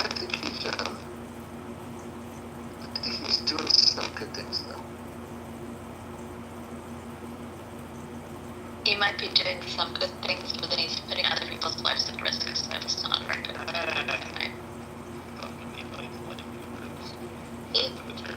No, because he's going into rooms where there are people who you don't want to know, people to know who they are in terms of the countries they come from. And no, I'm talking about rooms where, for example, let's say the dysphoria of Iran are in a room they're discussing. I go in that room and sit in the audience and just break down things. You can do that, but there's a big difference when you go into a room and you're streaming. Let me finish, please. Let me finish. I don't talk very often, but let me finish. When you're filming a screen and you're zooming in on people talking, and if there are people listening on the internet, on YouTube, who are part of the IRGC, that puts the lives of the people who are on the stage at risk, who are against the IRGC.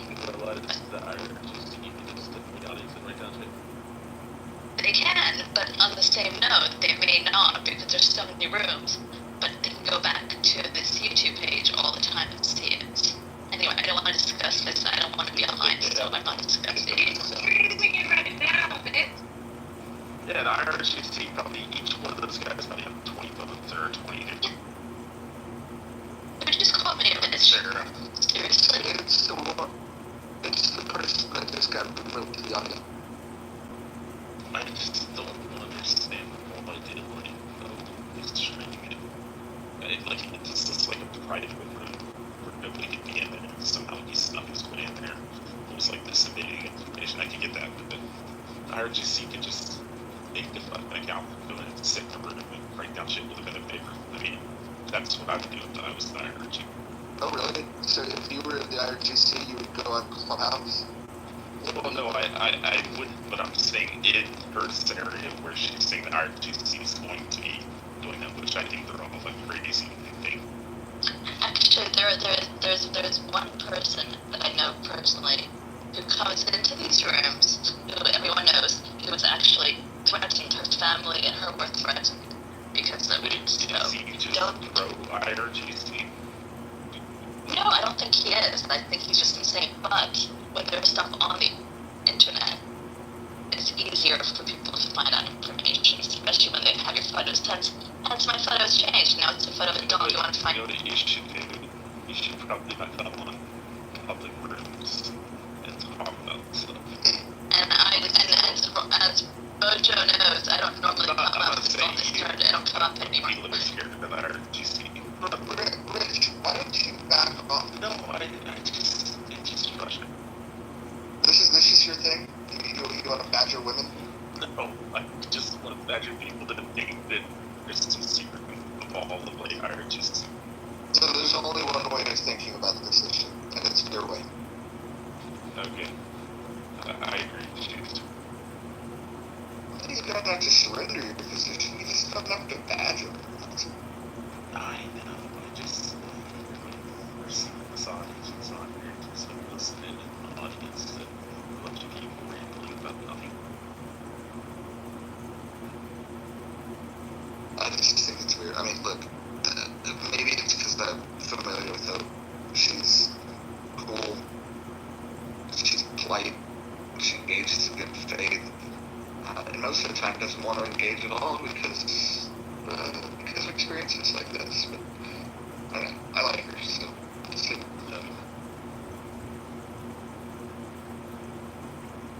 Thank you, Roger. Pleasure.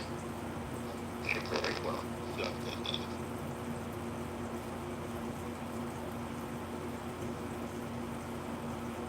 David's been unmuted for I didn't just think you said engaged.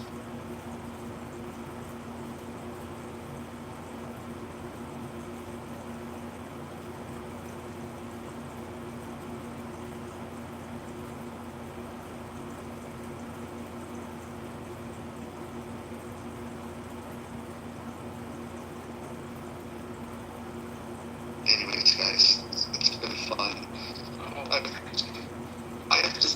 I have to go prepare for the end of the world. I think this tsunami is supposed to hit me. Thanks, Dave. Pleasure. Winning. Hey, look, there's a piece of shit about you. Yeah. He's still right off the fucking scumbag. Well, let's leave it down there. Who's still awake?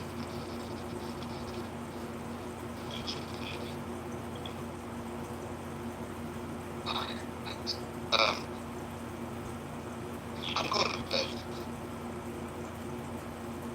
You guys, anybody want the mock badge? Anybody looking to keep this thing going? Take that as a no. Alright, beautiful people. We'll hang out tomorrow. Why did we get you piece of shit? Good night, everyone. So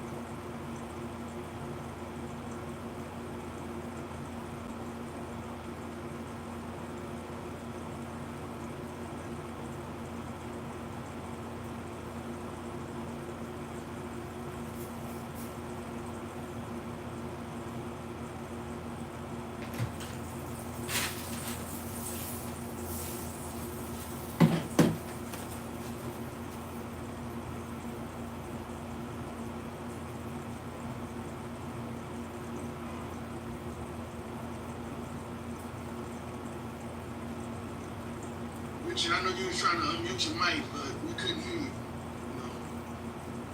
Oh, I think of, I'ma shake the table. No, when she said to A1, are you trying to read me, sis? And he said, yes, bro, I am. He read at that time. But she's funny. But yeah, she's not nice. Yeah, but what I'm trying to say is, do you think she's, like, you would see her as a housewife of Atlanta person?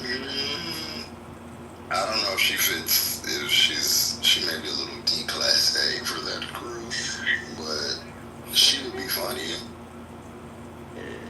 They fake class anyway, so she'll fit. No, but she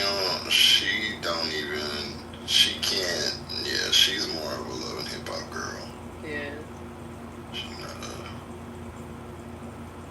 but she would be funny. I think it would be hilarious, but nobody. Yeah, I think the founder would do better from Slutty Vegan. Well, they mentioning that both of them will be on the show.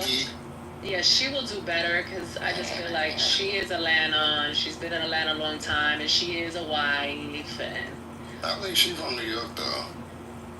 I think I heard that. Yeah, she went to Clark. That she went later on to Atlanta.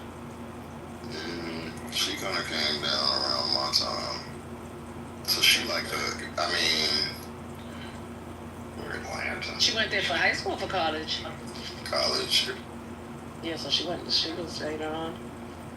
Yeah, she went to Clark, but a lot of people. I thought she was from Maryland. Oh, I know she's not from here. I thought she was from Baltimore. I'm gonna check right now. I know she went to Clark. She is Dr. AG. She is from B-More. Yeah. I thought she was from Brooklyn. Yeah. Huh? She was born in B-More. I thought she was. Yeah, I believe she lived in Brooklyn.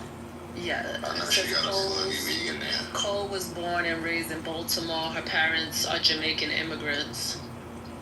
But I don't know. She may have lived in Brooklyn, but I know she's from Baltimore. Her mother is a wealth Doctor, you can't hear her. She's saying B-more. She's saying, she's... Yeah, that's what I said, B-more. She's confirming what you said, Doctor. Oh, yeah.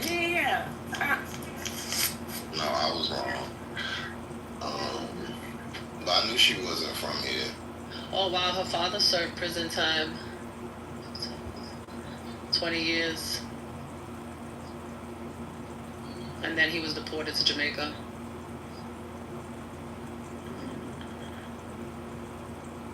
She went to Clark. She was in a sorority. Then she moved to LA. Then she moved to New York. So she did some acting in LA, and then she went to New York to work in a television, doing production for a television show. Okay. Yeah, like a few years ago, she was the commencement speaker at Clark, and she gave all the graduates like their own LLC. Yeah, that. Yeah, thanks. Oh, okay. She's a really interesting person. She has 3 kids.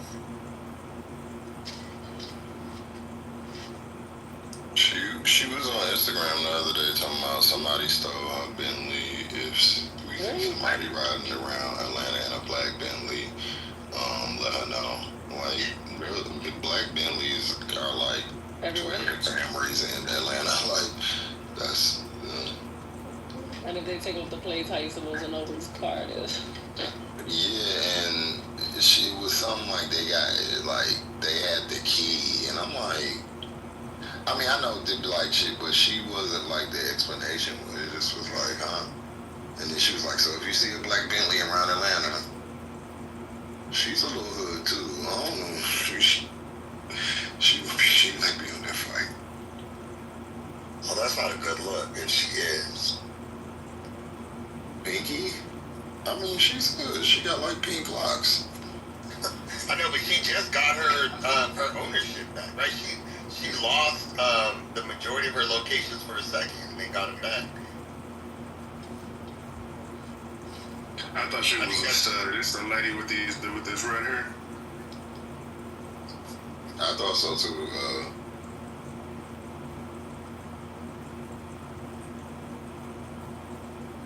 Oh, look, you got Pure on the stage.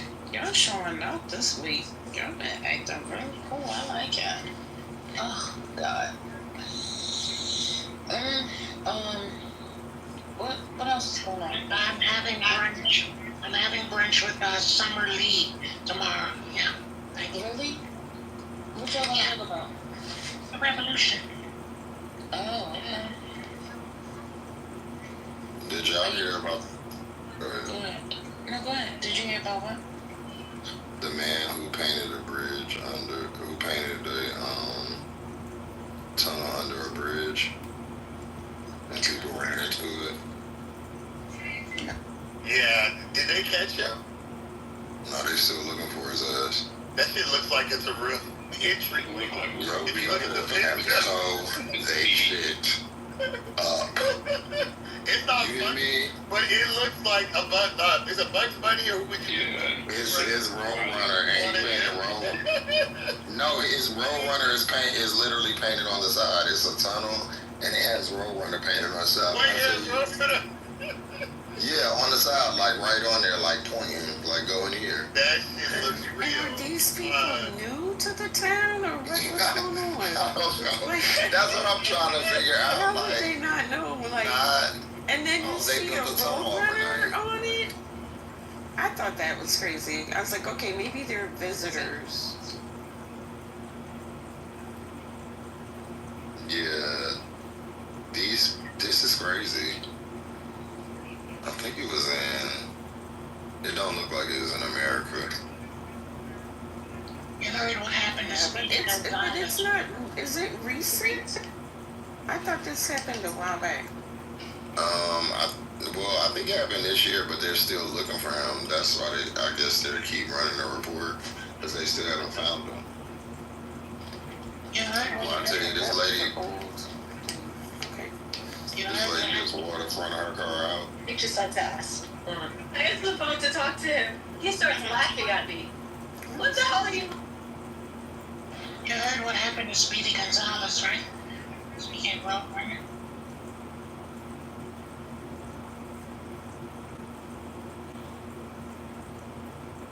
Was all that stuff racist, like Speedy Gonzalez and stuff? Well, he got picked up by ICE, and Ricochet Rabbit helped. You know, bing, bing, bing.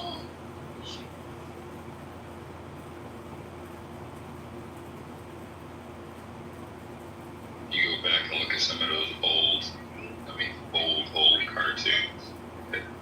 I got was it Warner Brothers classic that I used to play in the car when driving, road trips with the kids that I thought was cool. Man, some of that stuff does not age well, to say the least. Yeah, Speedy had a mean tan. So culturally, I just found the thing that said that wasn't true. It was a prank. What you mean? I'm looking at this lady car too. What is it on the, did you see the picture of it? On the, well,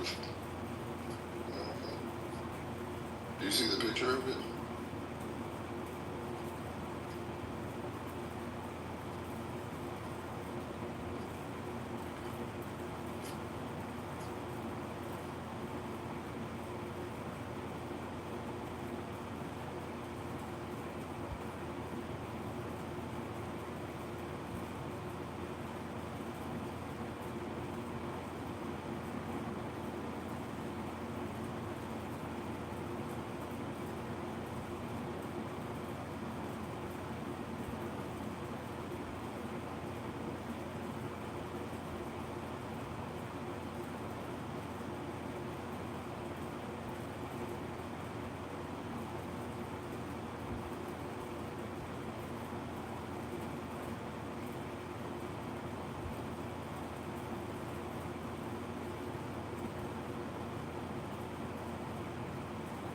my goodness, this whole time I was talking, I was reading the article on mute. Oh no. My bad. My bad. But, We could hear you when you were reading. But, it said that, anyone who did a little research into the incident quickly learned the prank did not actually happen, and the story was first reported and debunked in 2015. Oh man, let me live my fantasy world. No, thank you, Dr. H. Yeah, y'all can't believe everything y'all read on it. Y'all can't be just, shall consider the source. Did you see the picture and you done playing Duck Duck Goose?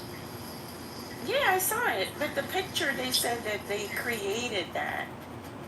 Oh, and Yeah. okay. That the painting wasn't real and they created the image of the car. They used, they created the symmetry to make it look like the car had ran into the thing. But Snoops, the fact-checking website, checked it out. Yeah.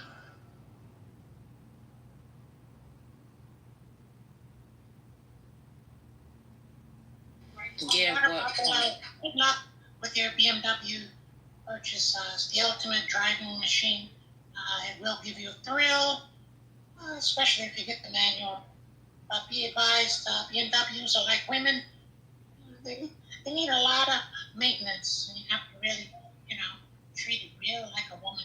And then they run like a beast if you treat them like a woman. Yeah, like a beast. Anyway, good luck.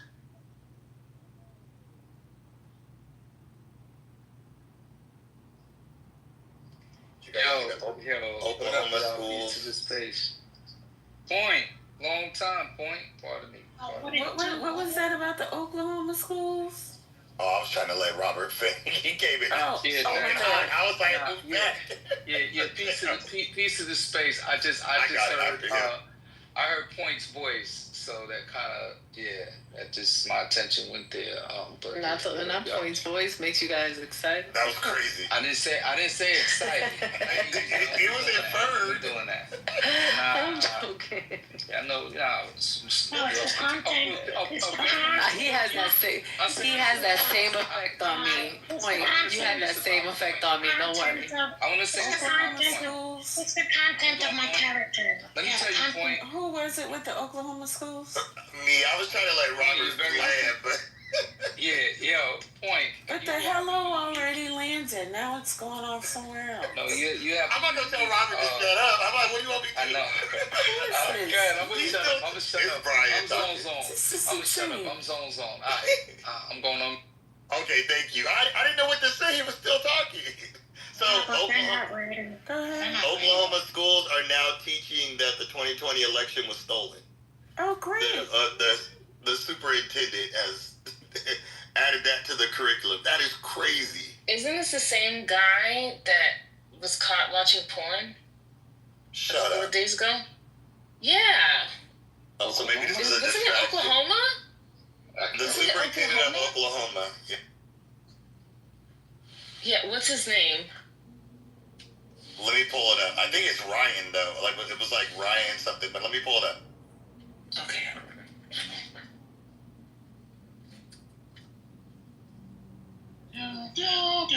It's Ryan Walters. He's the one who did the Bibles. Yeah, That's it's under investigation. He's the state superintendent of public schools. Yeah. Yeah, for the state of Oklahoma, and he's also the one that was caught watching porn at a meeting, and the members of the board reported it, and now he's under investigation. Let's leave it up to the states. There's no So they said,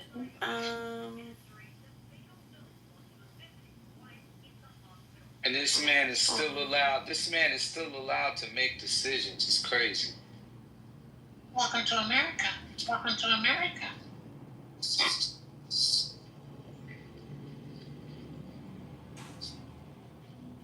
trying to find the story on the 2020 election. Okay, oh, this is the 19th. I'm posting a USA Today article. Hold on. Anyway, Robert, what were you going to ask? I like USA Today. I'm thinking of switching them from the New York Times. I forget. The New York Times is becoming trash. Okay. Agreed. And they're doing a lot of propaganda. No. I'm just Robert, reading they don't it. like That's them. all. They don't like Robert. Nah, they love me. They love me, actually. No, they don't. Yes, they do. They stepped all over you. They just squashed your head when you came in here. Nah, ain't nobody squashing no heads over here, man. I'm shut things. I'm cool, man. I'm an easy creature, man.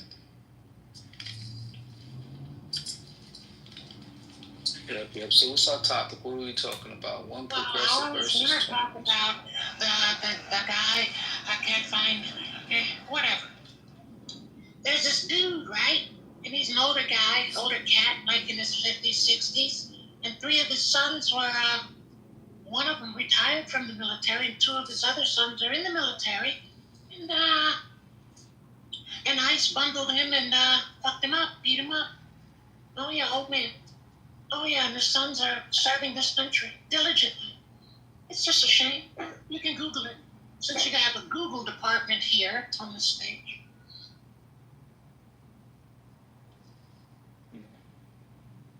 Yeah, I was looking at that famine over in whatchamacallit, man, Palestine. This is crazy. Well, send some food over.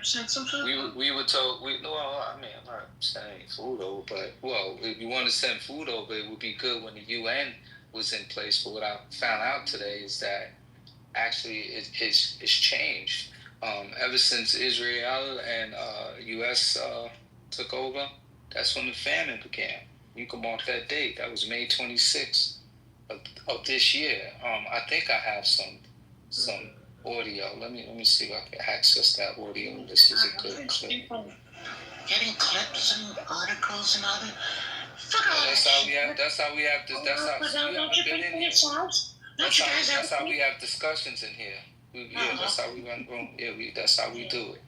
Yeah, I prefer people to think for themselves and have a conversation. Right. But okay. Yeah, well, everybody should think for themselves, but let's give them something to put in their brains and analyze so that they can think.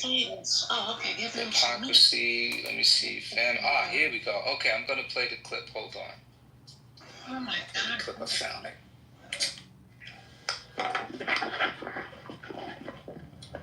You have to get permission to do that. You can't violate my ears. Oh, you can leave the room. I mean, people.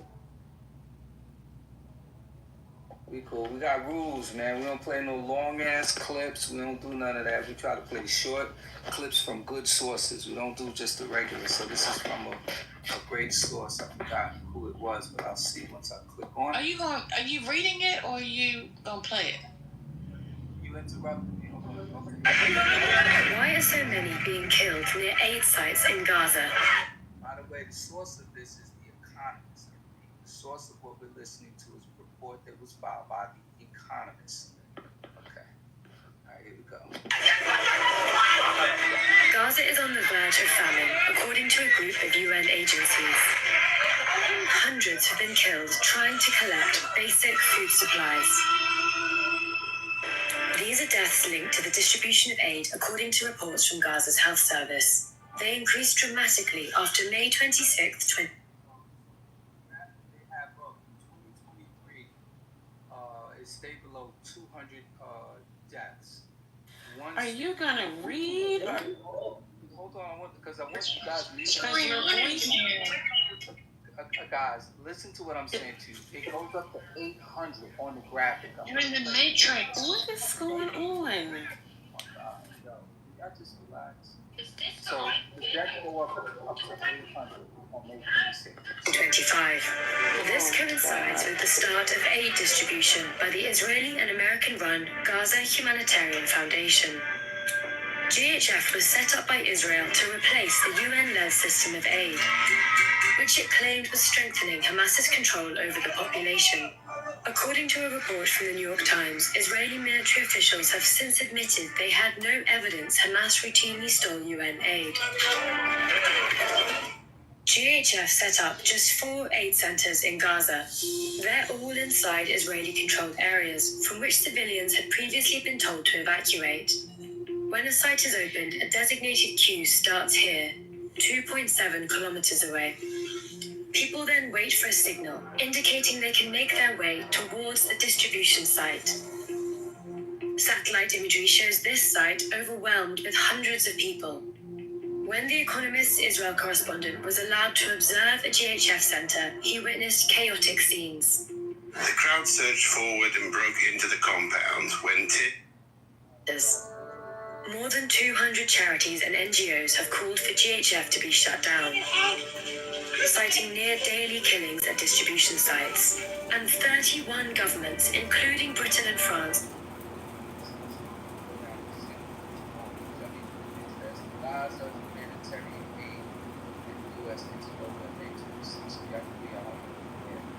people over there starving, like there's famine over there, and this was not supposed to happen under this administration. It was supposed to get stopped, but it has actually increased and gotten significantly worse.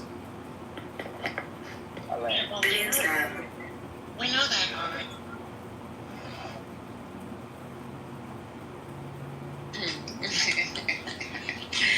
Why you always mess up with Robert? Well, I don't know. I mean, food in Gaza, World Food Kitchen, Chef Andre, some of us know, and some of us know Brenza is, and they killed 7 of his workers of them trying to feed people in Gaza. They were going to feed millions. So you got to go a little backwards in time and check out, I don't know, modus operandi of that area. Food? Who wants and food? Water. Water, yeah. Food and water. Are you kidding me? God forbid they get that.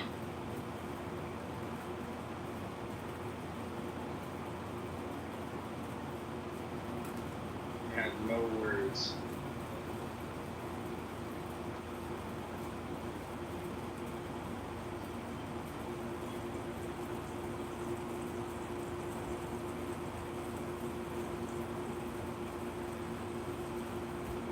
You okay, Point? Well, I wanted to say one more thing. I mean, if he played that, is he aware of the fact that, I don't know, thousands of Egyptian children filled bottles with rice, flour, different things. He threw it in the sea, and it was floating on the beaches of Gaza.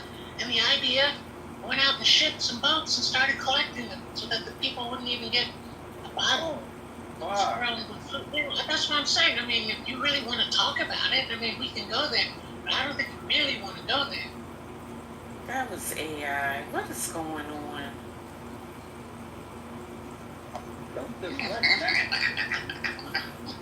We need all hands on deck right now.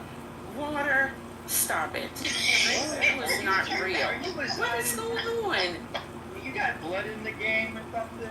What are you talking about, sir? I don't want to talk about genocide. Don't get them triggered. Girl, be quiet. That's why Kamala lost. Yeah, because she didn't recognize genocide. She lost millions of votes because of that. Yeah. Yeah. Yeah. That's why you're under the orange Cheeto now, because of Gaza. But you don't understand how that's connected. But I bet you do now. I bet you do now. Mm-hmm. That's a fact. God, crazy.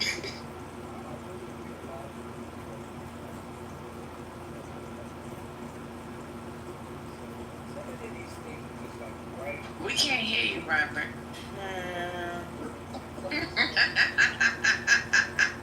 You're covering the mic. Some of these things, most of these things were just literally right in front of our faces. Right in front of our faces. There's nothing that we're experiencing.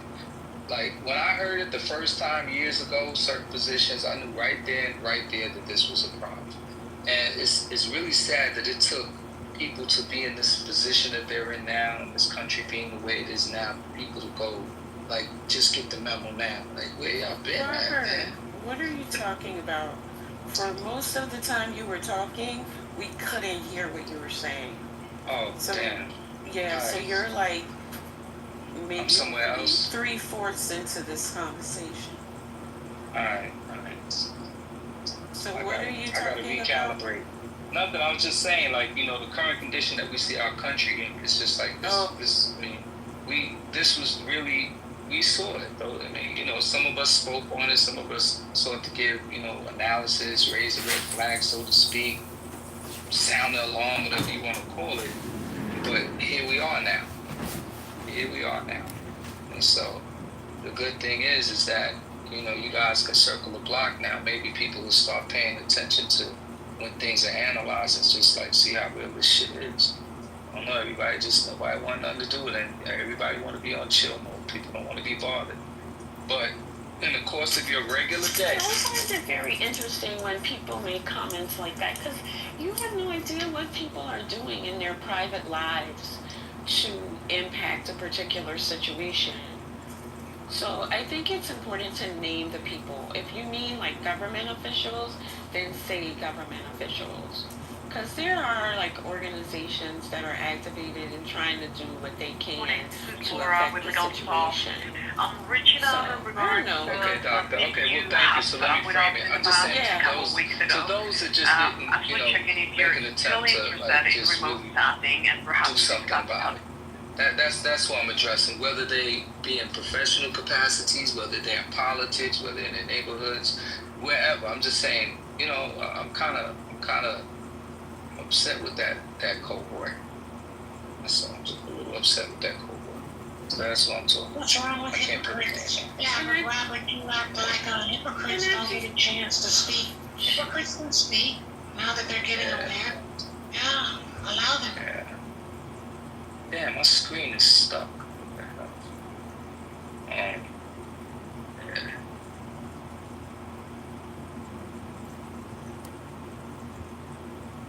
Yeah, just those images of seeing those skinny bodies out there. I guess it came across, I saw it, and I'm like, damn, that reminds me, like, you know, back in the days with Africa, when you see the flies around them and whatnot, you see their skeleton. That's the images that are coming out of the Gaza Strip. I saw some images. Like every thought that comes into a person's brain doesn't have to be articulated. I just think like sometimes there is I would just go on me. Yeah, that's not a thought. That's just horrible to me. Yeah, that's just horrible shit. Like, that's just horrible shit. You know, like I said, it's just horrible. So that's just. What is the? Wait, Robert. What is? I know you didn't say good idea. I was going on mute. I know you're not playing with me, sir. Excuse me, Dr. A.G., there is no... Excuse me, sir? No protecting the Holocaust. What are you talking about? You use words in ways that clearly demonstrate you do not know what they mean. For me to say, stop interrupting. For me to say, have respect and think about your ideas before you articulate them because you don't know how people are impacted by them. It's not me protecting anything, ass lick. It's about having sensitivity when you are talking about issues and things that are happening in the world where people may be personally and directly impacted. That's what I'm talking about. I'm not protecting anyone.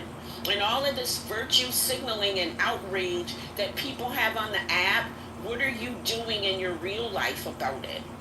Right? How are you activated in your real life to make a change? That's what I want to know. And that's what my point was going to. Because there are people who sit in these rooms who are actually doing stuff. That's what I'm talking about. And all y'all social media activists and outrage artists, full of shit. So don't play with me. I'm not protecting anyone. Yeah, Robert, what did DJ Khaled have to say? Where's DJ Khaled?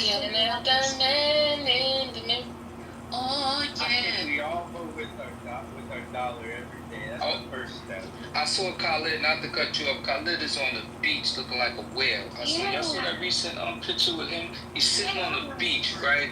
And you should see, like, he looks like a whale sitting on the beach. He's sitting somewhere far in the background. Looks beautiful, just sitting there. Just like that's where I saw him at last recently. That came up oddly. So that's the sighting that I had. But that shit bothered me. And I'm part of me, like, for talking about, sometimes I don't know what's gonna come out my mouth. But that shit right there, just like, that bothered me, man.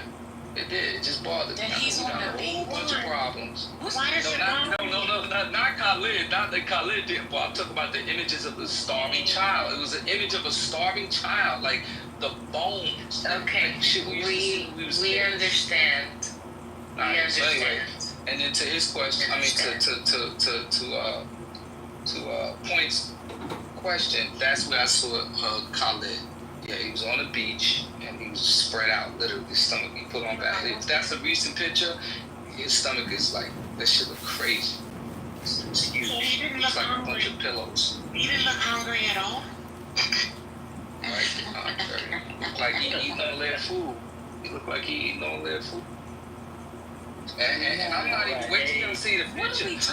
Wait till y'all see the picture. No, because, well, I'll let Point, discuss it. But just put it this way. He looks like he's just really overeating and living in just pure, like, just gluttony. That's what it looks like. I thought you're focusing on the wrong thing. Yeah, what's going on? The purpose of bringing up DJ Khaled is because he's one of the biggest Palestinians. Thank you. I thought we all knew that, though. I didn't know we were doing remedial. I didn't think I needed to say that, but I guess some people didn't know that. But